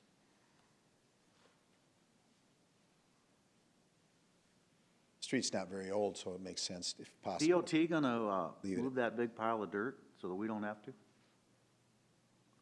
I don't think so. I think that's city We own that. dirt. Why do we want that dirt? No, I think we put it there. I don't think you did. Yeah. It came from a different project. It was No, stored. Peterson was dumping in there. I saw Peterson dumping in there, and that's from the interstate a while I don't back. know about that.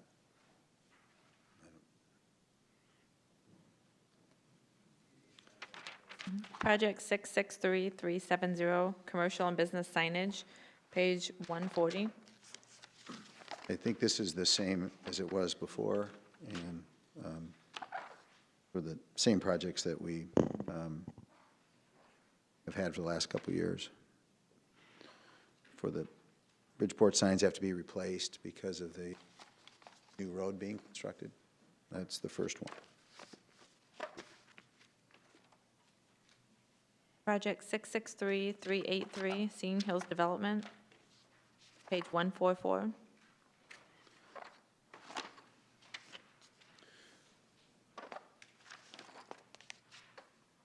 Oh, I'm sorry, this is a new project. I had to catch where I was here.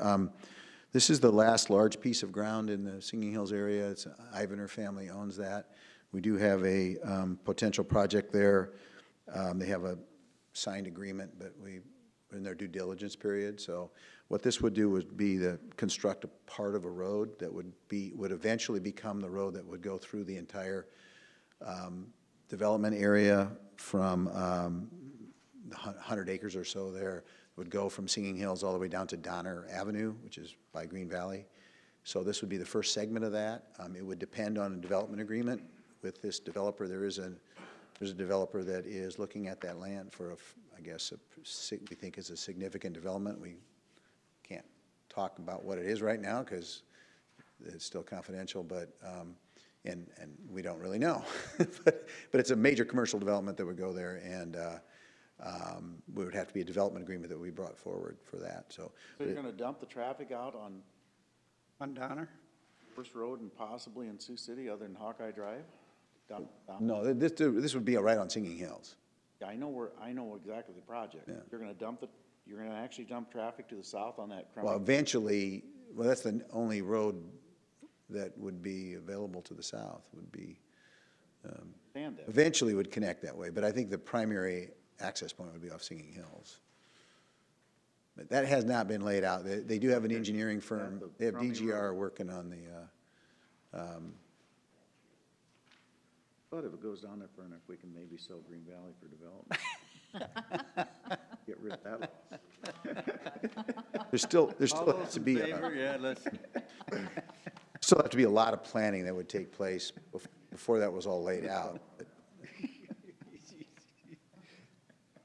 still have to, there also has to be some planning with the stormwater and utilities as well. But at this point, we think this first project makes sense. And then as the area continues to develop, have to be a lot more decisions made. Project 719280, Sunnybrook Development, page 150.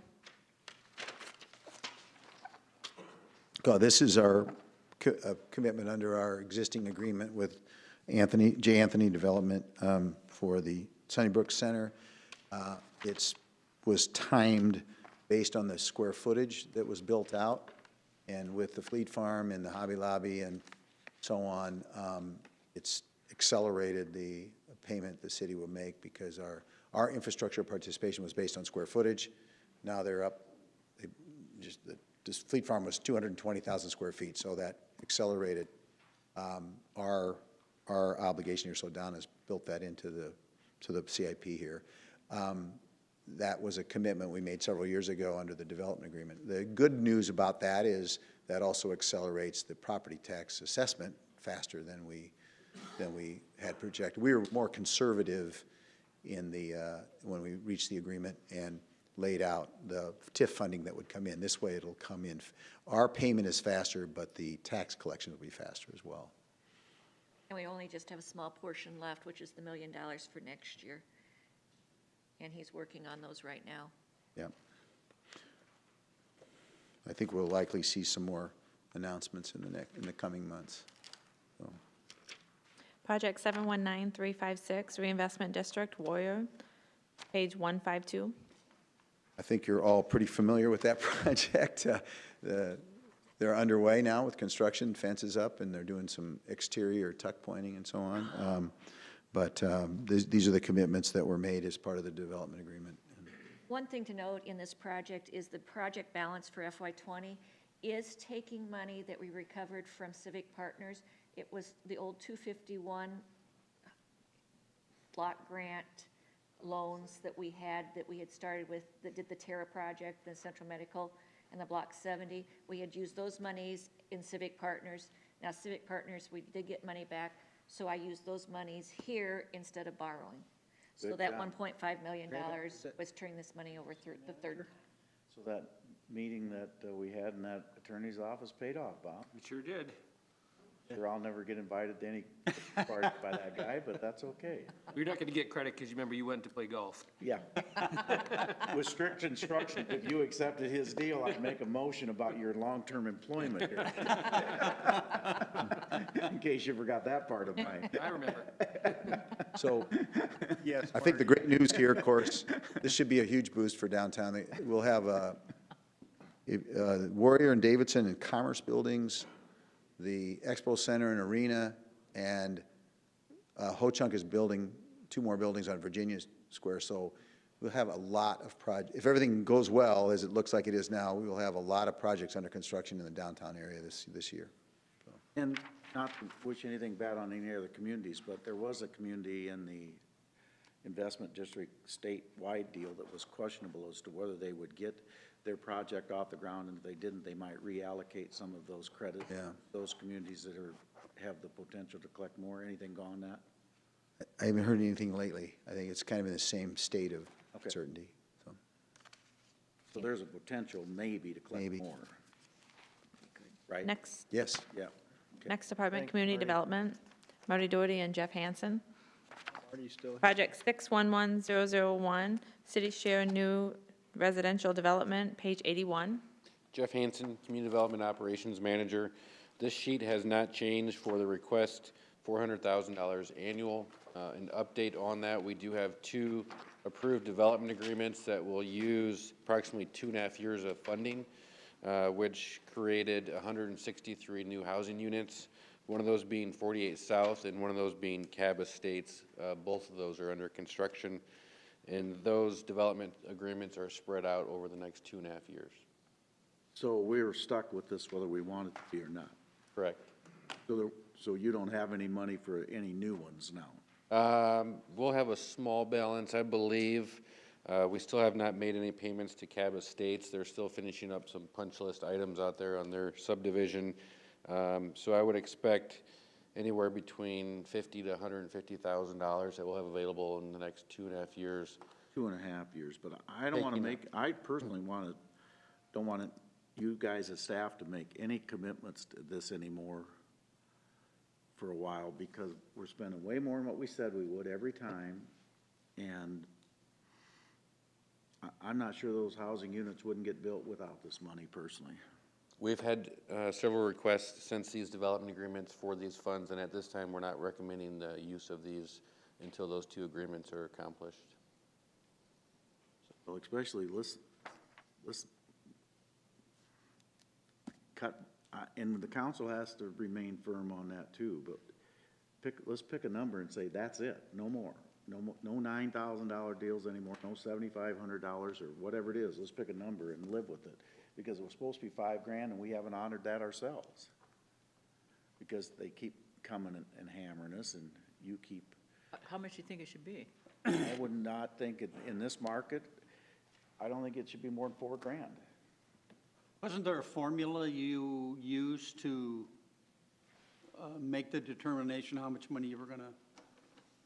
A year ago, we put down an average of $5,000 to $7,000 per unit based on the history of these funds and the projects that we have funded. It's very difficult to put a formula on it because some of these are condo units, some of these are $500,000 homes, some of these are $120,000 single-family infill, so it's very difficult to put a formula on it because the payback for each unit is significantly different. Right, but we gave a lot of money for basically apartment houses, which you know your per lot infrastructure is a lot less. But yet we gave how much money?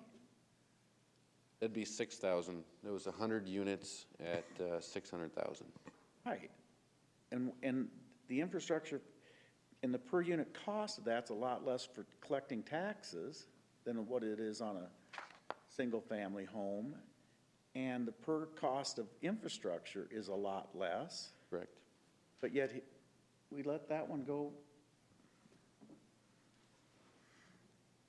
I just think we should pick a number with the council and say, that's it, and live with it, and don't let the developers come with different numbers, and don't let our staff try to convince us of a different number. We should just say, that's it. And we'll have time to determine that and have additional discussions now that these 2 funding years, 2.5 funding years have already been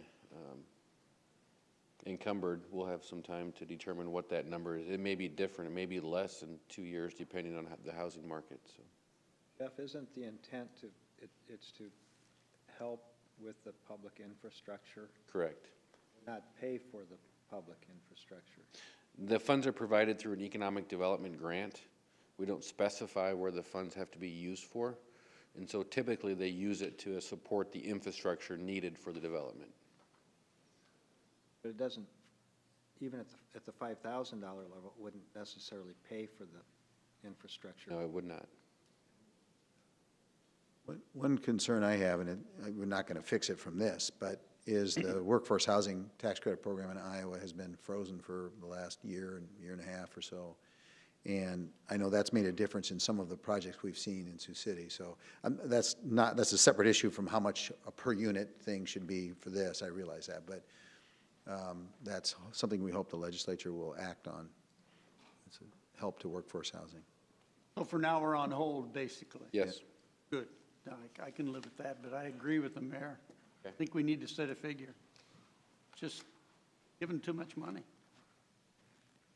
Understood. Well, I agree too, but I think what would help you, Jeff, once that number's established, is that you get clear direction from council, and like the mayor said, we'll all support that, so you can at least, out in the field, can say, no, this is That would help. the amount. Yes, Right now, we haven't been that. I would agree. Project 663148, Jones Street Development, page 82.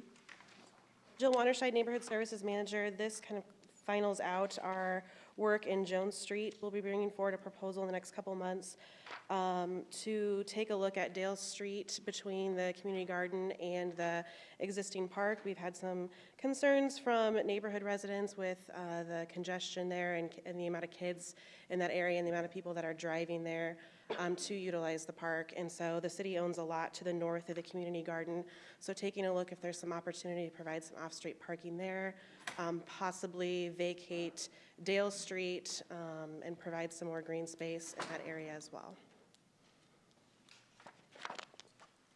Project 663211, Blight Removal, page 84. Darrell Bullock, Code Enforcement Manager. This fund continues each year to help with the removal of blighted structures throughout the city that don't fall into their disrepair and are unsafe and blights on the neighborhoods. Where did you spend the $180,000 this year, Daryl? Well, no, 700. Where'd you spend that? No, that's anticipated expenses for coming up this next year. We anticipated originally to, for the Y building. Oh, but it says you began the year with $720,000 and you're Yes. going to finish the year with $20,000. So that means you've either spent or encumbered. That mean, no, we've got the 700 set aside for the Y. Okay, We don't have it encumbered yet. but right. that was So the so we anticipation. really didn't spend anything. We've got about 17,000 encumbered. 84. Right. Correct. Okay, Is it too early for me to make that motion? what's that? Get rid of the Y? Well, just a minute. I want to figure out where the money's at. Did we start the year with how much? We started the year with 520,000, You put 200 in, put 200 in. and you didn't tear anything down this year. I tore a few houses down, but nothing of significance like we Okay, were so good that's the with. question is, why do we need 400,000 irregardless of the why, because you've got 700 for that? We have some numerous structures coming up. Honestly, we could move that down. I wouldn't have an issue with that. I've been spending an awful lot of time on the phone trying to chase down owners and potential property owners to do this. Some areas, I'm getting a lot of pushback from the neighbors that they've got the blighted structures and their property values, and we need to get moving forward because of the unsafe structures. I wanna do that. However, I see an influx this year, not only just with looking forward to the Y, but additionally, we'll have a larger influx of structures that I've just exhausted every effort to try to get them repaired.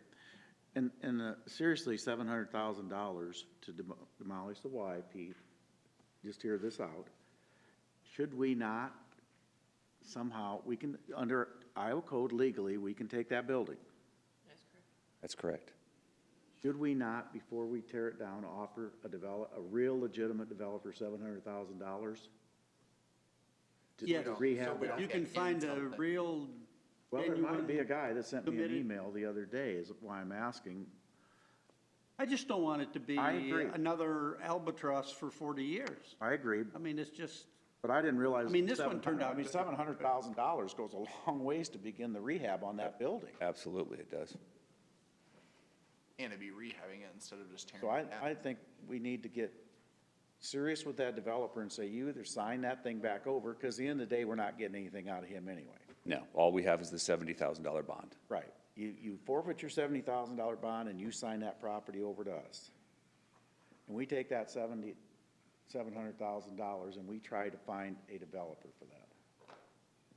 We have taken developers in there. We haven't found anybody willing to pull the trigger, but there is interest, there is some interest. Right, and you haven't offered them $700,000 either. No, we have not. No, that would be new. Well, maybe you don't have to offer them the whole way. Maybe you're offering them $500,000. Well, you will now because it'll be in the paper, but. Yeah, exactly. That's what I was gonna say. I was like, I mean, you could just go Well, they could always change their $500,000, right? mind. Like, Come on now. I had a discussion about that building after that meeting we were at the museum during the week in the museum director and I decided we'd be happy to go up there and start cutting trees down. I mean, it just looks horrible. No, I I agree. see they did paint, and I appreciate it. I assume you had some influence in that in taking care of the graffiti on the back, but it's just, But we need to get serious with this guy in California. He's been here I agree. twice. He's told us all those great things, which we've all determined were, I've reached out numerous times, Yeah, no well, he's- response. He's gone. and the timeline We're on gonna that. send you.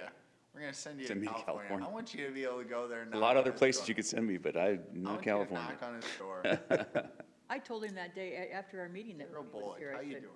you know, he's telling us all these grandiose things he's gonna do. I said, well, yeah, we've heard that before. You gotta show us. well, he's the guy that seriously sit in California, saw tax certificates paying 20% or whatever interest. Huh? 24% interest, and said, look at this well-built building, I can convert that to housing, and never saw the building. Saw it on the assessor's rolls, all he saw that thing, and Exactly right. made one big mistake. Well, So we're that's gonna all take- I'm saying, let's try to find Yep, a I developer agree. and offer One- cash to that developer. If I can offer on one thing we have history with these and with these failures is when we don't see the financial means that they have. That gentleman kept speaking of potential partners and things, but we never did see solid evidence Well- of that financial commitment. And when we do not see that solid evidence of financial commitment is when we fail. Exactly. I was just gonna ask, how did we ever settle again on $10,000 as a bond? I know- 70 on this. No, on this one, but In most, single-family dwellings, it typically runs anywhere from the high 10s to 12s, and sometimes we get them in there a little less, like 8-ish, because of asbestos and terrain and hidden cisterns and things like this that we deal with. So as an average, we came up with this years ago of $10,000, because that seemed to be the middle number. It would cover us for each one. well, is there a way on larger properties that we get an Exactly, appraisal because or- in the code, it or a does. quote, rather? Well, in the code, it does say that the bond should cover the estimated cost of Of demolition, Yeah. yes. Rhonda brought forth at the time of this particular building to take it up to 70, which she thought was maybe even 10% of the typical demolition on it, so that's Yeah. why we got to 70 there. Yep. That 10's been around since I was here in 85 or 86, but Been around a long. it hasn't changed. And the bottom line is, I don't know, do you think 700,000 will even cover a demo? I think it probably will. I don't know what you're going to end up with for a lot after that, because of the slopes that are involved in that particular area, because it is a very well-built building. There's gotta be asbestos in it yet. There's residue from asbestos, because the individual that got it originally from the Y went in there and tore it out without proper procedures nor certifications, and so there's asbestos dust throughout, fugitive dust, if you will, throughout the entire building. Yeah, but that's not gonna be that much. Cleanup is a big thing on that. Do we regularly inspect the building to make sure nobody's getting in it? We do make several passes back there whenever we possibly can in the area. We'll drive by and see that. We have made, he did make significant grounds when he was here. This is the one thing he did do. He hired a contractor to secure that building much better than it had been secured in the past. I did get a phone call from that contractor that he never paid him for those services, but I think whatever you do, two things. You should talk to the city attorney.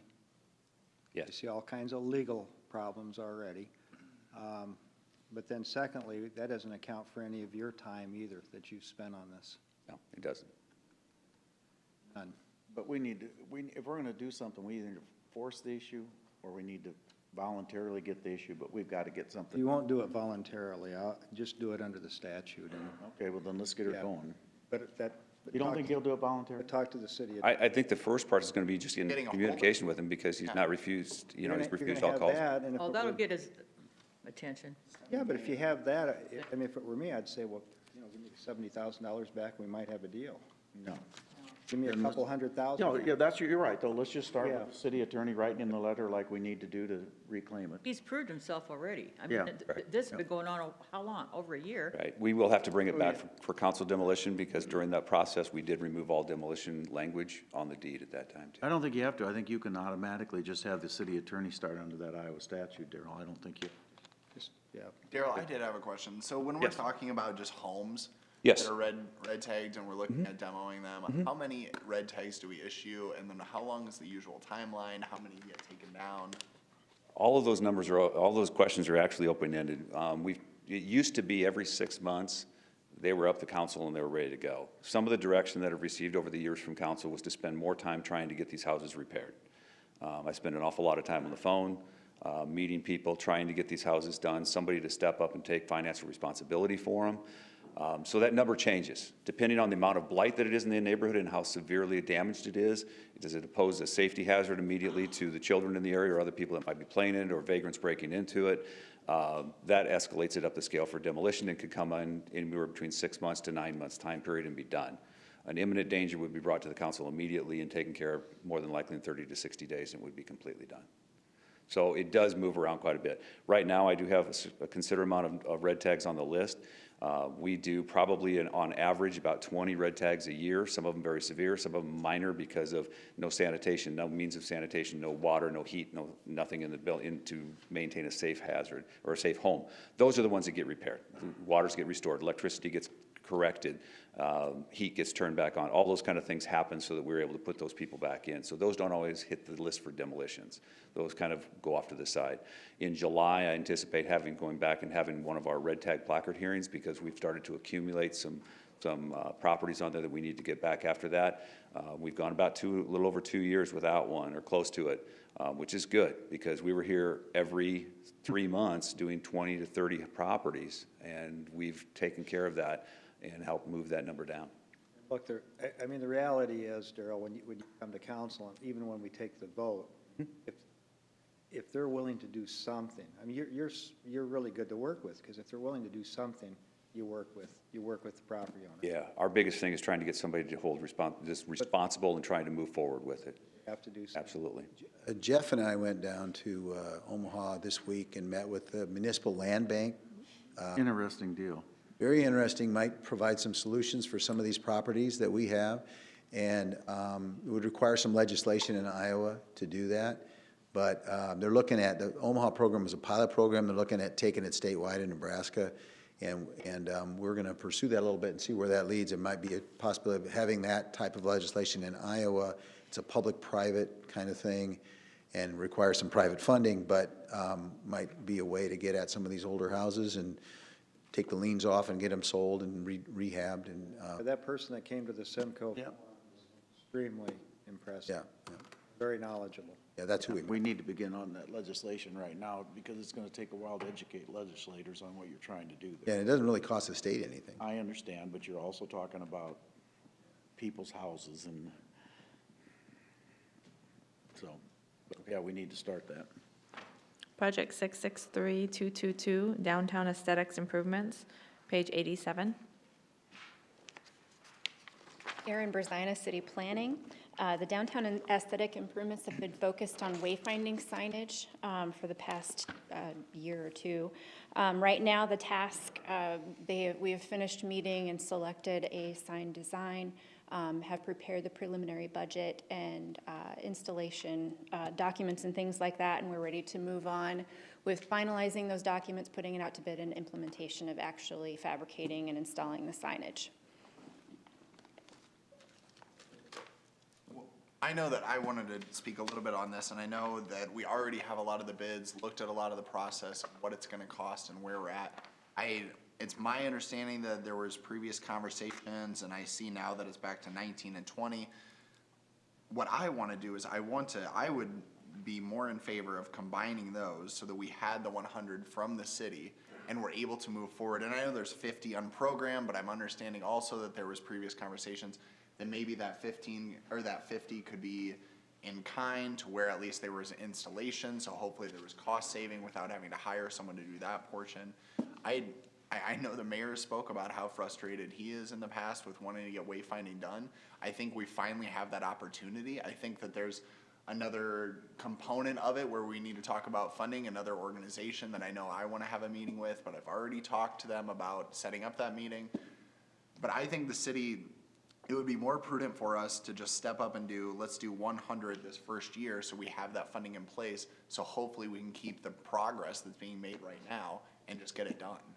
rather than continuing to kick the can down the road, which I think setting it up this way in the budget looks like what we're doing. So unless anyone else feels vastly differently, I would want to make a motion that we combine the 50 from 2020 and 19. I would like to. Alex, the 20 money will be available as soon as the CIP is approved. So we'd be able to have the full 100 available now, and then can we still use the other 50 in kind later? Or I mean, that would just work out of it? Well, we would have the 100 available, we would have the 100 available as soon as the CIP is approved. And then the 50 that maybe would be installing just through in kind, we don't have to do anything with that, right? So we should be okay to have the 100? Yeah, the 100 would literally become available March 4th, if approved by council. Okay, good.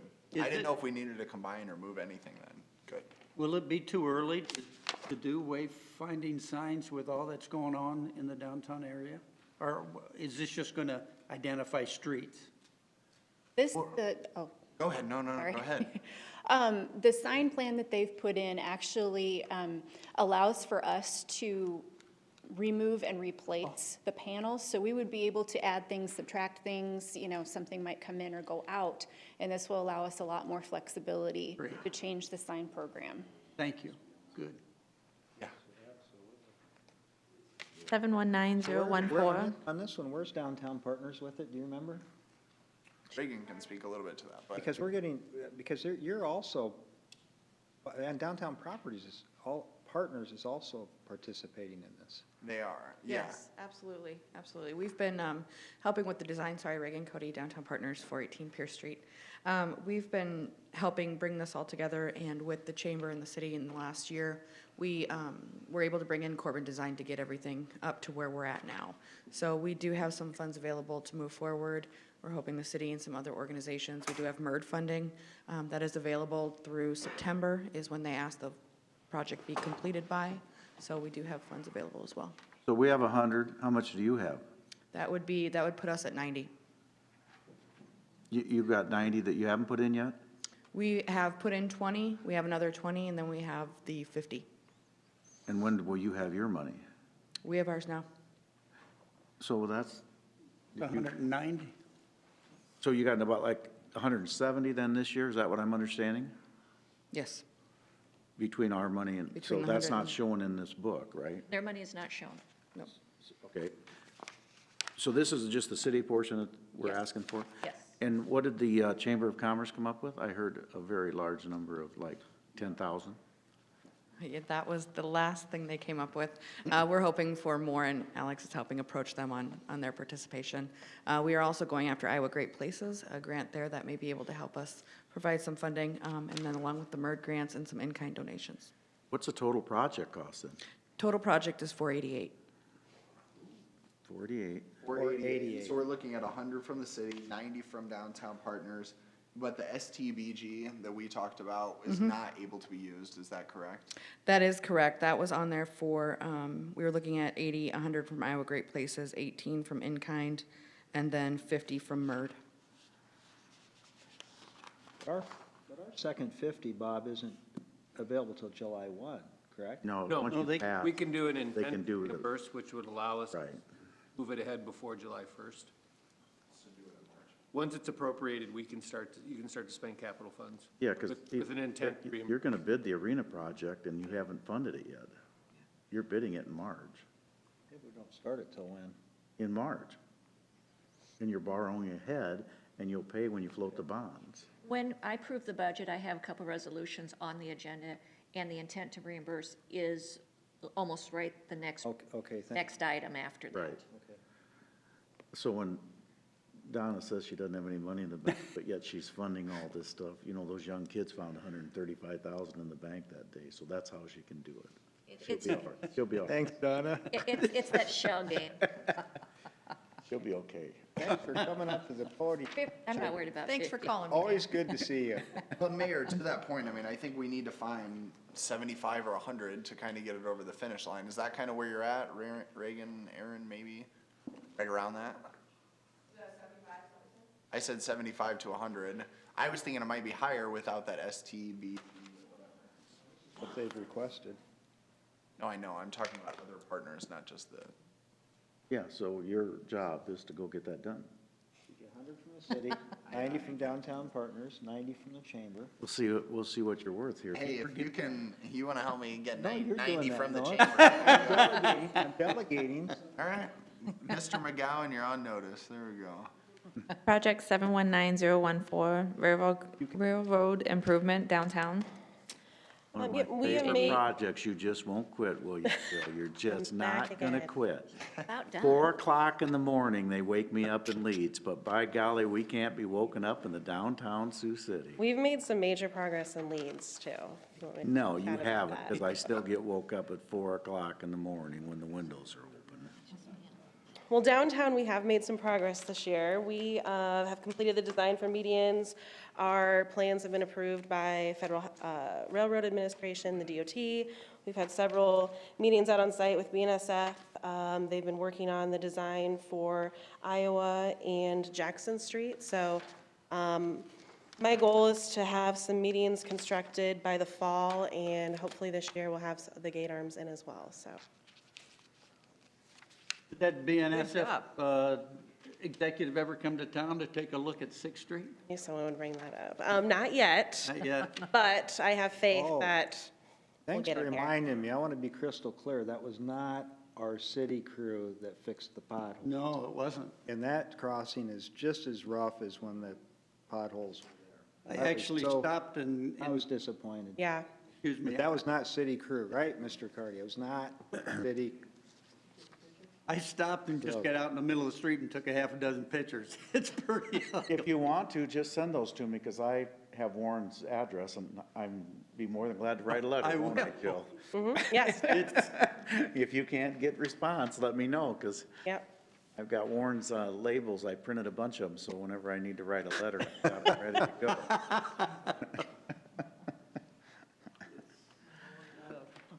Project. They're not our partners, guys. You won't believe it. That's why I don't know why we're doing this stuff. The only thing this does is make money for railroads, and they don't participate. What, the quiet zones? Yeah, they will not. Absolutely. They do It not makes them a lot of money. Well, no, I don't think that's the only thing it does. It also makes it more pleasant to live around. Fine, but it makes the railroads more money. And they don't participate. Something wrong with that system.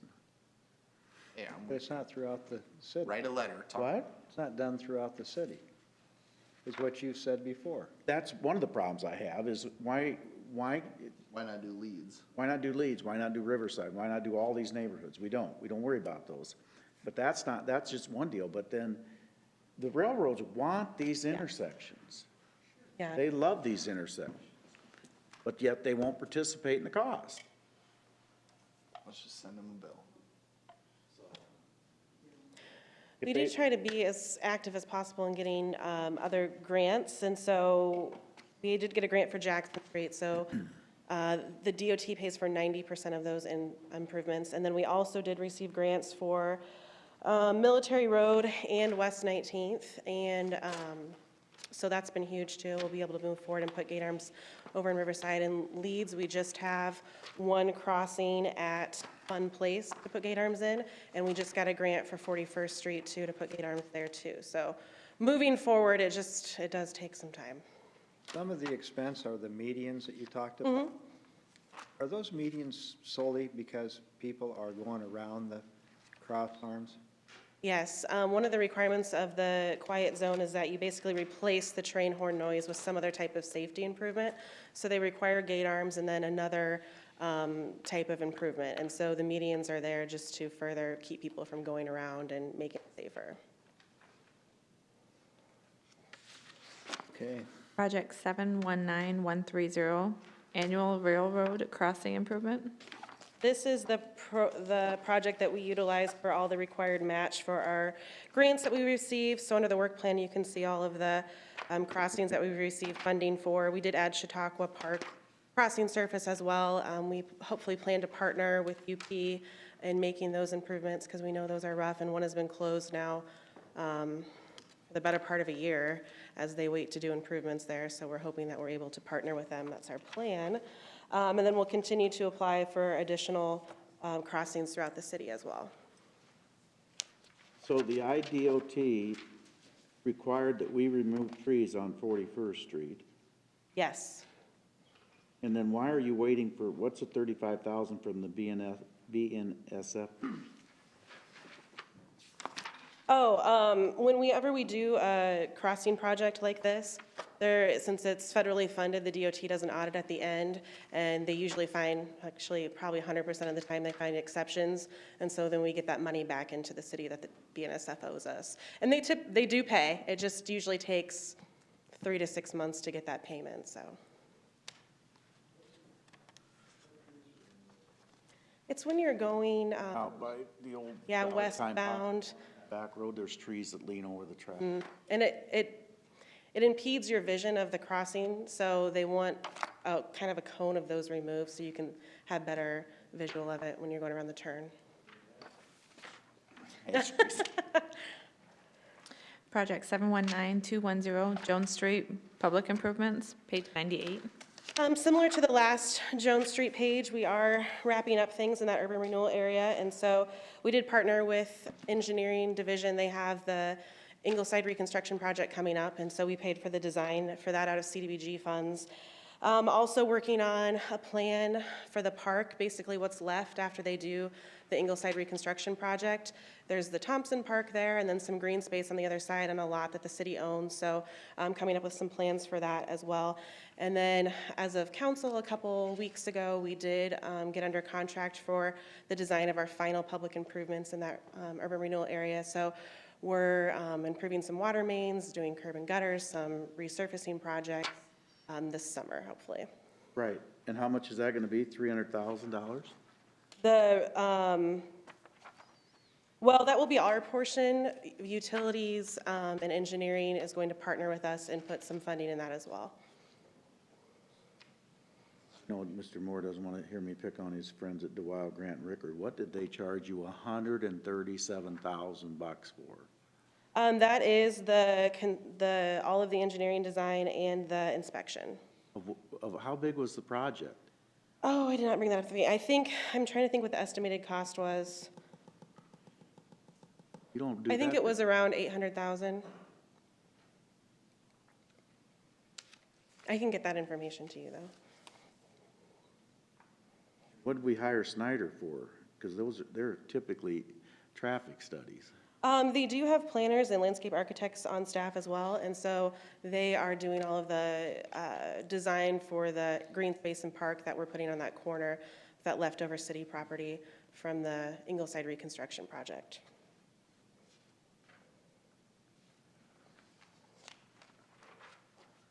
Unbelievable. These guys, unbelievable money. Every one of those guys are architects or engineers. Project 719219, New Urban Renewal Area Public Improvements, page 102, excuse me, 101. Our staff has been working on some preliminary ideas as to where our next urban renewal areas will go, so we'll have more information for you within the month. But we're looking at, not to jump ahead, but we're looking at 2 areas, possibly 3, but right now we're looking at 2, and taking into account all of the HUD requirements of where we choose, and so we'll have some options for you to review within the month, and then we'll start our public engagement process and our planning process over the summer. That's gonna cost how much? Our planning process? I don't know that number yet. Well, it's not gonna cost $250, is it? Please tell me. No, these are the actual infrastructure projects, yeah. Okay. The actual construction. Sometimes Jeff likes those $250,000 contracts. Sure it wasn't. Project But 7192. we're about to make a pretty major shift here from the 3 projects that have been going on for 12 years Yep, at least, yeah. or longer. Longer. To Rose some Hill's new been going on area. for quite some time. So be a lot of decisions to be made by the council on that. Exciting. We've been in every neighborhood. I don't know where else you can go. We haven't been to the west side yet. We've been to Well, yeah. Prospect Hill in the 80s. We did Riverside before. We haven't really done the core of West Side yet, so looking at that for sure. Project 719229, Rose Hill Public Improvements, page 102. This will basically wrapped up after this summer. with the encumbrances, we had quite a bit of public improvements that we did this past summer that is going to go into this next summer as they wrap those up. So making all of the sidewalk corners ADA accessible. We did an alley paving project, several other improvements to that area. We also completed the park, the splash pad, so we'll have an event this early summer. And then the rest is just wrapping up the sidewalks and the alley and everything that we did in that area. And then you're out of Rose Hill. Yep. Project 719285, new urban renewal area, public improvement 2, page 107. Similar to what we were just discussing, this will be our next placeholder, so. Why do you have two sheets? Because they'll have two different names. We're going to go in two distinct areas is our plan. Project 879017, Pierce Corridor improvements. Does go back to the council approve those areas? No. We'll meet with you and provide information on. I said, does the council approve those? Yes, absolutely, yes. Okay. You'll approve the areas and then also the plans that we come up with too, of what we're going to do there, yeah. Project 879017, Pierce Corridor improvements, page 108. Chris Madgen Planning. This would be the last year of funding requested in 2021 for the Pierce Street facade program. We are currently working with the city engineering staff with the reconstruction of Pierce from 18th to 24th. The cash balance that we have right now will be going towards streetscaping elements within that reconstruction area. That's what we use? Okay, that's not facade then. What's the 75,000 in 2021 for? If you're done this year, why you got 75 in 2021? That was also going towards the facade or the streetscaping. I do believe there were some comments about removing some of the streetscaping elements at the last public meeting, so we may be able to do one more facade improvement program or project within that area.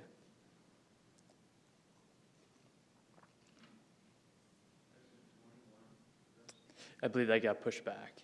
Yep. Page 108. Correct.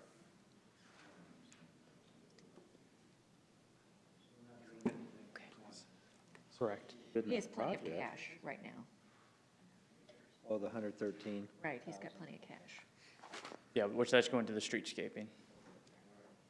Chris, you know how many people off the top of your head, how many businesses took advantage of the facade How program? many have applied? I can get a little bit more information on that. I believe it was somewhere between 30 and 40 total properties. Not all of the projects actually went to the total amount of 60,000. And when we originally started the project, we did start at 20,000 max, so there was quite a few projects at the beginning that were smaller. Thanks, that's terrific. Project 879019, Riverside Boulevard Military Road District, page 112. This project currently has 200 approved in 19, and that will be used for 250 in 19. That will be used towards the streetscaping elements with the reconstruction of Military Road. Then in fiscal year 21, we will create the facade improvement program for that area as well. 21 is for that? Correct.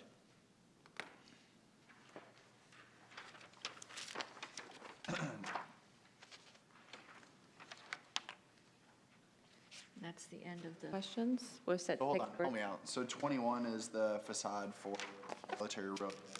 Correct. The 19 then?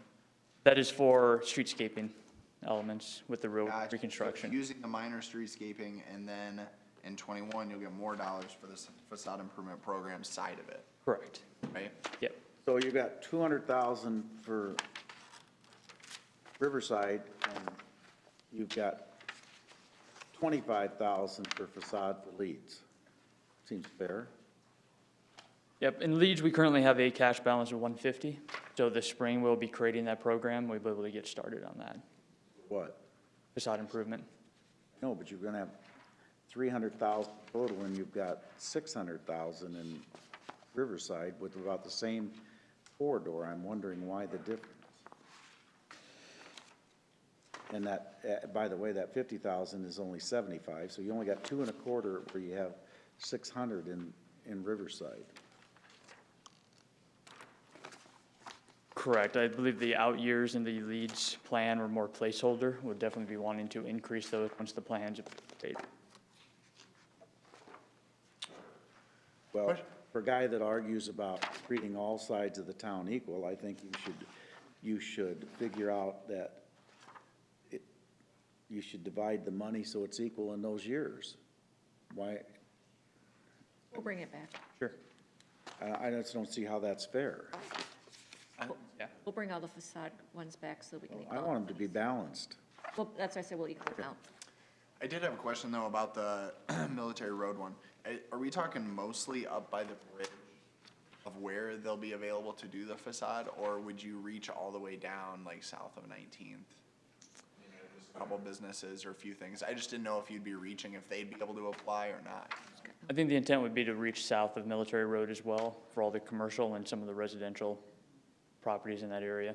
That may be something we want to look at how our comp plan defines that, if that's going to continue to be residential, or is the idea that it would transition to commercial?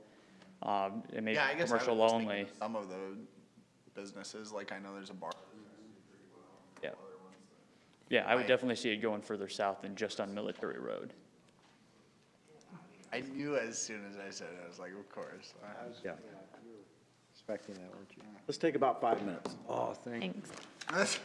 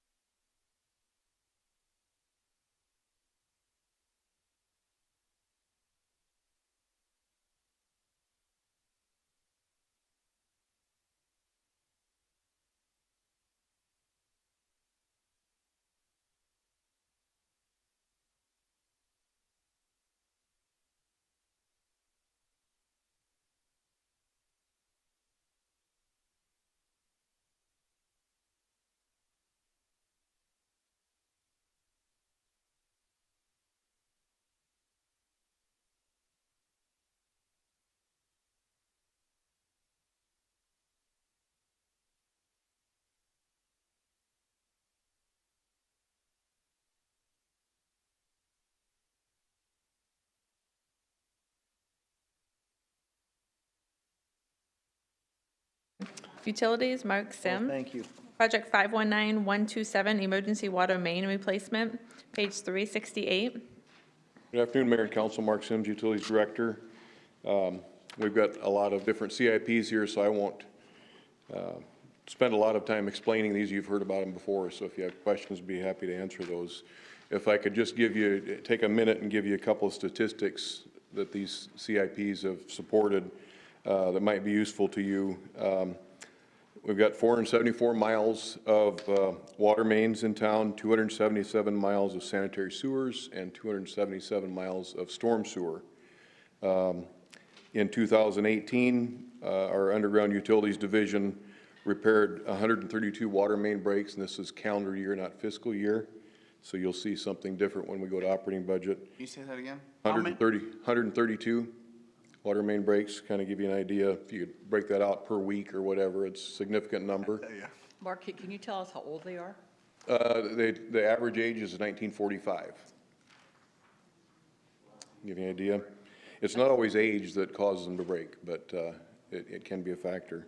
And that's up just a little bit from 2017, where we had 121 water main breaks. What that translated into, and this is more of an operating budget function, but somewhat with CIP as well, but $1.1 million it cost us to repair those breaks last year in 2018. Took about 12,000 labor hours to do that. So significant job that these folks have to be able to handle those. Along with that, that same division had 29 sewer backups that were city-related that they responded to, and that is a decrease from previous years. We think that's partly because of the equipment that you've allowed us to purchase that helps us to be able to effectively clean and maintain those lines, and also the program that our staff has to go back to problem areas. And also it's, I think, important to note that the FOG program has made a difference. We've become a lot more aggressive or more regular, I guess, with our inspections. And as a result, we're probably seeing a few less backups because of that. They also responded to 92 private sewer issues. And their average response time, by the way, was about 15 minutes, which we're proud of, and 110 voids that they had to respond to. And we get reports of voids. The media likes to call them sinkholes, but we've responded to those, and those probably took another 400 or 500 hours of time. So that's what that division is up to. The two water plants produced brought in about 5 million gallons of untreated water and sent about 4.3, did I say million? Billion gallons, and sent about 4.3 billion gallons of safely treated water out to the residents for their use. And the wastewater plant treated about 4.7 billion gallons last year of industrial strength wastewater. And out of that, they removed about 35,000 wet tons of sludge in the process. So significant amount of work that these are doing, and these wouldn't be possible without these CIPs, so they're very important to us. So with that, I'll entertain questions about the ones that are out the next 2 years. On the water main replacement, Mm-hmm. page 368. Right. This is just emergency. Well, Yep. that's what I'm wondering. We've split this out, Dan.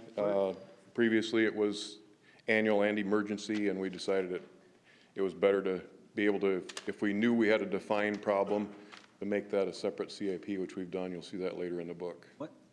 Well, that's what I thought, but I don't understand the breakdown between that other capital improvement and the design engineering inspection services. What are those lines telling me? What specifically you're looking at? For engineering those, because. Up above 6,000 and. Kearney staff does that, and they're getting about 40% engineering fee. Anybody else would get about 15 for that, Kearney. Is that all in, so that's our departments are? Absolutely. Yeah, some of that's our department, our You have engineering department. You have down here, Mayor, for engineering. Yeah. So is that what But I part of that guarantee, is? yeah. What is that? And certified testing, those are all part of that design and engineering. Did you have that on brakes? There are times that we have to have design. Guarantee you, when you had concrete raising, I don't know what you did, but I bet you had an engineer for that. If you had something, you had to hire those guys, I'm betting. What'd you have to have them for? Which ones? Concrete raising. You recall, John? That's Get them you don't get them with water main very. John O'Brien, They're Billy pumping, they're Superintendent. pumping. Some of this emergency water main also goes to like West 17th, where we're replacing all the water main up there. Breaks, so it goes to a larger scope of the work. Right, I'm just saying that you don't hire concrete raising normally, so you must have had a real void. Those would go through. Right. Engineering. They'd go through engineering is what I'm saying, yeah. And Kearney's charging you a lot higher fee than if you went out to the public sector to get that done. You know that, right? We do know that. But they're good. What about the balance of, I mean, we got 281,000 anticipated at the end of the year. Then, this I was know one you of don't those. use it, but- No, this is one of those I was debating because we're so early yet in the winter. Let's bring this one back. We also have South Alice, which is going to be a complete intersection due to a water main that engineering is taking on as well. I see the cash balance being pretty low after those two projects. Well, we're still gonna bring it back and know where we're at. You'll know where you're at by then, in a month. I should have numbers, yes. What do you got? I see on Correctionville Road, just east of Greenville Pharmacy, you had a break and now you had another break. Is that gonna be the next Douglas Street where you fix it every 50 feet? I'd rather not get that way. Once we start having multiple breaks, I go back through our records, I will move it into a replacement program. But I think you've had two there. Had to there in the last. Yeah, because you had fresh concrete and 50, not even 50 feet down the street, it broke again. We You also, were out there. we also had a sewer issue on that street as well. Yeah, I don't know if it was sewer or water, but it was, you've been in that, you've We had been a within water main 50 break there first time, and the second time was a sewer main collapse. Because of the water break? Probably. I can't say for sure, but Yeah, it's gotta be. infrastructure, when it goes, usually fix that other infrastructure in the process. Yeah. Project 519130, Grandview Park tank replacement, page 370. Been around since 1986, before. It's a good year. It was failing in 1986, and we had very little time left. And here we are, 30-some years later, still in service. Could be. I wasn't here then, so. I was. You only got one tank working up there, right? The other one we took out years ago, and then we lined it. So what are you gonna replace it with? One built in a different area, right? Brad Pitts, Water Plant Superintendent. Initially, we were thinking a 6 million gallon tank. We've changed that. It will be one single 4 million gallon tank. The south tank will be demoed. The new tank will be constructed, and then the north tank will be demoed. So you're building it right there? Yep, That a good idea? I believe so, yes. Serves the city center, probably the best area of any area you can find. But is it better to build a tank than a water tower? We've got the elevation there. I know. So the problem with the existing north tank is that the bottom 15 feet of that tank is unusable. So what we'll do with the new tank is raise that up to the elevation where the entire space of the tank is usable.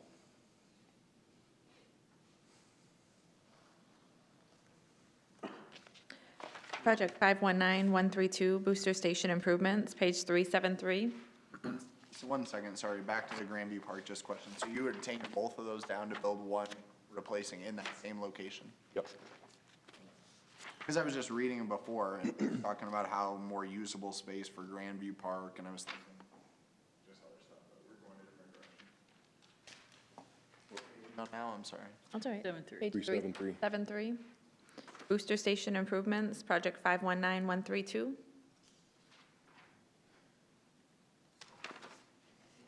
You're not gonna replace the Grandview booster if you build a new tank, right? No, Grandview Booster will stay there, just some funds in there. There are currently spots for 3 booster pumps in that station, and there are only currently 2 there that feed the Indian Hills water tower. You feed Indian Hills from Grandview? Yes, and 38th Street. Yeah, I believe 38th, okay. Brad, on the, Don't you feed it from Floyd now too? Because you've got that water line's high pressure and looped, right? Yeah, but that does not feed directly to Indian Hills. That just still feeds the Grandview pressure zone. on your work plan on page 374, it's got fiscal year 2020 for the Grandview pump, the 664, but that money isn't requested until FY '21. Should that have been in 20, or is that the right spot? Some of the funding for this project was moved around to meet finance needs. So I'm not sure that what was moved actually matches on the work plan at this point. The work plan needs to be put out a little, needs to match up to the dollars. Well, what Pete's saying is $82,000 for booster pumps. Sounds like you're gonna replace them and then replace the place altogether, aren't you, in 2021? Aren't the Grandview booster pumps at Grandview? Yes. Okay, so wouldn't you do that as part of the project? Oh, I understand, okay. Why would you spend $350,000 or whatever? Understood. We can look into that. At the time when this was done, the timing of the tank and the timing of the booster were not even close. So since we're doing both at the same time, we'll check into that. So will this will be in the next fiscal year, this work, or it'll be in 21? Well, you won't be doing it, Pete, because you're gonna do a new one a year later. You're gonna build a brand new one and you'll tie it into that construction, I would think, right? Okay. Yeah, it'll be 21. All right. Yeah, and you won't need that money because he's got that bid in his whole construction project's what I'm saying, so that probably doesn't have to be. We'll discuss that. I'm sure you'll find another project real fast now that we.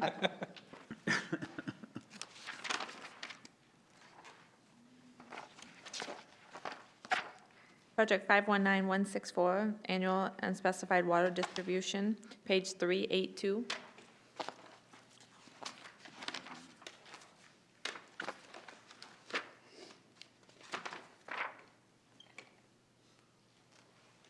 You have nothing to do next year, right? In 2020 on page 380 I'm talking about, sorry, I went one back. You have nothing to do. Right, water tower maintenance, right? So can we move that 198 out of there? I was holding it there, waiting to see how we do with the, Southeast Morningside one? yeah, But that's not that much money, is it? We got that answered already. that, and we've also got the airport water tank that we need to take down when we do the asbestos removal of the line. So I'm hoping to use some of this to do the demolition of the airport tank.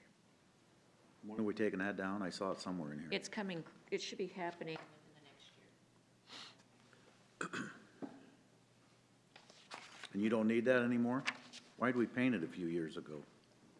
We actually didn't paint it, we No, pulled it out of the. it would be up for painting if we Okay, I weren't thought doing we this, still- so we're eliminating that. Okay. We pulled it.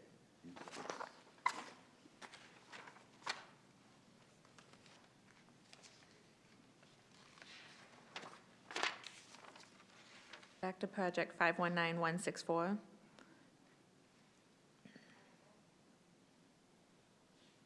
Questions? Here again, I don't understand why you have, one because it's distribution and the other because it's, why do you have two separate sheets for fixing brakes? We tried to separate this year that the emergency money always stayed as emergency, but he was starting to do so many capital projects out of emergency, he never knew what was left over for emergencies and what was construction. So distribution construction is gonna come out of this project, and then the emergency money, if we don't spend it one year, we won't need to borrow the next, or, get the next year's money. But again, he's finishing with a lot of money. Yes, he is. Question for me always is, does he need it? Or can we reduce the water fund deal? And I know you got a project, you're Just to be like Brad, you go dream one up. Actually, I was restructuring and looking how we did it and attacked the mains that are actually breaking. So last year was sort of a learning curve for me to watch and see what was going on, know where to target. What now? Know where to target for water main break, the age. 1960 water main breaks is the most common water main break we have in town. So that's the area I want to start attacking, hopefully get less breaks and start replacing. Learned. You're relatively new, but you've learned to come up I'm with learning where quick to answers. try to spend the money. Well, if I don't have a problem with that personally, I don't know about the rest of them, but if that's the case, then spend the money. That's what, I mean, last year I was sort of looking at where to spend the money because I didn't want to just wait. CIPs were, in my opinion, they were done right, but they didn't look at the bigger picture where to actually attack and get the most bang for our buck. The 5 times you fix the one up above 26th and Douglas, you probably, after the second one, a lot of guys would have said, why are we keep doing this? And now the street, when you drive up, there's like a racetrack because we didn't fix it right. A lot of our water main breaks were replaced on like West 17th was due to major breaks that took out almost the entire road. South Ellis is gonna be another one that takes out the majority of the road. Cause all we did was put valves in to block where it's broke. Now we have to come back and fix everything in the intersection. Project 519238, airport water main replacement, page 388.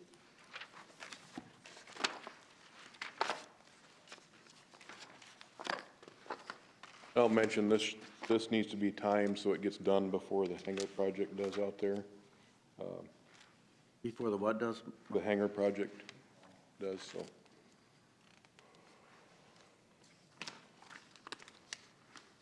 And I think we believe this gets rid of all of our cement asbestos pipe in town. There's still one out by. On Shopko. As a, Yeah, Also that's a work- private one. Project 519241, collector well lateral cleaning, page 390. That's the question. Go back. Dan wants to ask a question. How does it cost $164,000 for engineering for a $300,000 job and only $200,000 for a $2.3 million? I know the answer because it's a combined job, but why is? Which page are you on? 388. We haven't bid this, right? oh, we had to get it on the intended use plan for the SRF, and that's just gone through the process, and now he'll start with design. So it's a total project of 2.9 million, of which 300,000 and 350 is the engineering. Correct.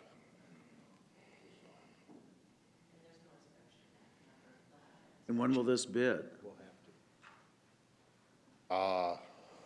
It's all about timing. I know right now we're doing the environmental study through DNR for the SRF funding. Bid. Oh, you're probably looking at 6 months, because it takes a while to get, once you get the environmental, then they've got to do the 30-day public notice, and then it just takes a very long time. Pretty much in DNR's hands until we, Yeah, okay, well, I just don't want to bid it in the, I mean, it could end up next fiscal year. yeah, that's a problem. You're going to bid it, and I hope you give them a longer time frame to bid so that you don't try to rush it and get it all done next fall, because that'll be really tough. I just know the timing has to be almost perfect for, because I know that there's a project going on at the airport we cannot get tied into, so. Yeah. How long a job is that? I would think they'd probably be in and out in a couple of months. I mean, all they're doing is looping the water main around, and we're gonna let development spawn where we tie onto it. The biggest cost of this is tying the airport and all the hangars back onto the new water main.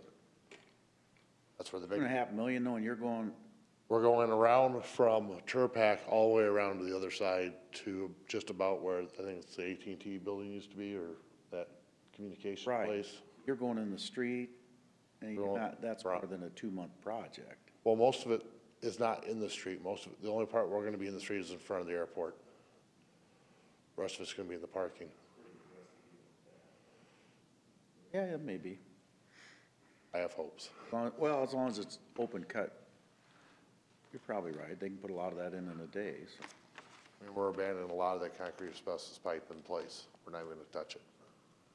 Why would you? Exactly. Project 519241, page 390.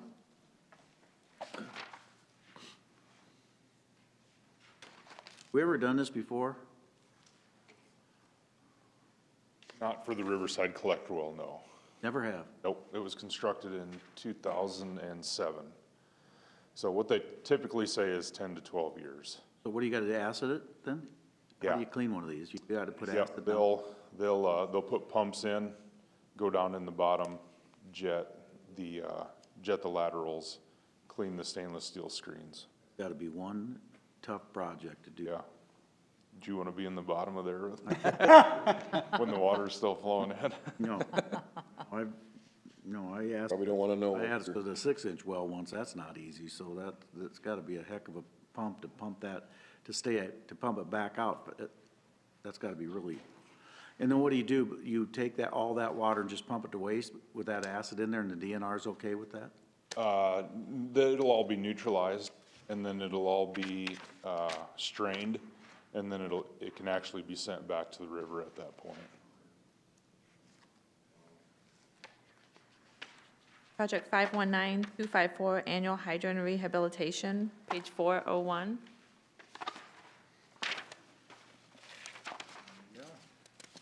Rhonda, your tower out there looks so good. I really wish we'd come up with a program when we paint these, we make them look like some of these towns do unique. Well, thank you, Bob, I Why do we have appreciate to, that. why do we have to satisfied with ugly yellow? Probably would change the bid price if, Speaking of which, the encumbrance there for Morgan Paint has since been liquidated. So that's why you see the beginning balance and the ending balance pretty close to the same. Because we thought that the color would, because there's two colors, and we thought that lighter color would bring out the. The image. Bring out The the color, what? bring out the color. What color was it? I can't remember. What did we come up with? Brown? safety yellow. Yeah, but then what color is the, Oh, you're talking about. Oh, you're I'm talking just about talking the- the fire hydrants where the people go and paint their own. I wish we would. oh, I thought you were talking. I wish about we color. would give somebody, the neighbor, that would paint their own, half of what we give these guys to paint it with something unique like. Where are we at on I that? mentioned that one Are time, we and on everybody that? laughed at me. CIP? Yeah. What number? That's 401. page 401. Because I actually had that written down in the same thing as I was thinking about a scouts project or something. I think if. That's what I thought would be cool. is Once partner- upon a time, if they should.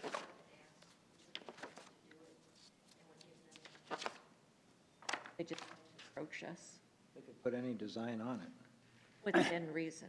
It had to Well, be approved. there are hydrants out there with designs on it. Right. Now, They there just are, have that's to what be I'm approved. saying, yeah. And we're not under contract right now with anybody because we canceled the one with Mongan Painting. Yeah.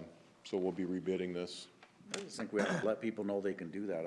I like to see like a dog or something on those that, better than, Or a little Dalmatian. minion. there's not really an uglier color than city yellow. I don't know how to. If you wanted, we could do a press release or something or I think whatever. it'd be cool. Well, the Scouts or fire groups department or weighed in a on that neighbor or something. last time. The fire department weighed in on that the last time, and we didn't have an ordinance to provide, to allow for that. But they weighed in, and they were cool to the We idea. have to have an I ordinance to thought do so it, though? too. I thought we talked about it last year. and We stuff. talked about it and said if somebody would draft an ordinance for us, we'd look at it, but nothing was ever done. But they're still out I there. didn't remember there needed to be an ordinance change, but Oh, yes. we can sure look. Really? Gotta be. No, are you kidding me? You gotta be kidding. No, that's. Because I think our practice has been that if a Thank you. private resident wants to paint, we'll give them a can of paint and a brush and they, Well, if you do the. We have people coming in all the if- time, If you do the colors, I mean, if you do the yellow, but And not. if the residents Right. maintain the hydrant, I don't touch it, I let it go.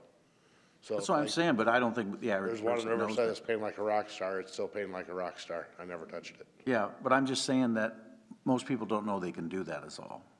So we need to, we can try and We find do a ways press to make them aware. Yeah.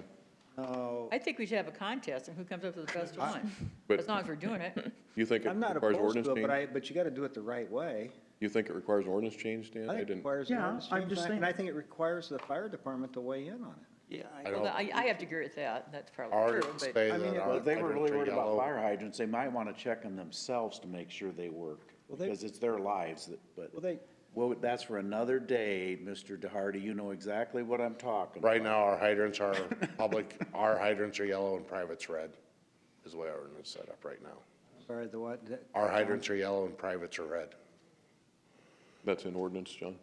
4,000 hydrants, down But about I'm 400 a almost- year. Yeah, if you go through the proper, A lot to pay. I think it takes, because we talked about this before, a couple of years ago. Well, let's find out before we The fire wrap up. department, We will bring back information. Yeah, we'll get what you're saying. You're probably right, but let's find out. Well, write that down. I mean, I Write just- that down, write that. The mayor just said he thought you were right. But he's saying they do it all the time already, Dan. That's what I wonder how they're doing it it. took me over 5 years to get. Because nobody said it. Well, you were right. It's like my house. I'm still waiting for that 43 years later. I know where my form letter's going Wait when the and see if time you're comes. right. You do remember we are live. I don't care. Project That's because she 519, is normally right and I'm not. And I could go back to your house. Project 519263, annual water right main tonight, replacement, our mayor. page 406. You thought we'd lose our sense of humor by the afternoon. No, now we're getting Oh, on. now you just got. Eventually, kidded, this that's one all. will eliminate all the 2 and 4 inch lines, but more importantly, it'll eventually eliminate all the dead end mains that we have. Right now, It'll we, take quite a bit of time to do that. right now, we currently have 80 dead-end mains in the town. 29 of them do not have hydrants or no way to flush. And those are mostly undersized mains to begin with. I started working with Gordon. He's gonna get an engineer on board so we can start looking if we can loop them. If not, we're gonna have to upsize the main and put a hydrant at the end. How do we get those, John? How did we get those? They were just put in through developments, I'm guessing. Well, South Pomegranate's a little street that you can barely get down, and so they just put in little bitty water lines back in the day, because we were so happy to have development. We're gonna come back through and do them so we can at least flush them and work on them. Yeah. Isn't it?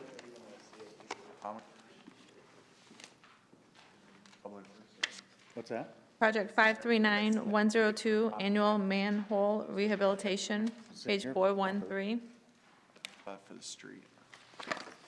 What page? Probably at 413. 413. Alex, probably worth mentioning on this one that John and his crew have started using what's called monoform, which essentially allows us to extend the life of an old manhole another 60 or 70 years. Is it guaranteed 70, is that right? 50. Guaranteed 50, and it's much cheaper than obviously replacement. So we believe that using that more and more, we'll be able to do more manholes than we were in the past, and eventually you'll see this CIP maybe dwindle. It'll take some time. but What are you, lining them basically then? That's a concrete.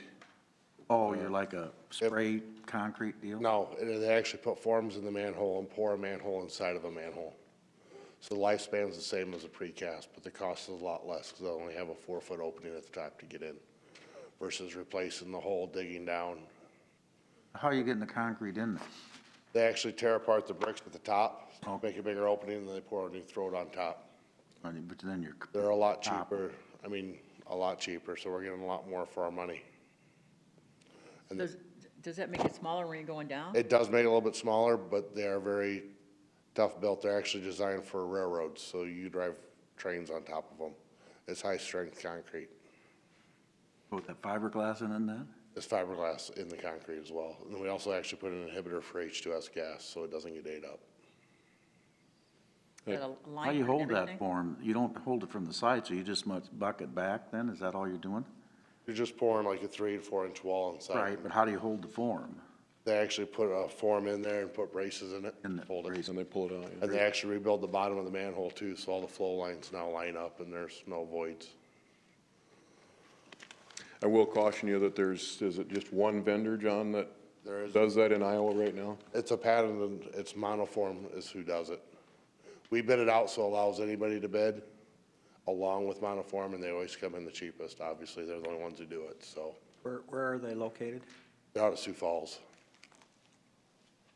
What's so difficult about that? All you're doing is. They have the forms patented, so somebody else could come up with it and do something differently. Why couldn't you do it with plywood? You know, all those forms.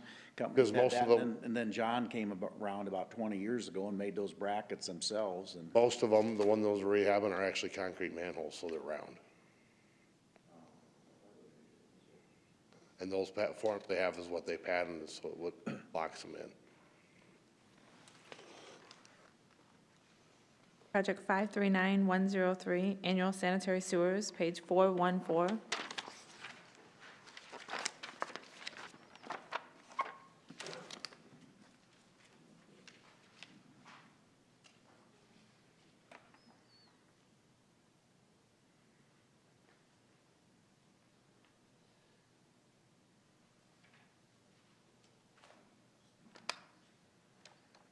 Anything? I don't have anything, I'm just waiting if you had questions. Well, I was just waiting There's so for many you of to- Oh, them, I just, Project Don't wanna extend it. 539117, wastewater treatment plant, asset renewal modification, page 417. and this might be worth some discussion with you. We are prepared to make an adjustment in the first fiscal year that you see here that would drop the ask from the 7.4 million that you see there, almost 7.5, down to about 3 million. And essentially what that would involve would be to delay or put back a year or two the digester improvements that are needed for an industry that's approached us that has waste that's beneficial to the biogas project. Quite frankly, we think that they can put some money on the table and help with that capital improvement. And so we're still working with them, and there just wasn't enough time to put all that together, particularly on their end. They can avoid $8 or $10 million capital expenditure if they, in this case, they're in another state. So if they put a line under the river and eventually can get that to our digesters, we would have to improve our digesters for all this to happen. But they would save, you know, force main is probably $3 million to get under the river, so it's beneficial to them. I'm not using their name because they don't want it out in public at this point, but for that reason, we have made a last-minute adjustment this Thursday, in fact, and if you'd like to see that change in the work plan, we can sure do that, but I want you to have the understanding that that does delay the digester improvements, which is the piece that DNR says we need for increased capacity.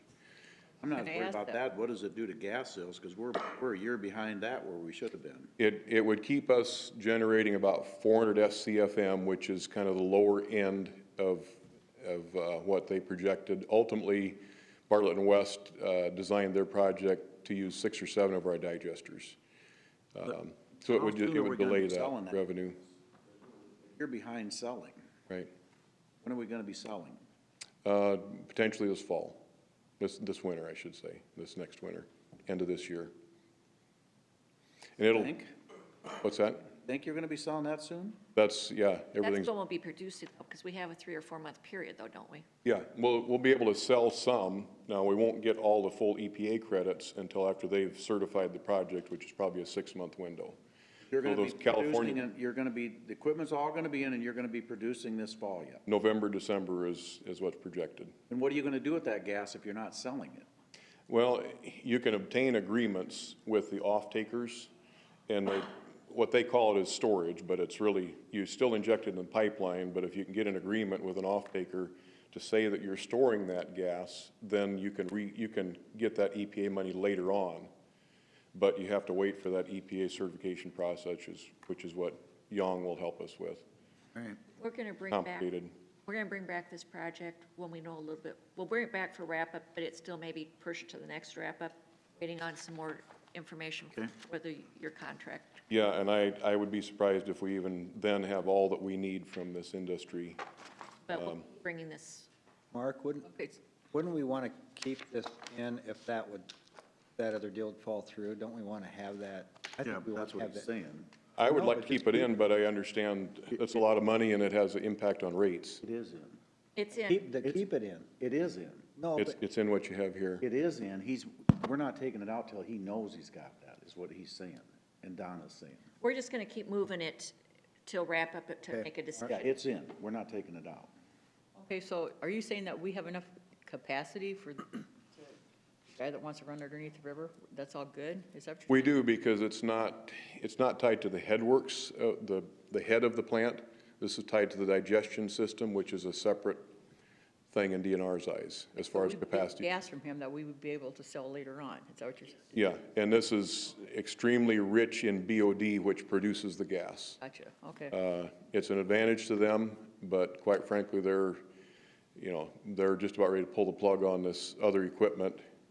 And, I don't know how far you want to go with all of this. No, It's just, there's so many things going on with wastewater that Let's get us it's hard to in keep track of. Yep, we're good. But if you need it, it's there. So. Project 539189, annual sanitary sewer cleaning, page 422. This one handles our big interceptors, and as you've been made well aware, the Riverfront Interceptor Project, essentially we went through 5 change orders and pretty well exhausted those. We still have a lot of debris in that line, and we've talked with Pete and Rhonda about this at team meetings. I'm uncomfortable bringing back another change order to you because we're about running out of money on this. But we have enough quantities, I guess, left in their contract that we can have them potentially clean the most difficult or packed full segments and reduce the risk that we have a failure.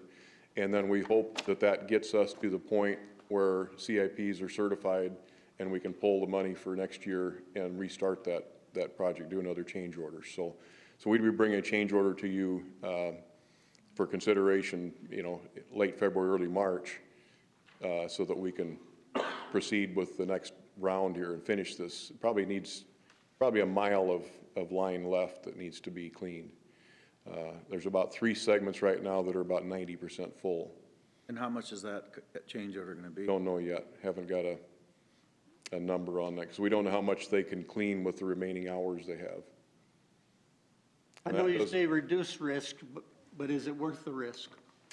I hate to say, I think that's your decision. Like I said, I'm uncomfortable at this point. I think we spent a lot of money on that line, and we have 7 other of these lines in the community that all need the same thing. We've gotten through what I think is the worst part of this, that had that cement-like stuff in it. We're finding some strange things that shouldn't be in the sewer, by the way, from a variety of sources. So. And how old's that line? And In the 60s it was. And it appears as though it's never been cleaned? Best of our knowledge, yeah. That's just. That's not, Means that the other ones have never been cleaned either, that's right? not uncommon. Really? We don't have a truck big enough to flush that one probably, do we? No, it would have to be contracted each time. All of What do you them got have- going on Wesley Way where you've had a truck out there like 3 times in the same spot lately? Where? You mean, 1,000 degree. 1,000 degree? No, yeah, well, this side of it. We were having some blockages through there, some backups, I think that's a fog issue. holding up manholes, and it is a fog issue over there.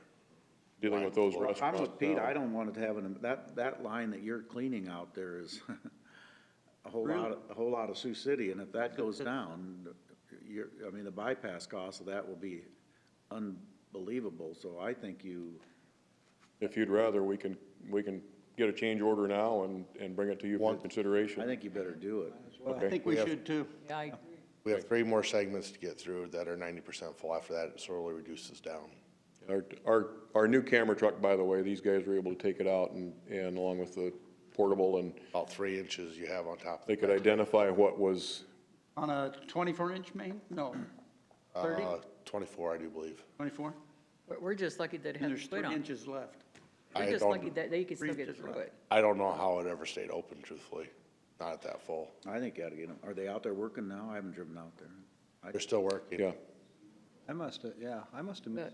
a memo on that. Okay. Your public works. meeting. Yes. Sent a memo. We have really no choice. Well, we had a change order a No, but while I'm- back.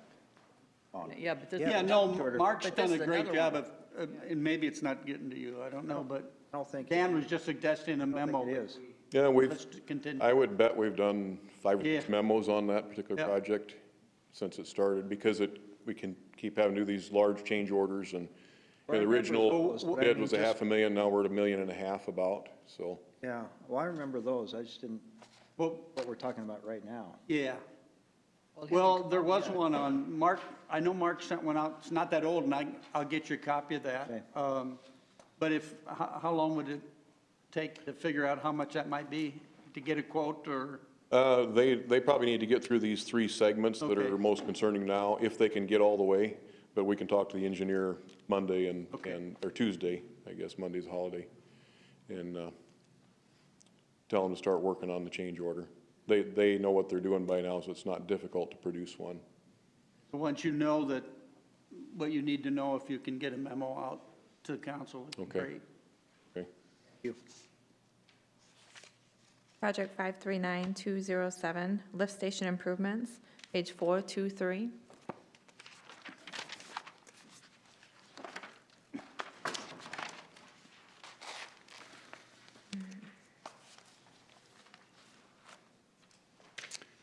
It's just an annual thing, and you'll see it kind of tails off as we get a little further into it. Never tails off, Mark. I would like to come to you, Bob, and say that we can tail some things off. I know you would, but It's it's not stressful. gonna happen. Project 539217, utility lining improvement, page 429. This is one that engineering works on for us a lot, and we try and group it together sometimes to get a little more economies of scale, so it just depends on the year. This will reduce leaking sewers that leak in or out, so that's the purpose of this, really, and to protect the pipe. There more than one company that does that, isn't there now? Yep. Project 539221, sanitary sewer realignment, page 430.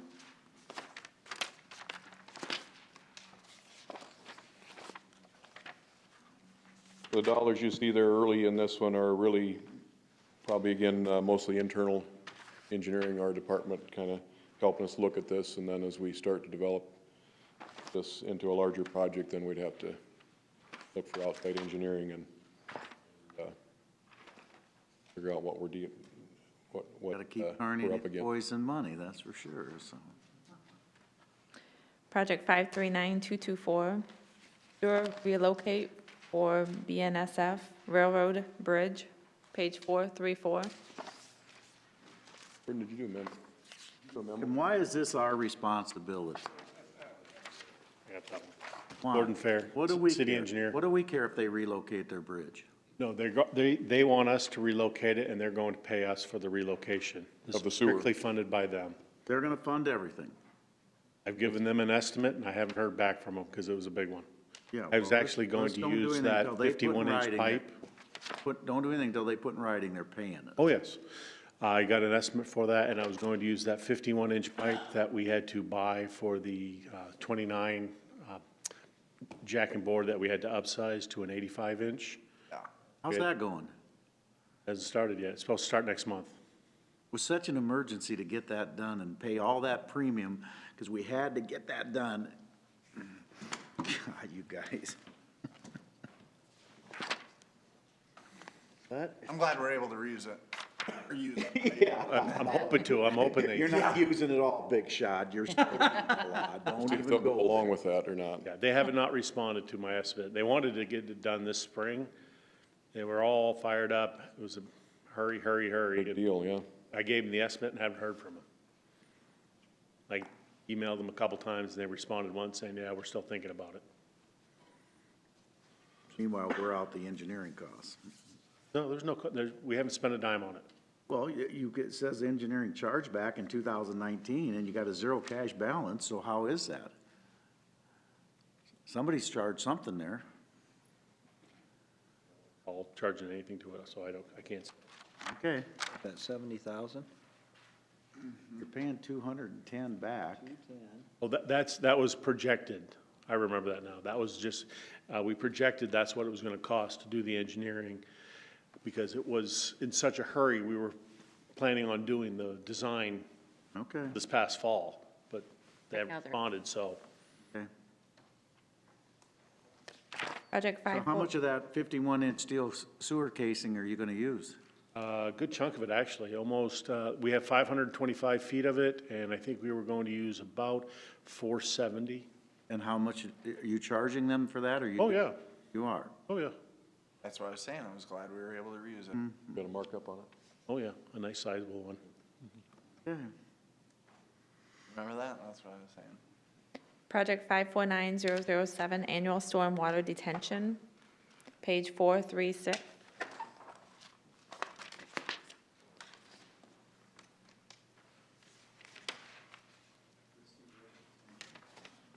Back page. Christie Road, is that the one that's down by, you talking 436, right? Yes. Christie Road, the one down there by Fleet Farms? Yes. 8 o'clock. Why in the world did we not give up the detention pond to the developer of Fleet Farms when we could have and should have? Well, I believe it serves a much larger area than the Well, I know. farm. Get rid of all these that we can when we can. And McClure charged you $43,000 to engineer that? Tell me that's not true. So, no, the agreement with McClure Engineering is to assess all of the city-owned detention and retention ponds. So, part of this is based on our MS4 permit requirement to make sure that we have an assessment of all of our ponds, or basins, I guess I would call them, since they're not all ponds. And so, we're meeting that requirement, but they're also looking at the ponds for just any infrastructure problems, the capacity, the drainage area that's going to those ponds, just to assess all of that. How many And then- ponds? I'm sorry, go ahead. How many ponds do we have? I believe there are 6 or 7. 7 if you include Sertoma. Throughout the whole city? Yep, that are owned and maintained by the city. There's only 5 on the map. I don't believe we included Sertoma, so that would be another one. So I believe there are 6. There is one bioswale that's owned by the city on West 19th Street. But that's a recent construction, and that's not part of this assessment. West 19th, where at? It is West 19th and Center Street, I believe. So if you're going west on West 19th Street, and then you get to that first intersection by Alfredo's, you take a left there, and it's the second left. Are all these ponds cleaned every We have a year? detention pond right on the Perry Creek. That's what I was gonna say. It's bioswale, it's not detention. So it just slows the water down That before. swale that goes, yeah, south of the animal hospital, I know what you're talking about. What's a swale?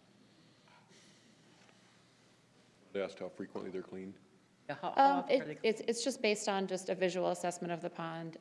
Mostly I'm removing trees and unwanted vegetation just to make sure that it remains at full capacity. And so this assessment by McClure will be used to guide future maintenance in these years, so. Project 549019, Prairie Creek Drainage Improvement, page 438.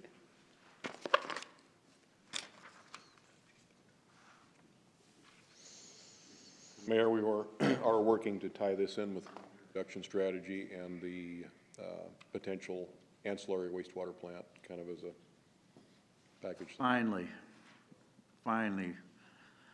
So my intention with Melissa, this. you should get on that statewide committee, by the way. And there's going to be credits here that we need to figure out. The cash balance here of $100,000, my intent with this is to use that money to fund a feasibility study on the upland detention and whether or not we can do that. And then also to potentially tie in some concept designs for smaller water quality projects in the watershed. But our focus is to look at upland detention and the possibility of if that can potentially provide some nutrient reduction. Talking above Stone Park Boulevard? The further upstream in the watershed that we go, the more that we can capture before it comes into Sioux City. Lake that would have recreational and, We'd have to partner with Plymouth County and. you guys think that that county line is a mystery that we can't cross? That's. No, I'm not suggesting that, I'm just saying it's part of the process, we'd have to. I don't know how easy they are to deal with, but. We can look at land in the city too, if it's possible. We would No, certainly have I to look don't at want, it. I think it makes more sense to go into Plymouth County and look at that valley up there and have some recreational activity and housing, and we have houses in Plymouth County now in the city limits, so. They'll be open. Project 549022, stormwater realignment, page 440. This one's almost identical, if not identical, to the sanitary sewer, but this is obviously storm sewer.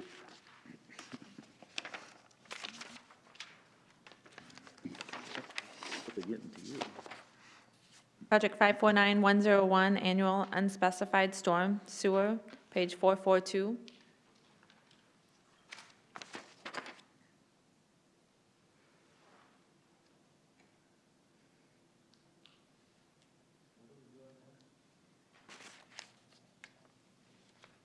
What are we doing? Just a variety of storm sewer work. You can see the work plan there. I'm not sure why we call it unspecified when we have a work plan with things identified, but we've got a number of known problems in the storm sewer system. It'll take years to. Berry Creek, is that one, the one by the golf course? 3916 Country Club Boulevard? No. No, that would not be there. Be close. But that wouldn't be Country Club Boulevard because it'd be on Hamilton Boulevard. Oh, yeah, that's right. Didn't we just work up there? Didn't Davis just do a job up there? What? Yeah, it just got done. What's wrong with it? But why do you still have money in it? Because that project's been done for a year. Do you see it? Work the country club wanted done outside the scope of the project, that they weren't satisfied when it was done. Really? Were you satisfied? Because let the country club pay for it if that's the case. Why would we pay for it? It's on the opposite, it's on the opposite side, Dave. That's why I'm asking. Yeah, there was some riprap that they wanted done at the outlet. That's right there where their tee box is.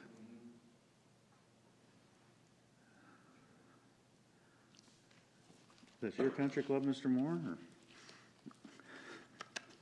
All our country clubs. Not my country club.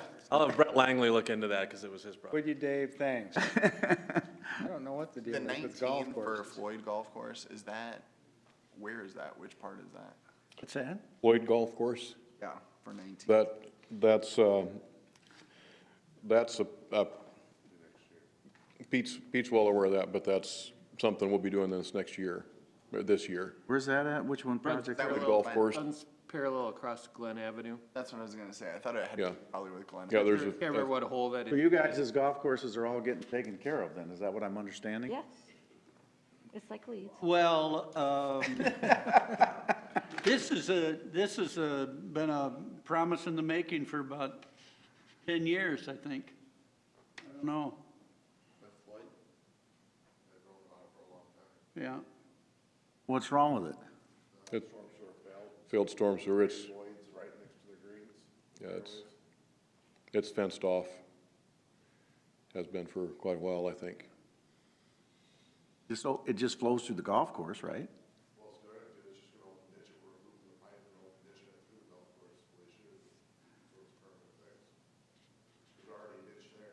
Yeah, right.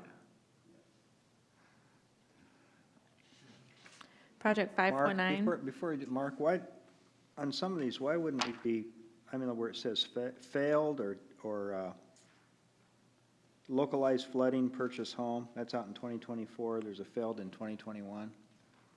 So those aren't any kind of emergencies, or it's just whenever you get to them? I don't know specifically which ones. That how, Yeah, if it's identified, going to be causing If it's other damage, identified, then it we just means deal it's with on a it. work plan to list. If it's an emergency where I'm already trying to push it through to get it fixed, because it's usually causing more damage. So you're okay on this list for where they are? We actually had quite a bit to go with this year. So we're moving forward. Funds are usually the hardest thing to come by with this one. It's always taking a beating. That's why we sort of broke it up, and you'll see an emergency storm sewer, so that way we can try to separate them, to hopefully have funds when the emergencies come along. We're not trying to find them. Okay, thank you. Project 549111, Stormwater Master Plan, page 445.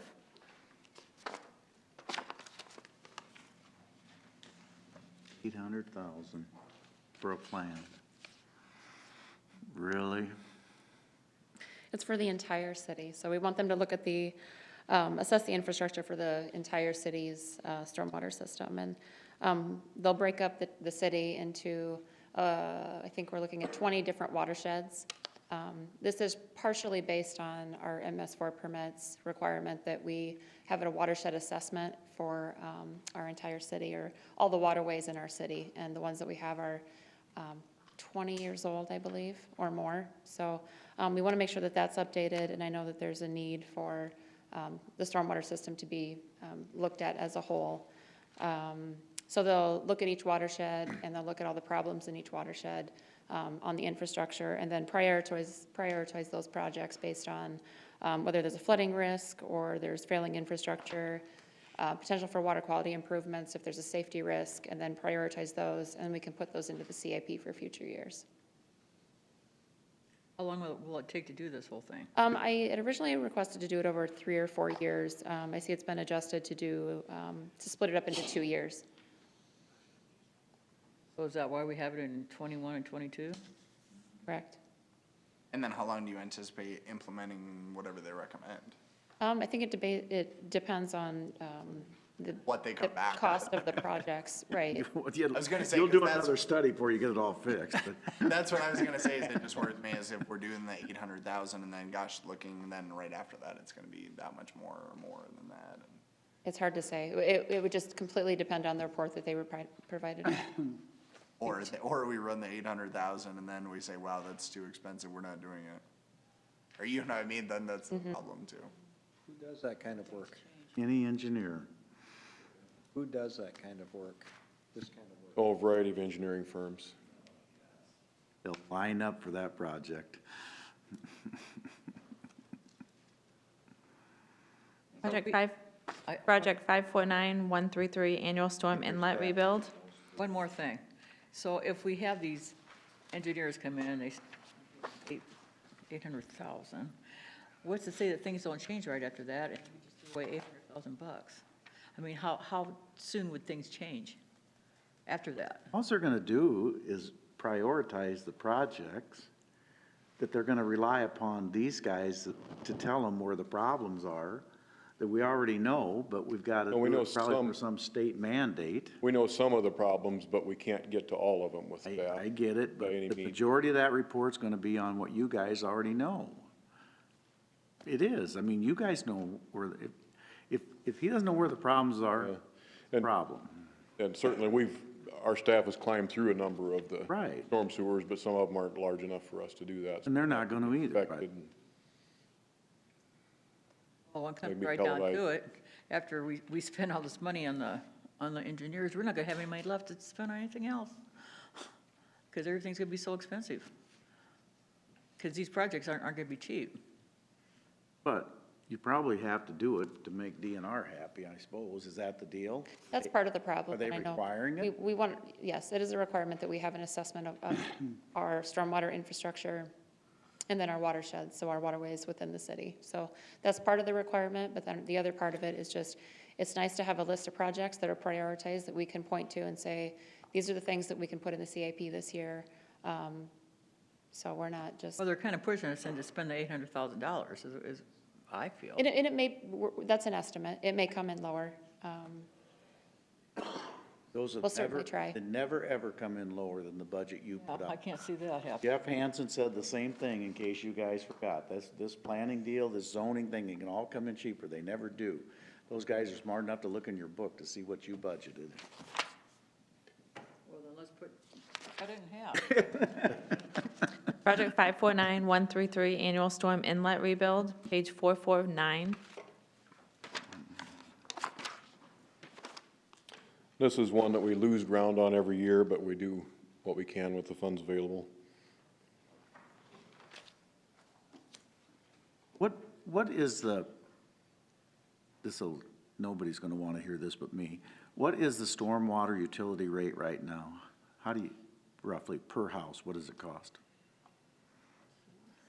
Costs me more than anybody here, cause I got a bigger lot than everybody, so I'm not asking. I've got 5 acres, so Well, I'm talking to council. What does it cost? Roughly. boy, I don't remember off the top of my head the rate. It seems to me that. Are you in the city limits? Yeah. Seems to me that it's $50 a year? I thought it was like $275 a month or something as average. Well, that'd be right then, because he would you don't get charged for coverage in land areas. So if he's got more grass, he's not gonna pay much more than anybody with a regular city lot. Right, so it's about $275. So you're talking $36, and that rate has been the exact same since the day we put that in effect 30 years ago. Oh, we just raised it 3 You're- years ago. Oh, you did? Yes, we, I was here and voted for that? yes. 50% increase. Yeah. Well, it's probably time to look at it again. I mean, the advantage of that is, and God, the hospitals hate me, because I remember when we passed it the first time, the hospitals and the schools, churches, they don't like it. I remember that. First time that they've ever had to pay any kind of tax. But it's one that's fair because it's based upon what that group has for building coverage. And my argument's always been, it costs a lot of money for us to have big fire trucks, and the two groups that are the most responsible for that are hospitals. You don't have those ladder trucks for a lot of other buildings in town, and they don't pay for any of that type of service, and I'm not proposing that they necessarily should. But this one's fair, because stormwater in the future is going to be a huge problem when you've got this problem that I said you should have been on the statewide committee. I think we'll see a point where we have to provide some sort of treatment for the Exactly. stormwater. Or we're gonna have to go up and buy land and build dams and trade, which is my hope. Yep. Because the money's better spent doing that than it is running it through a sewer plant. But I don't know if you probably don't want to, but this is something that you're gonna have to face in the future, that this nutrient reduction, it could end up being terribly, it'll break cities is what it's gonna do. So I guess my question would, that went up $1.25 a month, what would that do for your budget before we finish? If it's $275, I wanna know what it would be for. We will give you a report back, because I will just update the numbers I did last time, because I had, a typical user, a large user, I had those numbers. I don't care about large users, and I've got, Well, I'm talking nonprofit large users.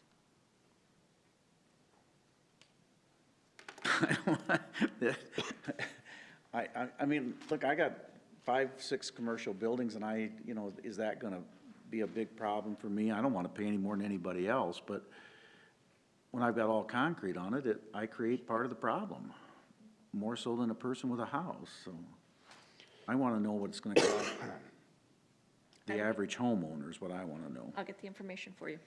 Okay. And then we'll But the also, rest of them will want that, I understand, but. and we'll also bring it back when we talk about utility rate increases. We'll throw stormwater in there to also talk about it. Is this also where you give us the cash balances? You gave us a list last year of all the cash balance. I have one if you would like us to get one. That was nice to have. Yeah. Project 549165, Ravine Park, Oak Savannah, maintenance, page 460.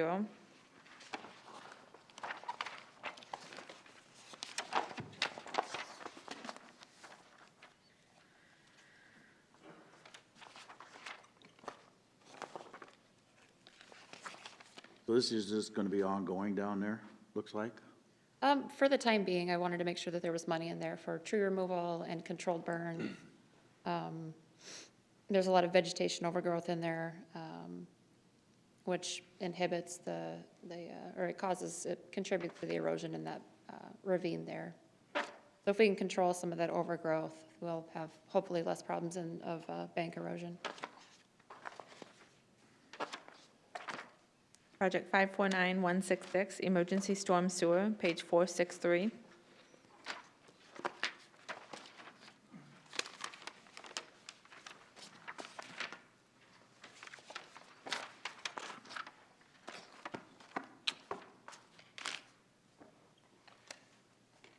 Nothing to.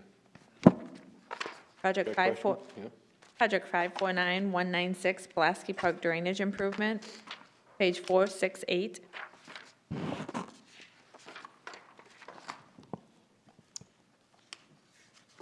This is gonna sound, if you didn't have those parks there, you could dig a ditch through there and solve all your problems. Right?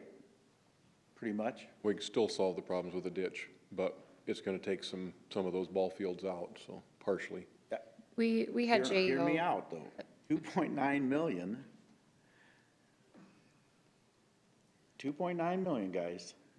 Move, which the Morningside Little League has wanted to do for a long time. Spend your 2.9 million and move their 4 baseball parks down south and dig a ditch through there, because that's what it should have always should have been. We should have never filled that in. And move it and get them out of there. Wrong spot to begin with.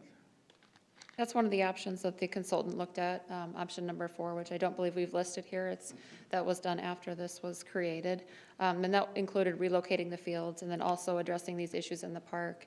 The cost of relocation plus fixing the issues in the park here, I think it was estimated at 5.5, maybe even 6 million. I don't think that they didn't take into account that we still need to do some work in the park. We wouldn't leave it as is. Open cut ditch it. In option 3, the one that we would recommend, should this project move forward, does open ditch. Quite a bit of the existing storm sewer would be removed, and a lot of it would be open ditch. They did reuse a portion of the pipe that was existing, the portion that is still in decent condition, adding some wetlands, switching 2 of the fields around. But when we had a meeting with Morningside Little League, option 3 was what they preferred out of anything. Obviously, they would like to relocate, but the cost of that, plus fixing the issues in the park, is way beyond the budget. How many fields are at Morningside? Is there 4 or 5? 1, 2, 3, 4, 5, right? There are 6, I believe. One. At Morningside. 1 would be removed, I think. Is that what? She mentioned Morningside. Well, It's 6. I was just Is thinking it 6? if you were gonna Well, she move has fields, existing I just want to know how many fields Yeah. we would have to Currently replace. 6. 5. They would want 5. There's a field where that wetlands is at, over here, so there's technically 3 here currently. That wetlands would take away a field. So if we left all 5 fields and took away the 1 field, that would take care of the problem? Yes. That sounds a little bit simpler. But obviously, the project itself is all in unprogrammed. The only thing you see in a CIP is money for a safety fence. If we've got concerns that there's gonna be safety problems for the kids down there, then we wanna fence that off so they can't get to it. But that's a kind of a day-by-day thing. Never, ever build that old lake in. It was just a big detention pond for 100 years around here. Is that a question? Should make by- a nice one again. Is that a question by you on the fence? I'm sorry? Is that a question by you on the fence? No, we've got money here so that if we identify that there's safety concerns, we've got a way to address that right away. And we've had people express that they think it's unsafe. We want to be able to assess that and see if it is. I still have a question. We punched a big sewer line under there years ago. Does it actually run through that, or we never have connected? Right? I don't believe so. They didn't identify there being a sewer line in there during the assessment. Underneath Lewis Boulevard, isn't there a big box or a big culvert? Yes, there is. I know. Storm sewer. Huh? Runs over by Echo. And it runs over to Bacon Creek, right? There's a big box there. And but somebody once said we have never hooked into that. Is that true? There's some problem on the other side that we need to, Did they look at that? Maybe draining faster if we hooked it up? I'm not making this up. There is something about that. You don't think that's true, Dave?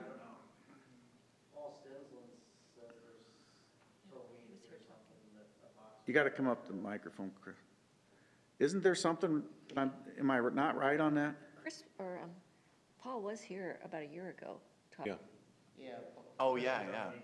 2406 Myrtle. Paul, I talked with Paul, he says there was a box that never got connected. Yeah. That never got connected to. Paul was here talking about this. Yes. And I heard it from other people. Because Paul said there was an easier fix. I think. Yeah, and we've communicated with Paul, but.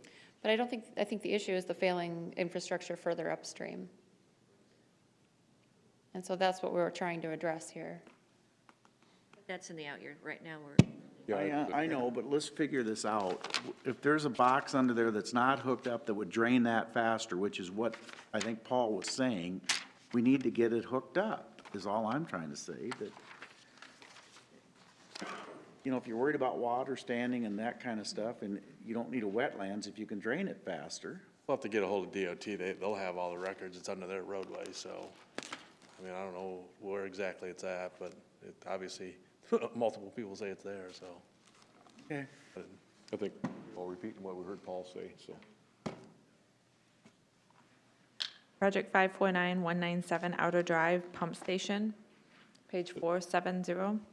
This was identified during this last year when we had high water levels. Kelly Bach has worked with us on this, and the pump station apparently has been neglected for years, didn't realize that there were pumps that needed to be repaired, and so when they were needed, we had some challenges getting those to operate. So this addresses that.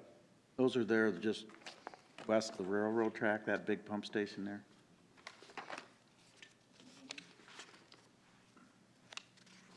Okay, where are we going next? Public Works, Dave Carney. Project 13802. Thank you. Annual street light repair and maintenance, page 260. Get it later. Oh, sorry. No, you're good. Any questions on that? Here we go. Welcome.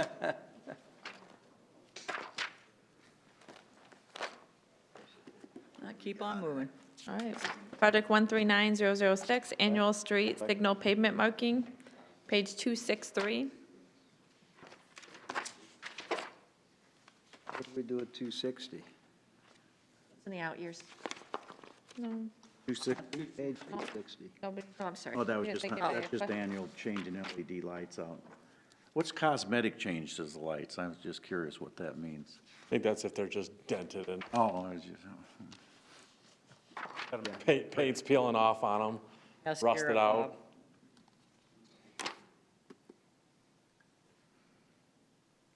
Pavement markings. Project why, I 173011. want to go back. signals. Why do we Oh, even do that's that? what Why do we even do, they paint it late in the year, we never get them done in the spring. No, then the spring- we paint our long lines in the spring. We paint our, we do all of our crosswalks in the fall just before the school year. Yeah, no, our long lines are done in the spring, like our longitudinal lines. Give me the date they did them last year when you get a chance. That date.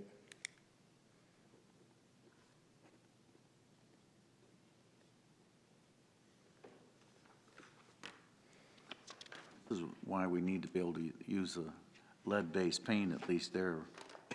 Seriously, water-based paints don't last on streets. No, the epoxy paints are probably better, but I think the abuse from the street plows, that's the unfortunate thing for us. It's really the plows that do the most damage. I know. So even when you spend the extra on the epoxies, it gets chipped up. And that's what I'm saying, you paint them in the fall, and by spring, they're gone anyway. Yeah, but I'm pretty, I'll double check, but I know we do our long lines in the spring. Yeah, I agree. And we do the crosswalks because we wait till school. So they're nice and shiny for the first day of school. Project 173011, Big Sioux River Infrastructure Project, page 270.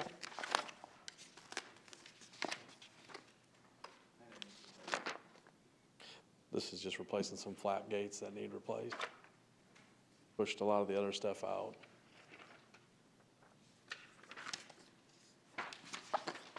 Project 539003, reconstruction of Bacon Creek Panel, page 274. This is just some money earmarked for a future study to be able to apply for grants. You ever got to replace that? We're broke. Yep. No. Yeah, I mean. Probably will get the feds. It is We'll wait something for we, and I know Joni's Ernst office was very interested in that. They agreed. It was something they built. Why should we get stuck with the cost when it didn't work? And that's really what happened. They built the They flood were pretty channel. receptive. It flooded, and I believe it actually killed some people. And then they moved the Floyd over and just left us with the concrete channel that was a WPA project, yeah. Talk about it again, I'm sure. Project 549156, Bacon Creek Culvert Improvement, page 278. This is the replacement of the floor of the existing Bacon Creek channel that's rotted out and needs replaced before it has a catastrophic failure. It's under design right now. And that's west of, East of, The, channel, yep, but west of the Hy-Vee store. yes. It's west of where the open section is, you know, where it flows open channel for like. By the hotel there, Yep, and it's west of that. Yep. Off of Creptonville Road. And you think that's only 3 million? estimate is. All the way to To Floyd? replace just the floor. Yeah. All we're Oh, replacing just is the the floor. Yep. and put in some access manholes Yeah. too. But they're not replacing the whole channel. Just Okay. the floor's rotted out. Project 719001, Annual CBD Infrastructure, page 287.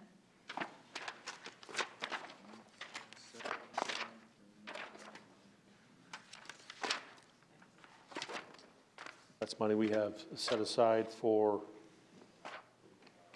infrastructure on those area ways.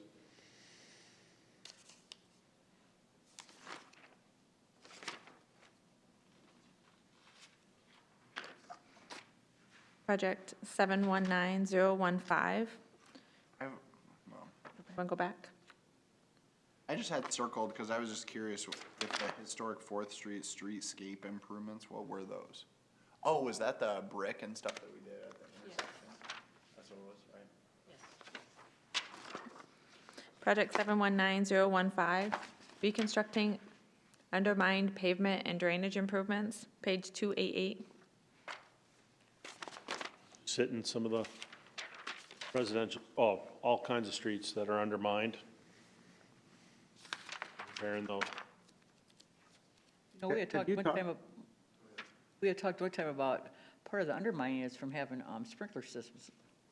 So did we ever decide to do anything about that? Because Legal has, we just met with legal the other day. We meet with them monthly about issues, and it's been something that's been an ongoing item on our agenda. I'm going to draft, because I've looked around, I can't find anyone who has a similar ordinance. They don't like the idea that I've put in there saying that we wouldn't allow people who currently have sprinklers out there, if they had to do a repair, that they would at that time be forced to move their sprinklers out of the right of way.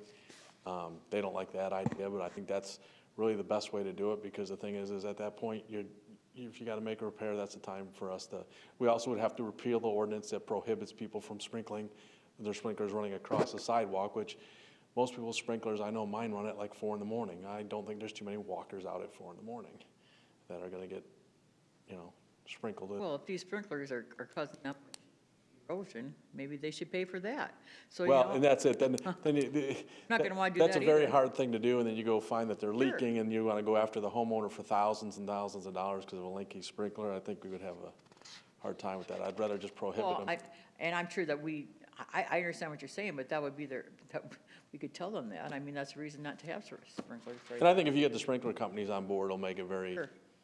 make it easier. So at least they're not installing. You're saying take it out of the right of way and Goes right in then, the- and then prohibit them from Having them, sprinkling or if whatever they ever had to repair what they had in the right of way, that at that point, they'd have Yeah, to take them out. but I mean, yeah, but you're having them take that out and saying that they can't run them over the sidewalk? Is it- No, go ahead and allow them. Right now, we have an ordinance that prohibits you from sprinkling over the sidewalk. Oh, So so we'd they have can to- do that, so then it would take it away from their need Then to the- have it in the right of way. Need to have it in the right of way, yeah. Have you guys, I know you have, but instead of putting the slurry coat down, which just washes out over time, have you thought about this spray foam under the ground, like that guy's doing up from Hinton? It's very expensive. We got a quote to get some of it done, and it was real expensive. Is that, you know what, is, if it lasts longer than, But it's the way the mud jacking's going away. I mean, like, we have a. right, and then my point is, if the DOT's putting billets of styrofoam 45 feet high, and they say they get less settlement than dirt, over time, if it's more expensive, is it not worth it? Oh, it probably is. We have a mud jack machine right now, and I think when it goes, we'll be done with it. But I think that foam is the way, is the future. It's just very expensive right now. We got a quote to get some of it done. It was a lot more than we thought it was gonna be. Maybe we can contact Sioux City for some sprinkler line insurance. The other Sioux City companies got on insurance. They have probably environmental. Should have been in that insurance business yourself, like I told you, and we making money. Well, I thought we were, because all my literature says Sioux City on it. Yeah, well. I don't know if you'd anything have about done that. If you'd have done what I asked you to do, We wouldn't be in this. you'd be making a lot of money. Just, if you'd have charged everybody $4 a month, you would have a pot of money. For what? I missed it. Charge them for what? Water For line insurance and put our own money away, you could have now probably been paying $2 a month because you could have reduced the fee. All my notices come from Sioux City, Dave. They pay to use our logo. That's, Mark, you should ask Mark about that. That's under his, What? They pay, that they pay to use our logo and stuff to mail it. oh, in connection with their logo. Yep. They don't put their logo on the letterhead. Ours. I've had so many people call me and say. Exactly. Well, will they shut my water off if I don't pay this? And I said, what are you talking about? So we got this bill from Sioux City. There's something wrong. I've asked legal to look into that. I don't know what the answer is, but there's something wrong. Liable. Well, you've got to do the contract different if you're going to stay with them. You got a what? Yeah, Do the contract different if you're going to stay with them is all. I believe the contract is up shortly and be renegotiating it. Well, the contract doesn't I got a question. provide what, You got a public a works question? non-legal opinion, the contract doesn't provide for what they're doing. But that's why legal is looking at it. Alex here, we were kind of concerned about the foam, so is that environmental foam? I was just saying, I can't Friendly? believe we live in a world where we're pumping our planet full of foam, but I was just making an off comment. And she was saying, is there an environmental option? And if you go to an environmental. Well, you don't foam, want it to that means degrade. It breaks down. Well, That's exactly, what I'm that's saying. what he I know. said, so there That's you what I'm go. saying, so don't worry. I just find it very crazy that we're pumping our planet full of How foam. do you feel about So you, fertilizer? you'd on sooner that just stuff? keep taking dirt off our hills? No, man, I'm just saying, it's just like the irony that we live in to fix our planet. We could recycle it. No, well, yeah, we can recycle it when we're done with it. I guess we'll worry about that when they have to dig up the interstate, Alex, thanks. I'll be dead by then. Turned off the heat in here to save energy costs. Project 719017, reconstructing asphalt streets, page 290. And this is a special assessment projects. We get people to come in all the time, and they do the initial petition, and then once they find out there's a cost to them, we never really hear from them again, so. I mean, I think this will just keep getting probably moved out every year, because we don't have any, I don't even know if we have any active petitions out right now. No, well, we send out a couple, but no response. No one's come back. There's a way to do it, you know, you can trigger them yourself. Yeah. We've not, seriously, we haven't done a paving assessment ever. Well, we have, but it's been Not, a really long yeah, time. not since I've been back. Not in the past 5 years. Well, not when I was here the first time either. You want They're an very enjoyable painful. evening, Very find painful. out how bad you really are, have one of those. We probably want Wait, red to, tag. I'm assuming you're going to want to talk about 719018, What page, Dave? 293. The next page. I'm just marvel at that number, but I'm not even gonna go there today. Okay. Because it's $250,000 an intersection for, it's $250,000 if you put all brand-new streetlights in the downtown, stoplights It's per intersection. per intersection. That means you got no salvage out of that. You got nothing out of the deal. No, the ones we have up, most of them don't meet current standards anyways, and they, Okay, but when I asked you this question, you said, yeah, we just have to turn some poles. Now, see, that's why. no, I've never said we just had to turn some poles. You were there when I called him. He was there on the. Yeah, he but I've heard me never call. said you just turn a couple poles and we'll be all right. There are a lot of them that are on the wrong side, wrong corner. No, I agree with that, but you didn't say you had to buy all brand-new poles. You didn't say that. We have one intersection in downtown that's got, in the 5th and 6th corridor, that's a new intersection, and it's Okay, the well, one that's intersection. why, because that was never said when I called that day. We have to buy all new poles? They're all, if you look at them all, they don't meet the standards for what we're required. You're required to have one light per lane, which would be the center lane, turn lane, the through lane, plus one. So you're required to have 3 over, and they have to be over the lane. They're not set up that way. They're set up, right now, we have, most of them are just one head over every lane, and we don't even have the plus one. But you've never asked a company what it would cost to retrofit one, because I can't believe you can't retro them. Well, some of them don't meet the wind speed either. But it's I not just. don't even want to go there, because, Well, could you find out, I mean, could you get some hard costs, or are you telling me that's what it is? My opinion is you'd have to replace all the streetlights. What if we just took some of them down that you're wanting us to take down, that you're sick of throughout the city, and move them downtown? There was only one set in that corridor that the previous study thought could come out, and that's the one that's brand new. No, I meant throughout the city, like when you and I have talked But about Hamilton and. But poles elsewhere. are, they're not like you go to Kmart and buy a pole that fits any intersection. Every pole is done unique to that intersection. That's why there's like a 12-week lead time on them when you order them. Why? How in the world are they unique to? Because it's depending on where you're able to put the actual pole that goes in the ground. So you're telling me the Wesley Way and this one right out here, Wesley Way and West 4th, West 6th, whatever, East 6th, you're telling me that does not meet today's standards? Wesley Way does. Okay, so then you've got one on Douglas Street, you've got one on Pearl Street that we shouldn't even have stoplights there. Probably not. Which one, right by Pearl and Fifth and. Fifth and Pearl doesn't need a stoplight. We could get by today without a stoplight if that was a one-way or two-way street. Yes. You could. I mean, what good does a stoplight do on that corner? It slows traffic probably more than. No, I mean, it's probably just put up for the coordination, because it fits in the coordination. Okay, but you got one, then you've got the one out here, that's 2, then you've got Pierce, 3, Nebraska, 4, Jackson, 5. On 5th you're talking about, or 6th? 6th. Then you got the one that could come out at, is it Virginia in 6th? That's the brand new one. Court's got one. Why do you have one at Virginia if it was two-way? You don't. Well, you would, yeah, it's the one signal they said could come out. And it's the brand new one. So that's $1,250,000. So that's $2.5 million. But then you gotta do 5th too. That's $2.5 million. You double it. Well, you got other things, you still gotta do all the, you're gonna have. Striping. The striping, you're gonna have to do all the ADA ramps. They're all wrong. I went through and looked at them, they're not. On the sidewalks? Mm-hmm. Yeah. But that's because you did them wrong, not because you'd have to do them because of a one-way street. No, but anytime you make an improvement Yeah. to the street, you have to adjust all the ramps. Which you said we'd be audited eventually anyway, so we probably should redo them. My question was, just really quickly while we're. Because the signal lights I do, I have a 2,585,000 is for the traffic signal lights. 260,000 for the pavement markings, 113,000 for all the pavement, removing some islands and all that. Where do you see this?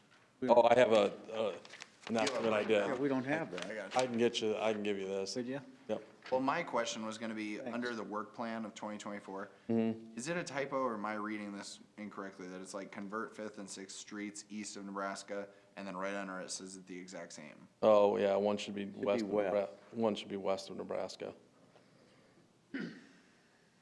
I was just confused. I was like, why do I? Yeah, originally it was split up into doing it half at a time. What if you just converted from Jackson over? I mean, we could always do that. We can do, it just, I think it would add to the confusion downtown, but that's. Oh, you gotta pick a place where you two-lane it. Yeah. That's what I love about you engineers. You pick Wesley Way and you pick Court Street or whatever, Iowa, that isn't confusing? I'm not saying, I'm not saying it's any less confusing than what's I out mean, there, it's no. not confusing that Douglas Street. Oh, God, yeah, don't That's get- not confusing? Oh, don't get me started on Douglas. I was already yesterday thinking someone was going the wrong way on Douglas, and I realized, well, they're south of Fifth Street, they can go that way. But Mayor, isn't Mercy one of the big people that would really want it to? That's what he's saying. You're gonna want it to have a heart attack. Put it right in front of them. But that's what I'm saying. That's why you wouldn't want to do it on Jackson. No, he's saying Jackson. to the Jackson would east. get you to the heart doctor 3 minutes faster. He's saying If Jackson you just started east. at Jackson, you would get to the heart doctor 3 Make it minutes two-way faster. that way. Going east, not west. Yeah. But see, then you don't. The reason that I like two-way is more of the retail opportunity. I do Just too, like- but if you but can't that's- get that, I'm just saying, Because then I worry a lot about, I mean, with Warrior Davidson going on in Commerce, like that's two of the big projects where I think two-way streets would really help that area. That we're foolish to have one way. I mean, people are flying by when you're gonna be going into your hotel or into your condo or whatever, or the restaurant. I don't know. I know, man, you don't feel the same way I know. You still have your parking garages to change around too. That's true, entrances. And that can be done, but. So Dave, these are solid figures. I was absent at the council meeting when this first came up, and I think we were presented with, was it either an 11 million or an $18 million? That was, that was before I was back. That was, Like an $18 million? but that also included, 11 million. that they were gonna do an overlay on all the streets. They were gonna do. they were gonna make it look as bad as they could to make sure we did. There's streetscaping involved in that estimate. I have that estimate at my desk, and it had a bunch of and like he said, there was a lot of add-ons that didn't need to be there. This is what I think, that the 4.7 million that I have estimated is what I think is the bare bones cost. Go 5.8, what do you mean 4.7? No, the mayor had called me a couple weeks ago and asked me to revise an estimate. So I went through their study and looked at each intersection and actually looked to say, did I think need that, a light. yeah, what did the ramps look like? What did the intersections look like, to make sure that we were counting just what I thought we actually needed to replace. 4.7 is what I think if you did the whole corridor. Now, I'd have to go back and look at it. And that's just east-west. That's just east-west. But if you converted. You can't change the north-south. If you converted Douglas Street, you would never put stoplights back in. No, I would think most of those could go away. Maybe Fifth and Sixth would stay, but I think that you got stoplights at Why would they Seventh. stay? You know what I mean? I can't If you say- get by at 4th Street and you get by at 3rd Street, I can't. if you get by at 3rd and Douglas and you don't need a stoplight, then you don't need one at 5th or 6th. Well, but Douglas isn't a through street at Third. Correct, you're not going into Stony Creek. It's still hard to get out, Alex. I'm just No, saying, I if you agree, or don't get need a across. stoplight there, you don't need one To up get here. across, you mean? Yeah. You can Yeah, get by with stop Because signs. you're getting across 2 lanes. He says works for him. Okay. Free, I mean, to get in. So that's 500,000 you take off. Dan wants a roundabout. Need a lot of property. Couldn't you remove all the stop sign, or stoplights then? We take out every building on the corner, though. They won't fit in the area we got. Come on, Dave, work with me on this. We could take down the Warrior Davidson and put in. We could just run one right through his building. Well, we're just really done up. Just go on over, yeah. Let's move on. So your Where 4.7 do you wanna put 'em? estimates includes signals, Everywhere. the ADA ramps on the Yep. corners, and striping? Yeah, This is yeah, and there's engineering and contingencies in there, and there's, There wouldn't be any street work done or overlaying of, no. A lot of them wouldn't need it, or, I don't know. No, took all the storm sewer work out, everything. Everything. We'll get you a report. Because I'm interested. I think. Just for a quick note on page 296, the viaduct project, if we are going to go back and look at it, I have added in construction of Hooven from 11th to 28th into that if we were going to go back and do another, Excuse me, Dave, which one are you on? the viaduct, 296. I think we kind of are past that now. I don't know how we're ever going to get any money after we pass up what we had. Well, my thing is if we go back for a new grant, we would add in $7.5 million to it. I was gonna say, to have just Hooven. add additional improvements that would help. Yeah, which, and then, so I just wanted to throw that out there, that would be the plan if we go back try to for a build grant again, would be to add that in. Which I think. Which will brought up in change our our. conversation. I mean, we talked. And I heard the conversation earlier, the mayor's absolutely right, Hawkeye's not meant to carry that much traffic. I just want to have some buy-in from others. I just don't want the taxpayers to carry the full burden. And I want to build in any increase. I mean, we estimate it 1 year, and then 2 years, 3, 5 years later, you know, it's a couple million higher. It's gonna, 20 million higher. costs never go down. Well, so I just wanted everybody to share in that. That was part of my issue, and I thought it was a very reasonable request. Water lines just came in under the engineer's estimate. Oh, but it's not less than what it would have been. Well, I bet that built a was couple years not any ago. more than what it was 2 years ago. I bet that water line just bid wasn't any more than 2 years ago. Oh, Was did it? they? I didn't know previously. Check that, I bet it was. Dave, what to the 7.5 add in? For what? It was up to about 30 million total No, for what? You added 7? for Hooven, to have Hooven from 11th, Oh, where it terminates, up to 28th Street. That is where you would take it, is 28th. That's all the further you can go. yeah, there isn't anywhere north of it. Then you gotta go up and take Ruston up Yep. out, but that's only 6 blocks, so. Be a two-way. Page 300, new paving program, again, that's an assessment program that we just keep bumping back because petitions come in and no one ever follows through with them. They find out they gotta pay. New paving program. Yeah, that's paving on, currently unpaved streets. We have a few miles, don't we? Yeah, I don't know what mileage Where off is the it? top of my, Well, you had it somewhere. 9 miles. Project 719121, annual resurfacing, patch curb, page 304. Oh, I got this one marked. Is there something you wanted to address, Lynn? Just want to step it up. You mostly are doing crack sealing on a lot of this. I see your crack sealing Singing Hills, your crack sealing Military, your crack sealing, or Castleman, your crack sealing Military, your crack sealing South Lakeport. We have, fitting it into the budget, we did have a lot of those in 2020. In 2019, we have more paving. No, I'm just amazed because for 100 years there, we didn't do any crack sealing, and now all of a sudden we're doing a lot, which I think long-term is going to be wise, but. Well, and we're working to come up with a new road section, because I think part of the problem is our road section that was, as you know, goes back to Bill Edmondson. Here's our road section where we're gonna build 6-inch concrete paving on no base. And the problem with that is our loess soils, if water gets into it, it runs. And that's why we end up with voids under the road. So the only way to do that is do crack sealing to try to prevent that water to save what base we have. We're gonna look at probably going to a new pavement section that requires a rock base with subdrains in order to get that water out of there. But we're gonna have to have some sort of barrier between the rock base and the loess soils, so the water doesn't get down in the loess soils, because then we won't have to do as much cracks. Let the water get to the pavement, get to the subdrains, and flow out. If it's got a route out, it'll take it, but you still can't let it get in that loess soils, because it becomes so fine, it becomes a problem. If you had $1.5 million, let's just say you had $1.5 million, and we used to do a ton of 2-inch overlays in this town. You'd go in and raise the manholes, and We got some of those, some overlays, yep. but not, we used to do in the old days, we used to do $1.5 million, $2 million a year on that. I mean, not crack ceiling, I'm talking just overlays, which we've not done here forever.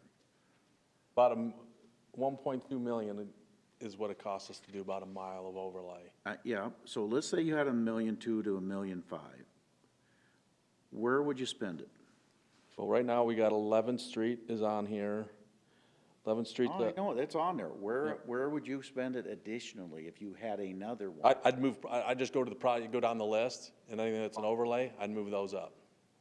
We had these prioritized from maintenance. They went through and looked at these and said, So- they wanted this. Any of the ones that say overlay, we'd start moving up. So Jackson Street, 36th to 39th, Cheyenne, 36 from Cheyenne to Virginia.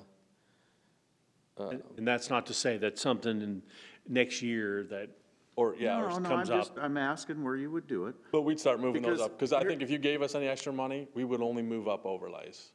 Because Okay. that's the big bang for your So buck. when you're talking overlays, are you talking then, if they're existing, are you gonna grind and just put back down? It all depends, we gotta look at I'd have to look at each individual street, because some would be just a flat out overlay and adjust. So if you had another $1.5 million, you could overlay Jackson Street, that'd be 300. Yep. And you'd overlay Cheyenne, that's 500. Yep.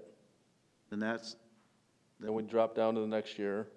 which is minor patch and over. Lorraine and patch and overlay $500,000. So that's $1 million. And 100 for Seeger or Lions. Mm-hmm. So that's $1 million. And you That's if we probably just did overlay. Probably do But if we did a paving, if we wanted to make, Oh, the bat? I'm out of here. Yeah, he was out in the hallway earlier. Part of that. That's not a bat. Yes, it Yes, it is. That's a big damn bat. That's a Where's big it at? damn bat. It's on the back window. Yeah, we need to get that. That's a bat. Is it a bat? Yeah, It's it's a a bat. bat. Hey, Chris, call somebody, will you please? Oh, my. A bat in January? I thought something was falling. All of a sudden, I hear this. Oh. Understand that when we need. they're objecting to what I was saying. Oh, God. Yeah, exactly. You know, I was like, I Chris. think I'm right. the street I don't see on any of these is Jackson Street from, what would it be, 6th to 11th or something? Or maybe 14th? It is, Jackson is one of the arterial streets, north-south. And if you go, Jackson 11th to 14th is currently as a complete reconstruction, unprogrammed. what is? Jackson 11th to going? 14th. Called Stan. Hey, Yeah, where you but going? even, The reconstruction. It's a complete reconstruct. even southbound, 11th to maybe right on down to 4th Street. It, take that on your way No, home. it's- I know it's the wrong way, but, No, I've been down it. oh my Lord. We-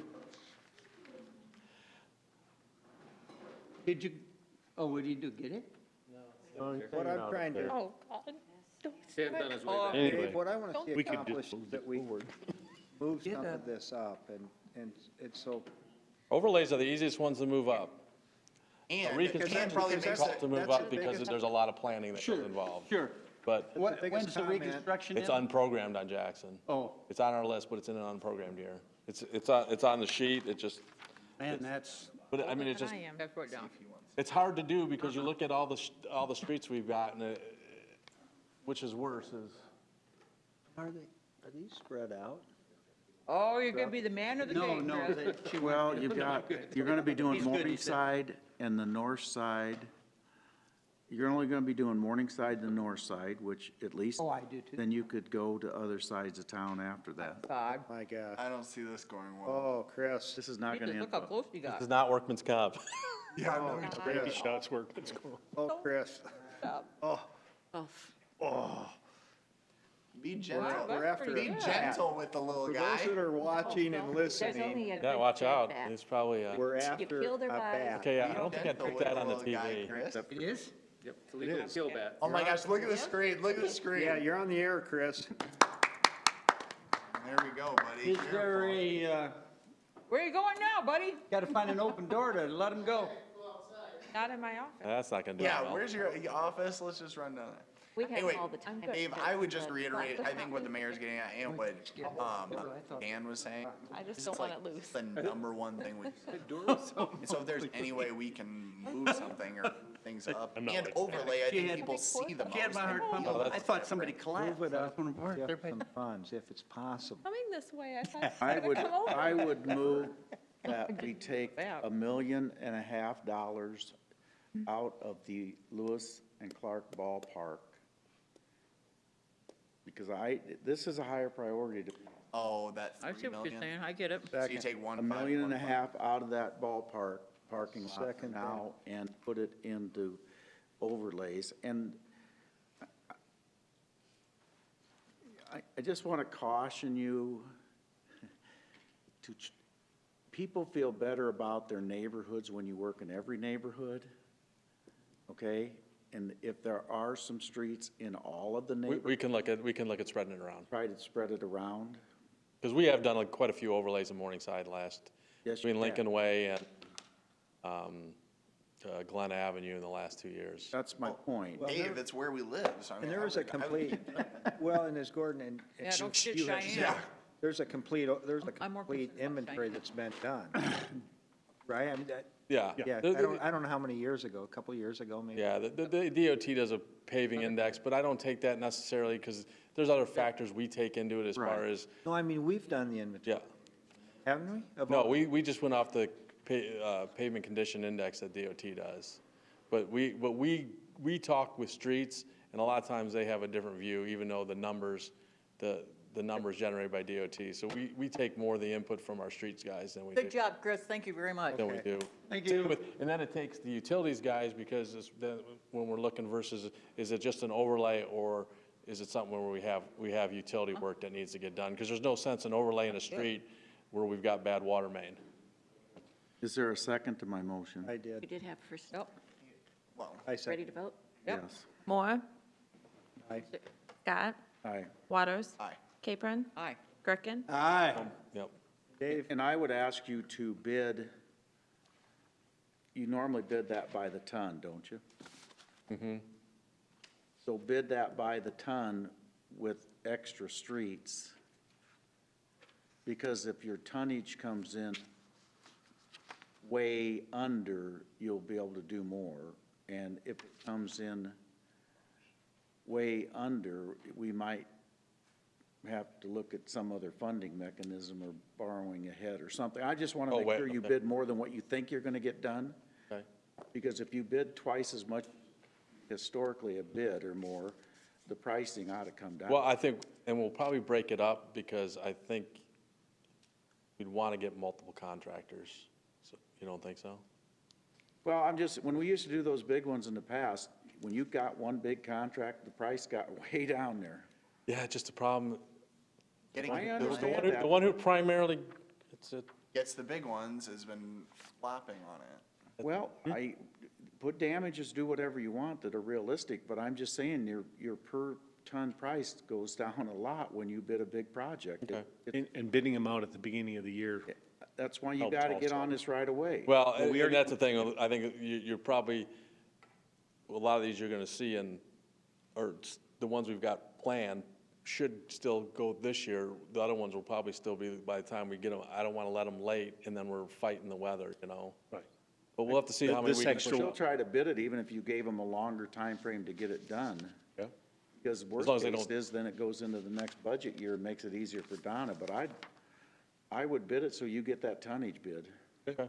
Would be my deal, because. We got a it's gonna- couple on my desk right now that's ready to, or almost ready to advertise. I can put a halt on those and add more to it. I would add a whole bunch to it is what I would do, and I think you're gonna We'll, be. we'll get a list together and get them out to you of what Have we're you ever looking to thought have. about using, I know I had a meeting with Paul Senslin Yeah, about. that's the pavement condition index. Yeah. Yeah, yeah. You use But that? we look at that, but like I said, we take other factors into what our street guys are telling us as far as repairs. Because that's just going over and it comes up with a numerical number that says this is what your street's rated at.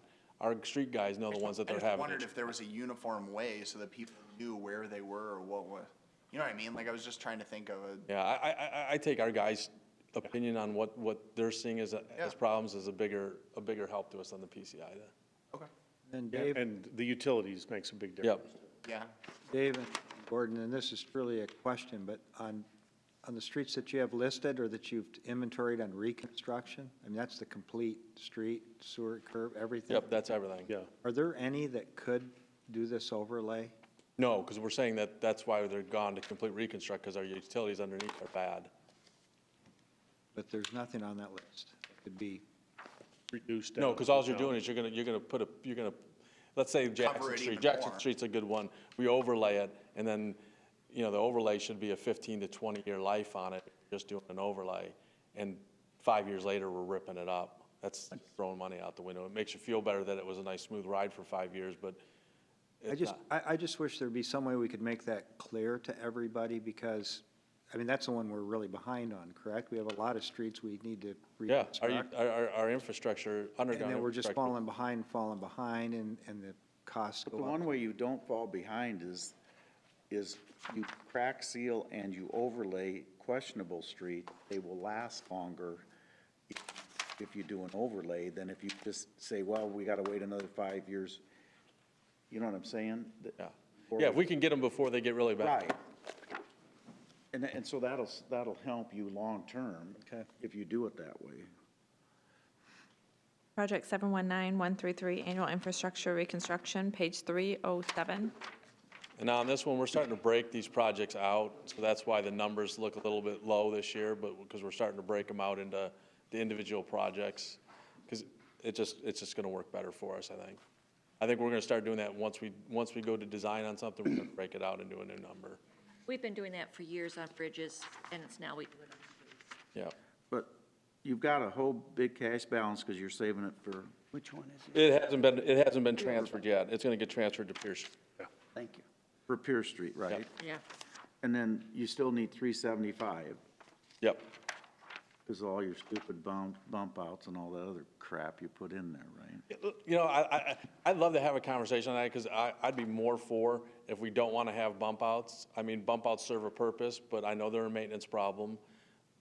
They're a maintenance problem for you got to figure out how to move snow on them. There are maintenance problems for your snow removal. Oh, no, trust me, I hear Just so I they hear know it where daily. it is.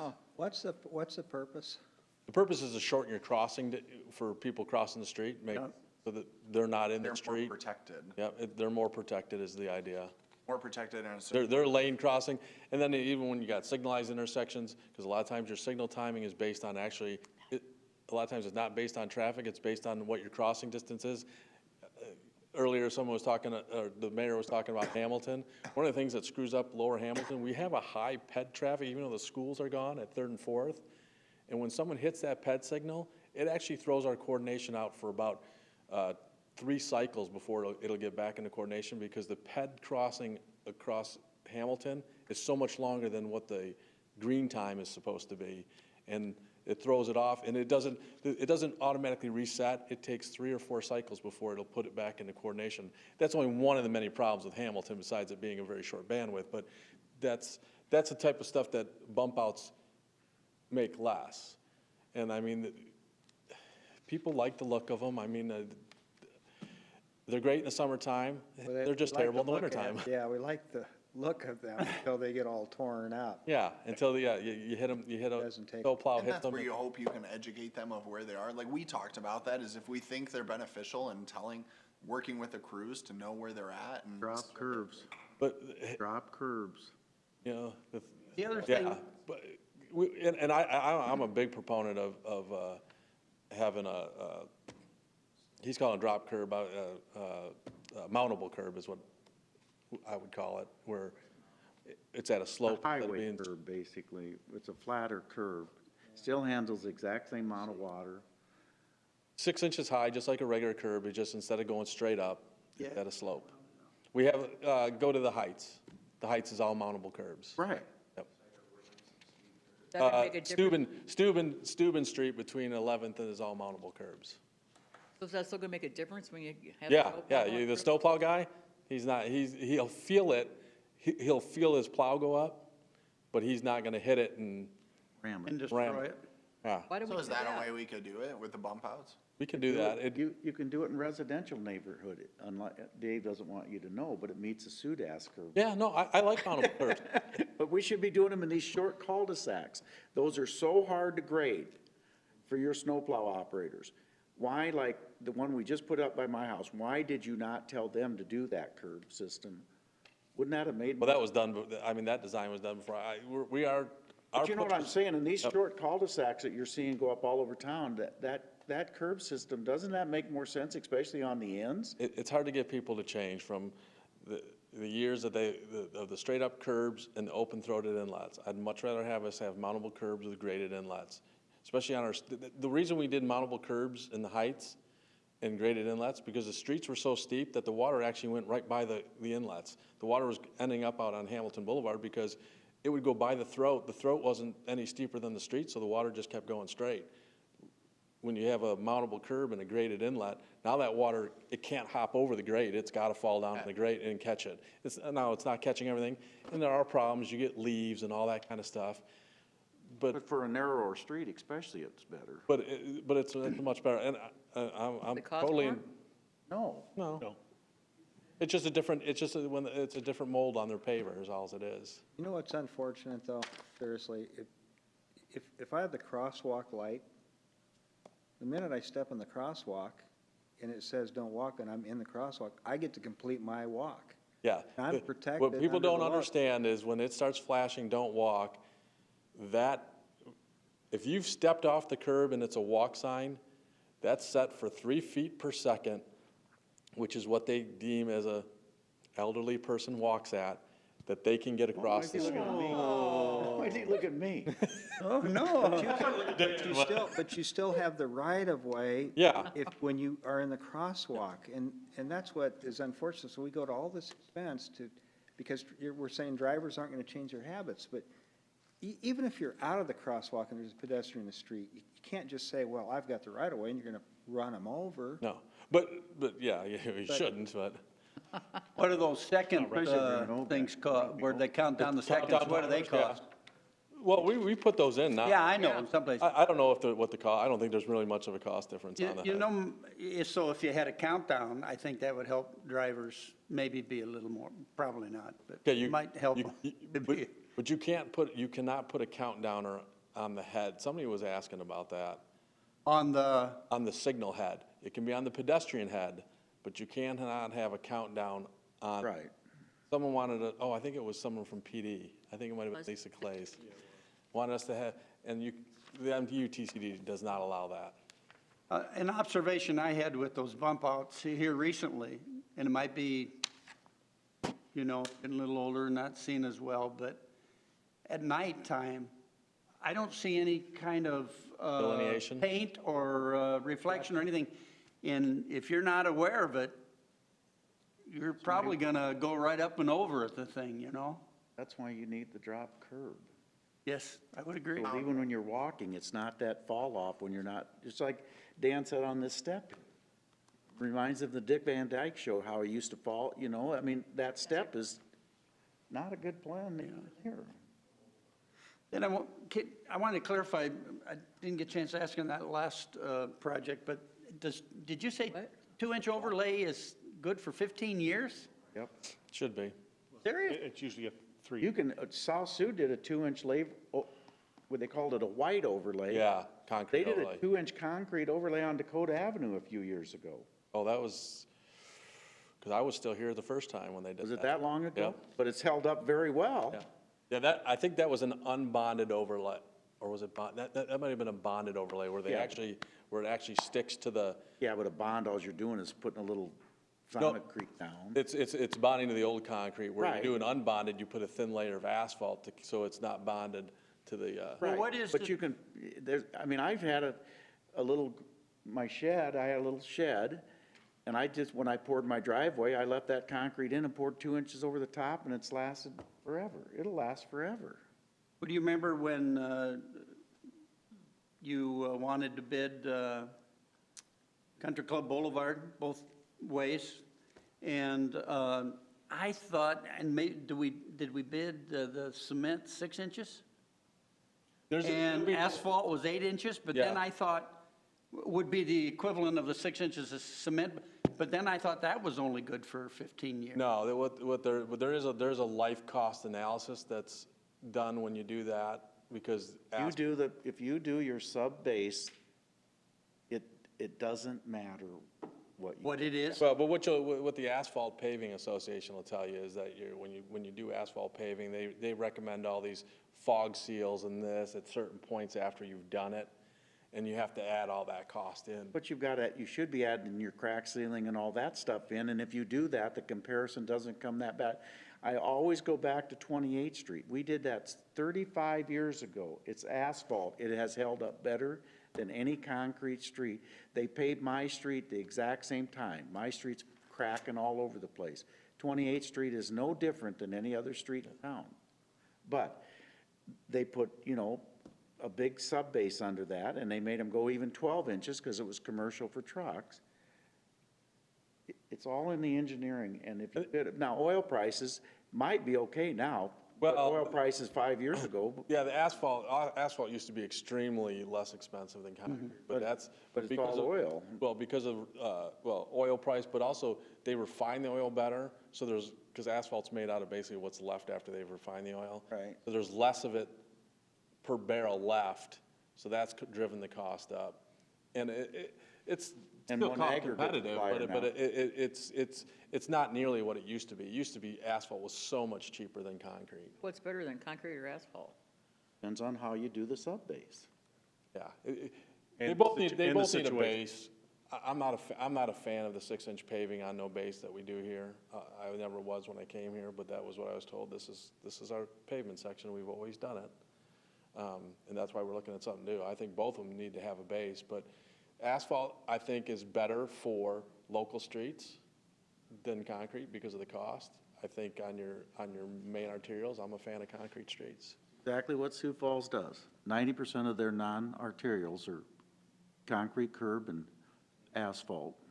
But it's gotta be an asphalt section that's worthwhile. I mean, some of them, they try to chintz out on it and then breaks apart. And then what a lot of people don't understand with asphalt overlays is you'll get a lot of complaints. Well, asphalt overlay a street, and 2 years later, you see a bunch of cracks. Well, it will reflective crack. That doesn't mean it's done anything wrong, that there's anything wrong with it. It just, if there's a crack where the concrete cracked. Wherever the concrete's cracked and you overlaid it, it's gonna come right through. It's gonna, a couple years, it's gonna pop right through. Well, and I Doesn't think make that's any what less. happened on Floyd Boulevard. But does it make a difference if you saw cut those? Because we don't saw cut asphalt. No, because it's just gonna, you'd have to know where every crack is. That becomes a hard thing when you do a concrete bonded overlay, is that you have to know where every crack is, because you have to saw cut that bond, or it's gonna break. I don't know, but major highway projects, in the old days, they used to saw cut that asphalt. I guess I've just never seen that, yeah. I sell blades to big asphalt companies. We sold a ton of them, and it wasn't the concrete. I never did any big highway jobs, so that's why I just. Out in Nebraska, they would buy those blades like crazy and cut that asphalt. I don't know why, but they did. Okay, so I'm just a girl here, I got a question. So if you put an overlay down and then you put your asphalt on top or concrete. That is What? your overlay. Oh, that's your, okay, so aren't you putting something down before you put the asphalt on? Oh, okay. No, you put it right down on what. Okay, so that is, okay, I got you, never mind then. There will be a little bit of grinding though on the edges to keep the flow of the flood waters. And Yeah, it's. Keep the elevations right. The other thing too is you can only overlay so much before you lose all your curb height. Okay, so can you seal the cracks before you put the overlay on? That's not gonna matter. Don't matter? It's still gonna crack through. They normally put a tack base down when they're doing it. That seals that anyway. Okay, so if you do all this, and that's gonna last for how many years, and then you come back and you got more problems, so do you have to take everything up and put down a whole new road? No, you can actually grind that It would off. depend on how bad it's faulted. They did Morningside Avenue years ago, and it lasted forever from Peters Park down to Cecilia Park. That was a big project. I mean, we say And it's 15 lasted. years, you're gonna get some that last more and some that last less, but. Bottom line is, our citizens have been patient with us as we undertake very important projects, but they really are. They're saying, they want to see some improvements in the streets. Oh, I can't disagree with them. Let that be, let's make a difference and start showing that we can do that. I mean, it was one of the, what happened with the ERA funds back in 2008 was we were able to quickly put together asphalt overlay plans to do with that money. Back in the old days, revenue sharing, no strings attached. Boy, we let the good times roll, right, Donna? I missed them. You weren't prepared at all. Man, Those were good. we were crazy back then. We want to do that on our next lobbying trip? You get revenue sharing, it's not like CBD, you don't have to use it in any certain You get neighborhood. anything. You could use it for fire stations, we built police stations with it. It was a great program. Just Annual bridge repairs? Project 719138, annual bridge repairs, page 310. Get about 3 or 4 million a year, that was a lot of money back then. Swimming pools, anything you want. Annual bridge repairs. Oh. David? I had a question. Yes.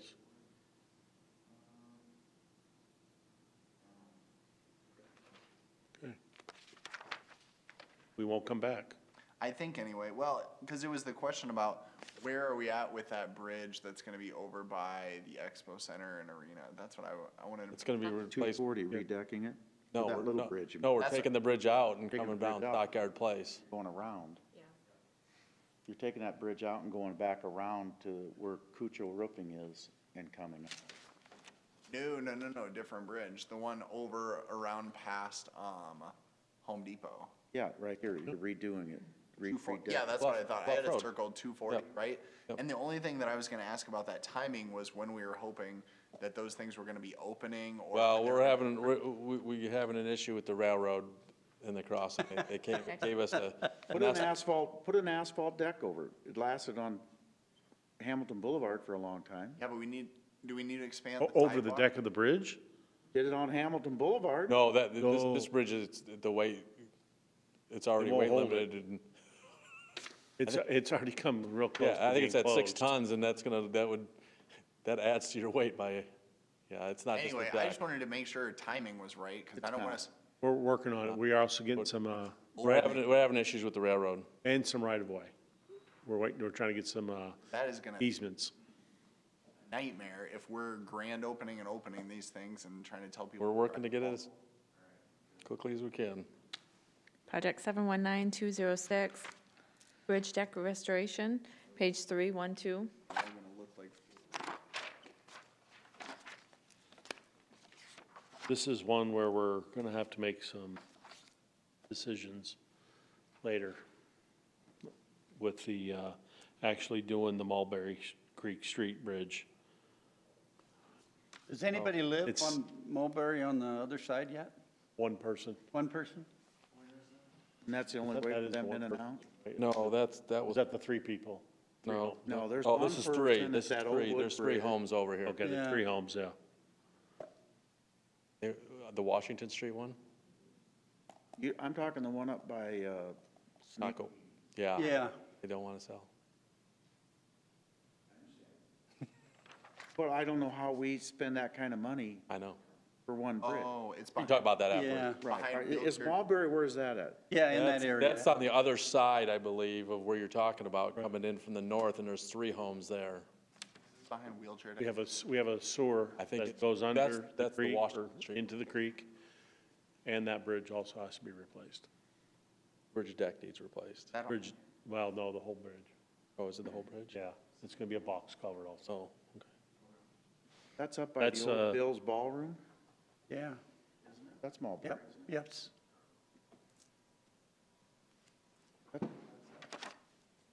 Like three homes back there? There was a place called Bill's Ballroom back in there.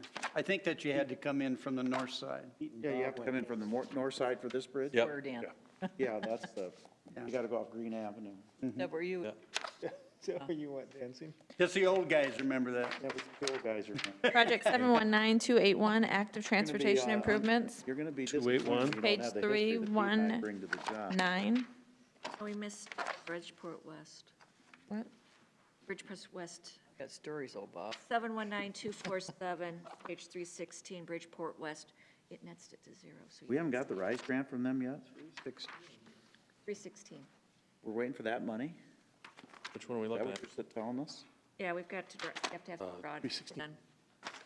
Oh, we're out of, The Bridgeport's, Draw. Are we done that we can draw that money? Bridgeport West. we have, I think we've, done. it's going forward. It's prorated based on the contract, so you have to finish. And then you have to have inspection, and We've been making draws on that. we've been making draws, but it doesn't keep up. They keep so much aside from inspection, and they only do a percentage if your contract is this much. But that's all done, that project, pretty much, isn't it?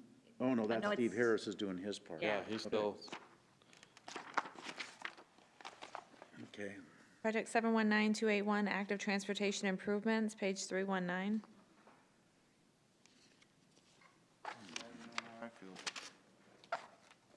having an active transportation. Well, we're still organizing it right now. Project 719283, Riverside Boulevard resurfacing, page 322. Now, we're not doing the resurfacings by DOT. This is for storm sewer and sanitary sewer point repairs that need to be made before they do the resurfacing. And some lining. Some lining. We're contracting out right now to do some, or will be here really quick, to do, not under this job number, but to do the cleaning of the storm to find out exactly how much repairs we have to do. This is a project where they're gonna take it into 3 lanes? Yes. Yes, they're gonna come to present that to this council when, hopefully in February. They're gonna be contacting us. Going from 4 to 3 lanes. 1 in each direction with a 2-way left turn. Quick question. I just have 2 random questions. Sorry, back 1 page. What is Sharrows? That means you're gonna have a meeting. I figured that out from another one. You're gonna have a little get-together. That's what. No, it says the addition of Sharrows on the southbound approach. Well, that's not. I think that's like a paved, it's like a paved median. I don't think it's like an actual, I think it's just a pavement markings. Oh, yeah. Where are you at, Alex? Page Sharrows. 20. At the top. 3rd line. And it has it at Grandview and other places too. Sharrows. Yeah, I think that's where you just stripe it out. I'm not 100% sure. I'll look into that. Yeah. You guys have put it, the book. I don't know, I just definitely My want. name just got put on this. I don't know, I just Shared definitely lane, wanna. that's a shared lane for bike and cars. Oh. Is a Sharrow. It's from Latin. Yeah. Installed in locations in New Zealand, Australia, Canada, Spain, or the United States. The marking is placed on the travel lane to indicate that people should Share. Oh, near people. preferably Sure. cycle, yes. Yep. See, and that's what I've talked about with some, so, okay, that's what I wanted to know, and we'll get back to that stuff. The other thing I wanted to say, and I wanted to, sorry. I'm sorry, man. The other thing I wanted to say and just reiterate, because I've said it a million times to you, with Riverside, please, is there a way we can paint a bike lane on that? I've talked to you, I've talked to Dakin, I've talked to, It's up to the DOT. Yeah, that's a state road. Yeah, but And- they've but done there's that gonna in be other s- places. Sorry, what? They've done that in other places. Yeah, there's gonna be It's just space not a on either decision we side. can make. It would have to be the state making that decision. Right. Right. We but- can't go back But if after you the only had fact a and single paint it. if you No, only their had a road. single turning lane instead of a double like you're talking, you could do that. Well, anyway, I'll reiterate it to him, because that's something I want. We're doing these improvements and facades up there and trying to connect. I think they were people. gonna, I think their idea was that they were gonna paint a shoulder and but I don't think they were gonna mark it with a bike thing, because I don't think it's gonna meet the width Yes, requirement. see, and that's what I'm afraid of, is the whole width thing, and that's the argument I've heard, is that, well, it's not wide enough to do that. You go to Des Moines and other cities, I talked to you about this too, they're super narrow, but they're just designated, that's all I want. Is just so people know that they could go up there and actually use businesses or find the other trail, or I don't know. But it's completely the DOT's decision. All right, I'll talk to Dakin. Project 719306, annual alley construction reconstruction, page 324. It's another one of the assessment programs that,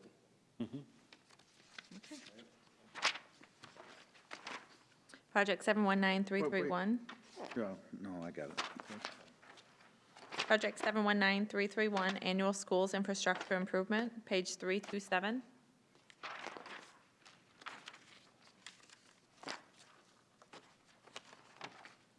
Well, this will be for the money budget is for Nebraska, 19th, 20th, 21st Streets for Hunt Elementary. This is not for them. This is for you. You're blaming it on the school because they didn't want this one. You do. I want this? Yes, this was an engineering request. This was your department, because that came in after the fact, remember? The school got what they needed already.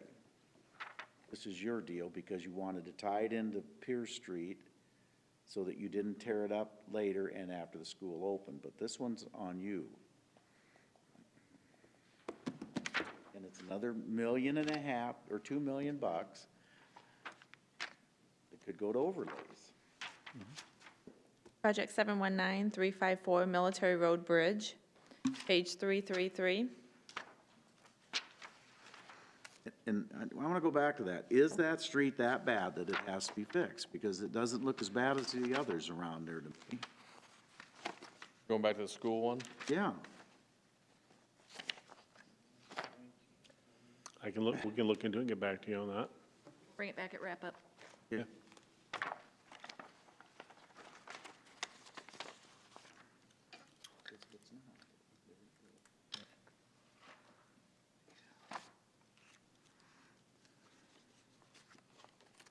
Military Road Bridge. Is that our 5-month project? Well, the bridge is 5 months, but the reconstruction of the street longer than that, but But they'll be able to drive they'll have a detour that goes around, yeah. to get to the bridge. Yeah. But the businesses won't. No. No, depending on what phase they're in, it'll be down, once they're done with the bridge, they also have to be done with the approach, and then they'll be down to the other section of Military Road.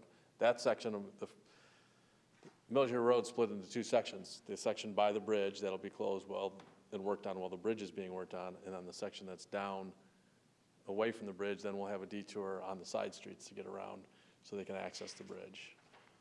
Right, but they're like Harvey's and that, they're had. North Sioux doesn't, they're not going to do they don't need to do the road on the other side. They have some there's some minor repairs they have. Nothing like we're doing.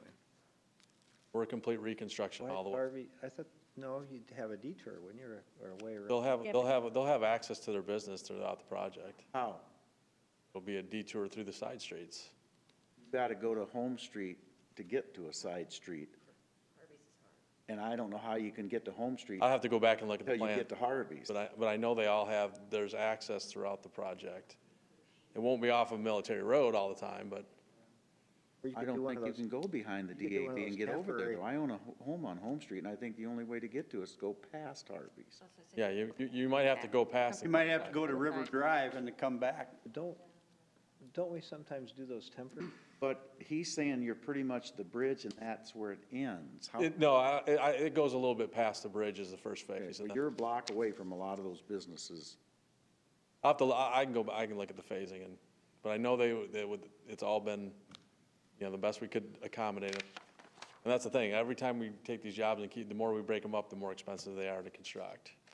Don't we sometimes do a temporary road?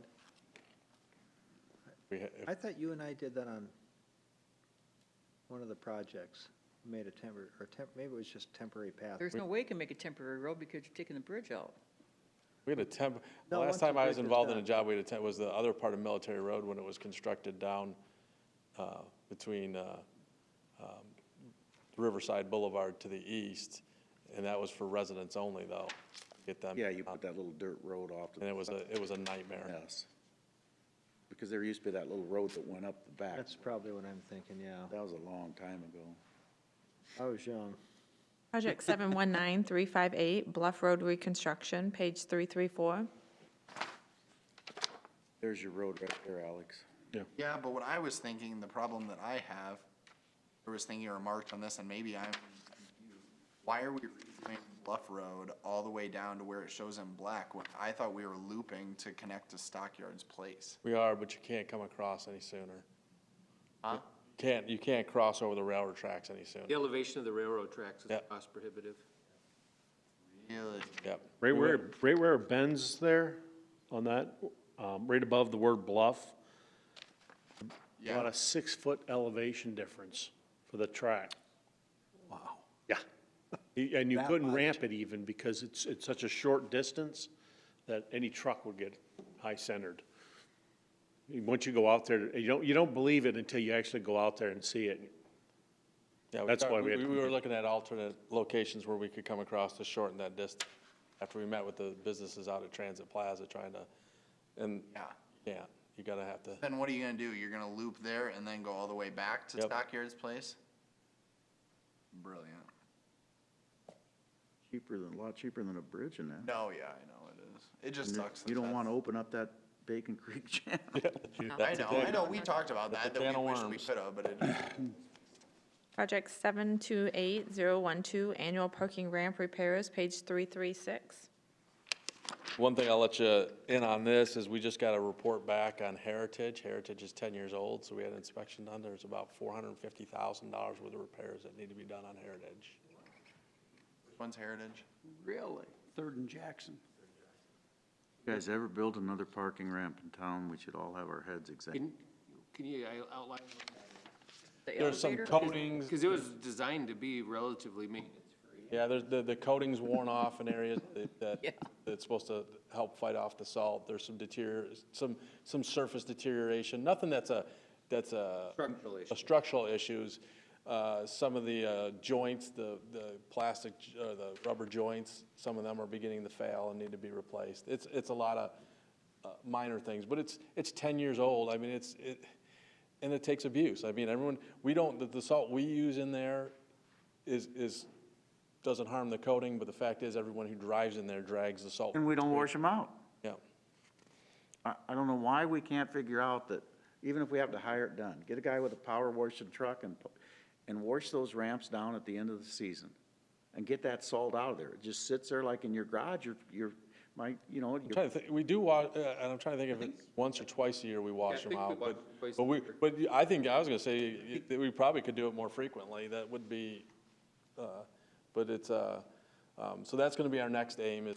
Who washes them down? Because I've never seen anybody wash those. I think the custodians, Parking ramp staff. I think yeah, it'd be who MDOT. work With a for, hose? That? Well, you gotta get pressure. Yeah, they're just, You think he does? I think Tony Drake's been used. I'll look into it, but I know we do it at least once. Maybe we should go back to, last time I'm sure we asked the fireman, that went over real well. Yeah, that We can didn't fly. practice. a little, yeah, Have we- send those Gloves on, probies too. down there. Have we installed cameras? got big in any of our hoses. ramps? No. Are we talking about doing that? We've had discussions about it. It comes to where to, it became a huge discussion about a month or 2 months ago when we had a rash of theft of gas in Rivers Landing, that we were gonna put cameras up. The person's since been caught. But the question is where do we put them and how, because you can't monitor the whole ramps. There'd be so many cameras. It'd be a huge expense. And then do you monitor the stairwells? Do you monitor the ramps? Do you monitor the exits? The cameras can be remote now. Yeah, you could put, So you could move them. some of our thought was to put them in the exits. And so then if you had something like the gas thief, guy pulls in and at 4 in the morning and 15 minutes later is pulling out, he was With probably. 3 gas cans in the back of his Yeah. car, it's probably an indication he's a guy. He was probably up to no good, and, but, yeah, we've had some minor discussions about it, but then there was just, it hasn't gone right. Project 758201, Skyway rehabilitation. Oh, while we're talking about parking ramps, do you want to talk about parking rates? During the utility. Okay.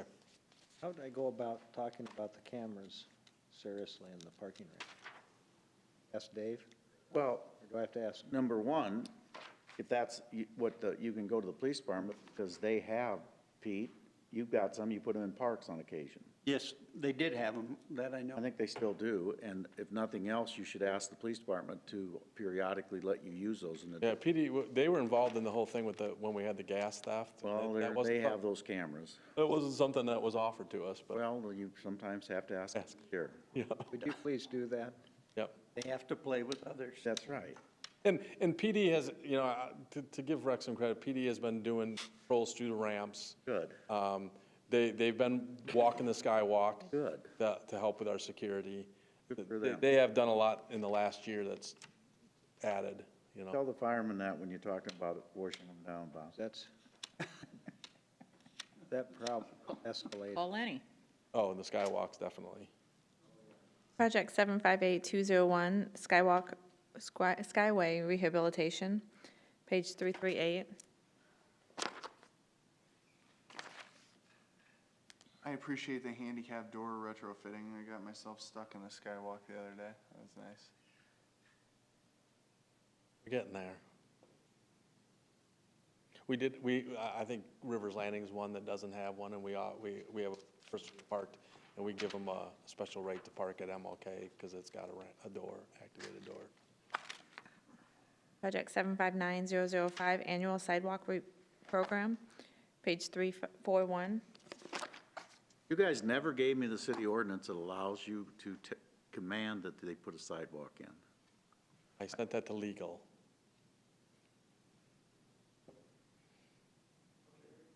Yep.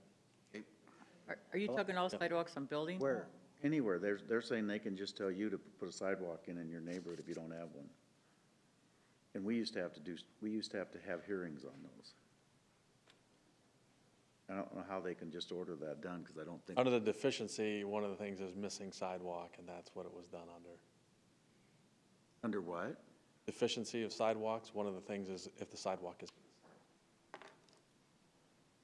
There was never a sidewalk there, and we told the person, because the neighbor the adjacent lot is building a home on it, so they're required to put a sidewalk. Now this one homeowner doesn't have a sidewalk, and by him putting in, now Craig Link over to, Yeah, I know why why you're asking, but I just don't understand how you guys didn't used to have that authority. I just want to see where you gained that authority, that's all. Okay. Project 759114, Annual Sidewalk Ramp Program, page 342. You going to say it, or do I?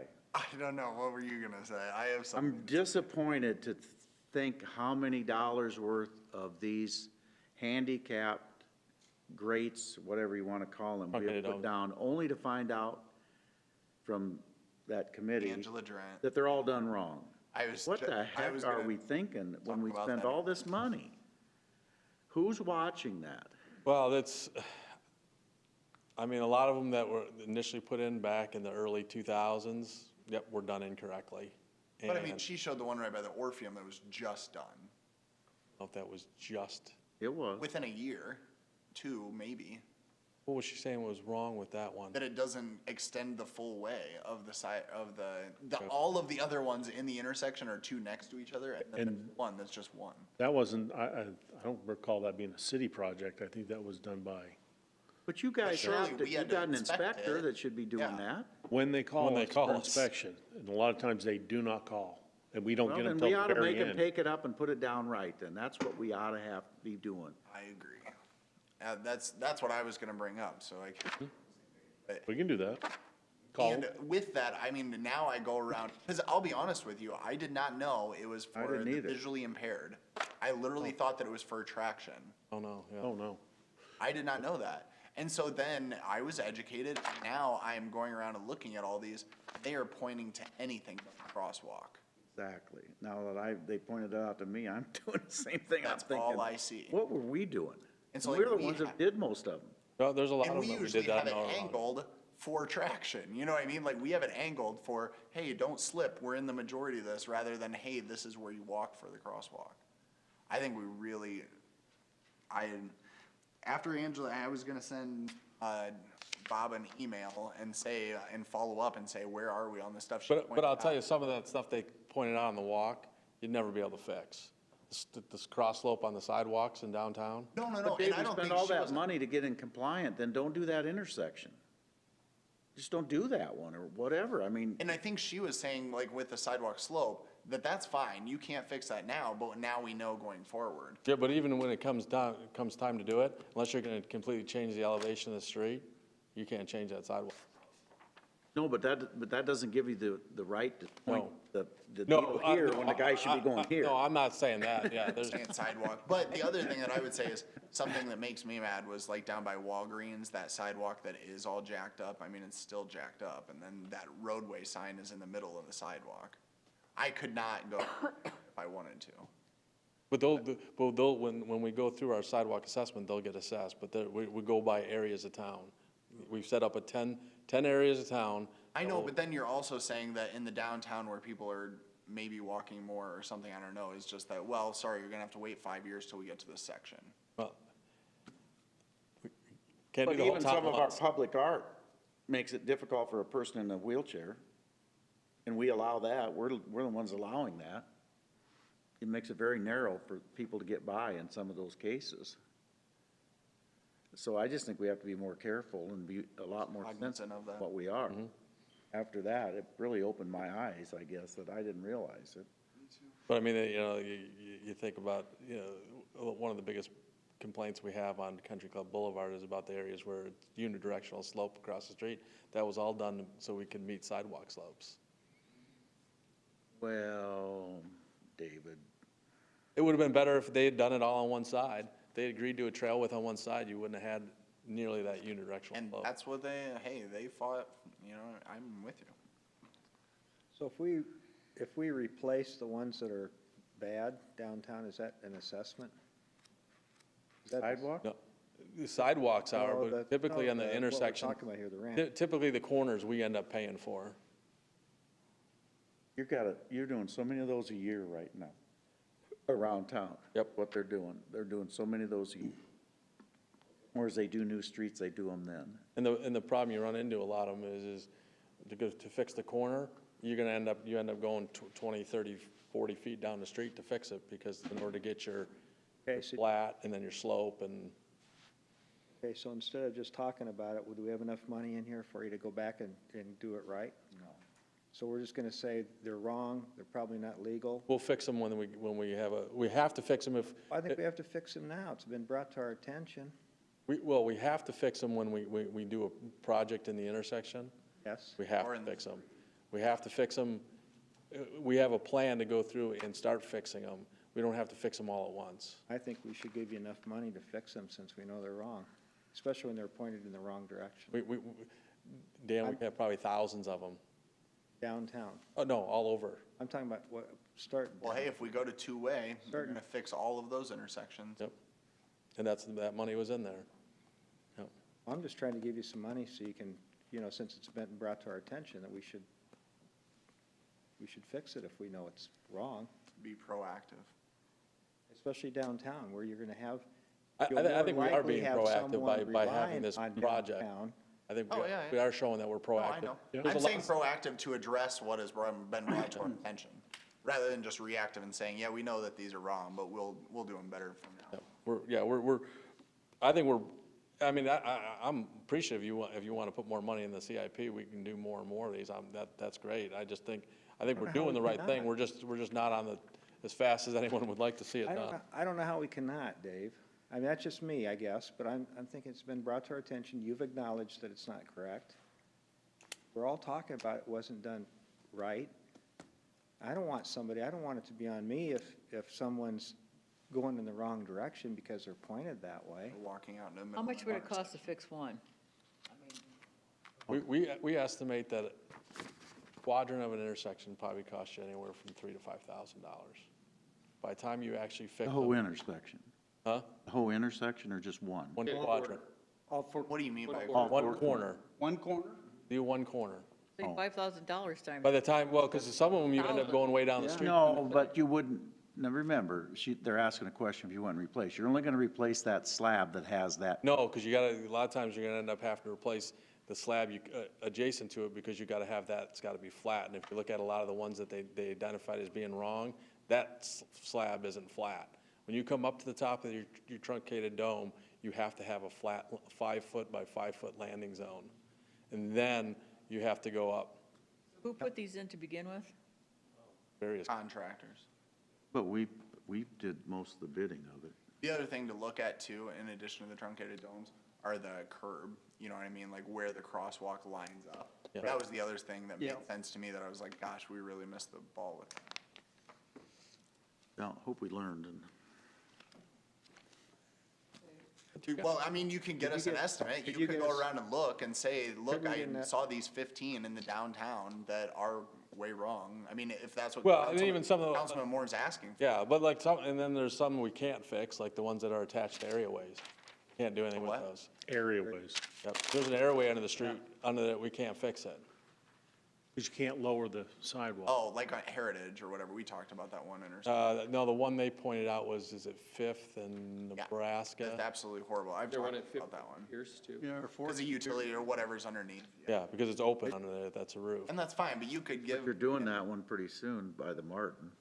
You know, it's the other end from the Martin building out. I know, but you're redoing the Martin one. Yep, so you can then do we'll it be able to right. fix that corner, yep. That project, it's in that one. You could take an inventory of it and then get the estimate for us. Sure. I don't know if we'll have it. I just can't. I don't know if we'll have it by good wrap con- up, that's. Not address it. Well, I'll pull up. Well, no, we are, I think we are addressing it by having the project, I just don't know if you're, I mean, if you want to make a whole project, we can do that. I do. I think it's been done wrong. I'm sorry it's been done wrong. I don't want to spend the money any more than you do, but I just can't leave it the way it is. And then if something does happen, we all know. Yeah. To say, yeah, we knew about that, but we weren't going to spend the $5,000 to fix it. This doesn't. 5,000 isn't.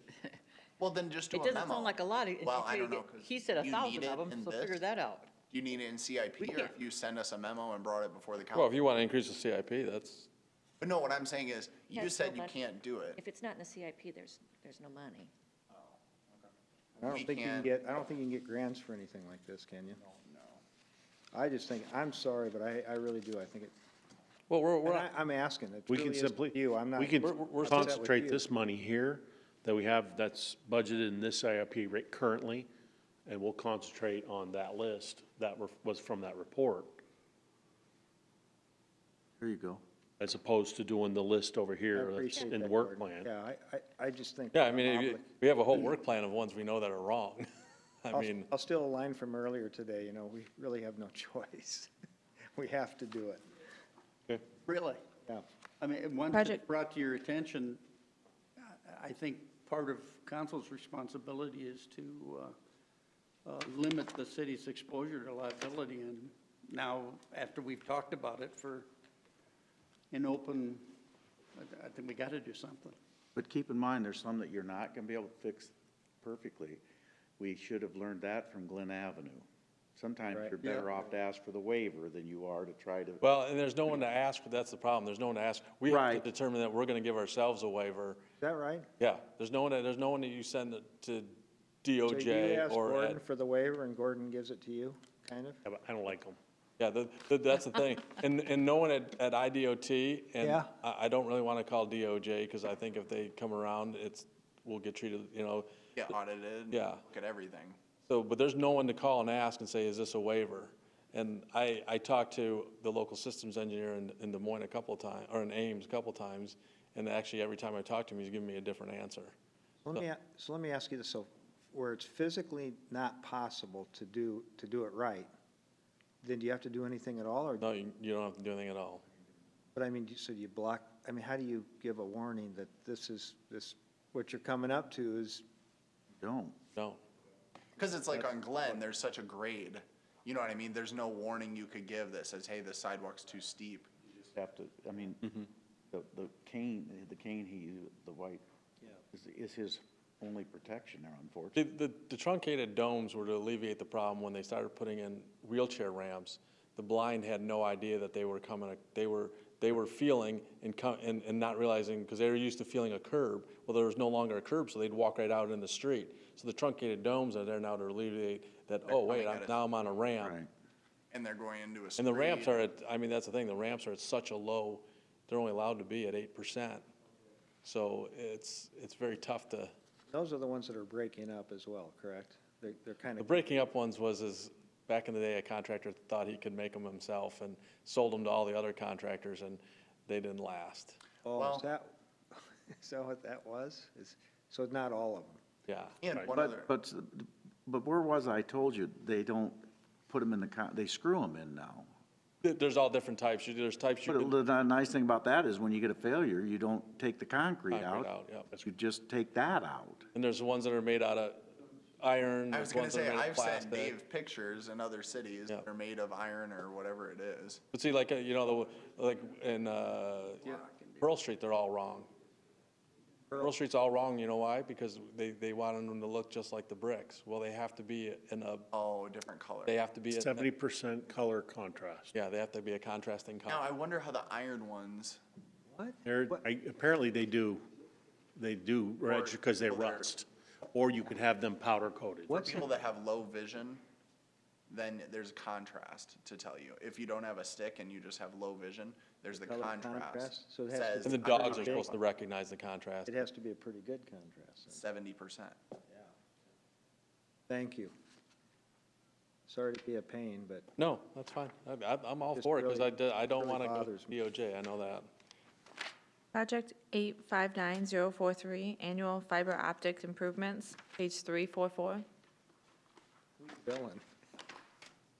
I'll be honest with you, this is more Glenn than it is me, so. I did have a question. Why do we have, go ahead.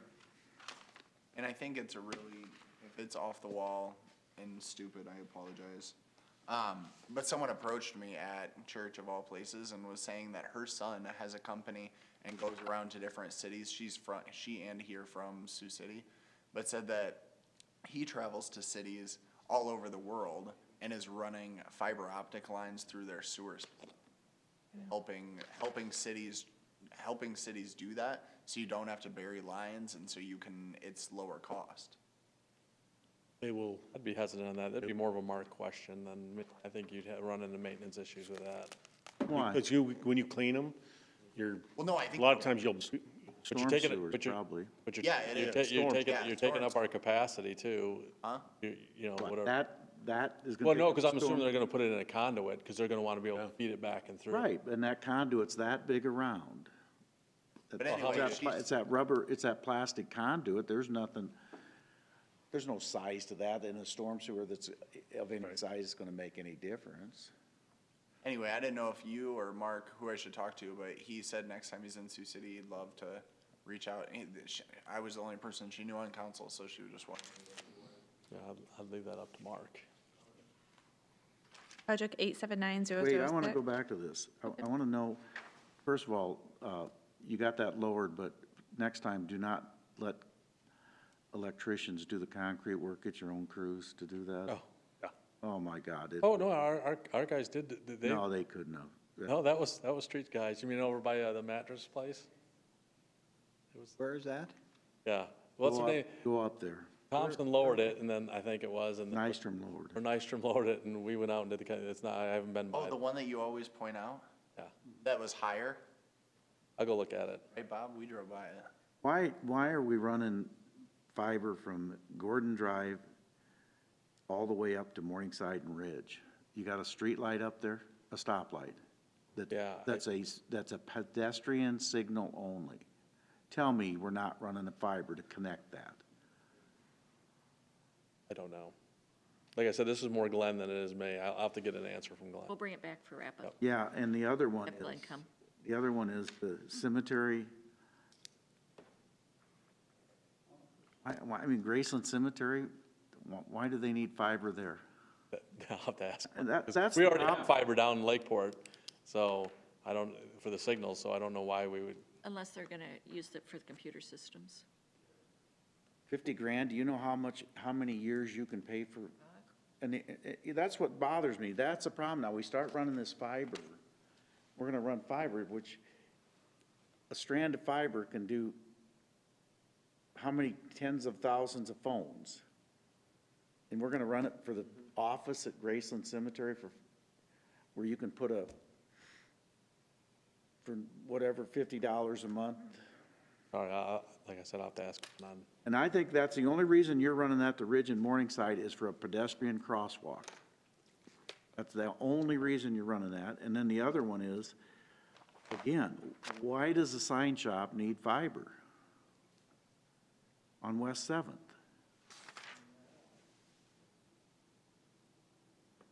Well, that's, That would be where most of our signals, they can monitor most of the signals from there, but they're doing that now, so I don't know why they need to have fiber, but they can do a lot of the monitoring of our connected signal now. Well, if that's the case, maybe that's justified, but you cannot tell me you can justify running that 110,000 up that street grid. We'll get you an answer on that.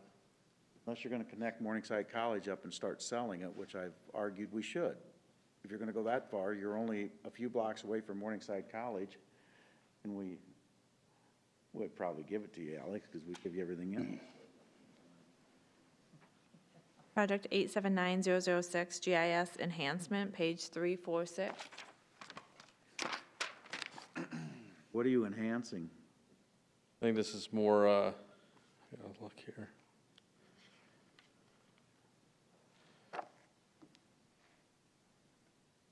This is just our share of the pictometry image. Flyovers. Yep. Like, we're so far behind in this, aren't we? No. No? I don't think No. so. We're making headway. Update recently, I forget. What's I that? think we do a flyover every 3 years, and so it's just, we did it less than 17, so it's time to do it again. Yep.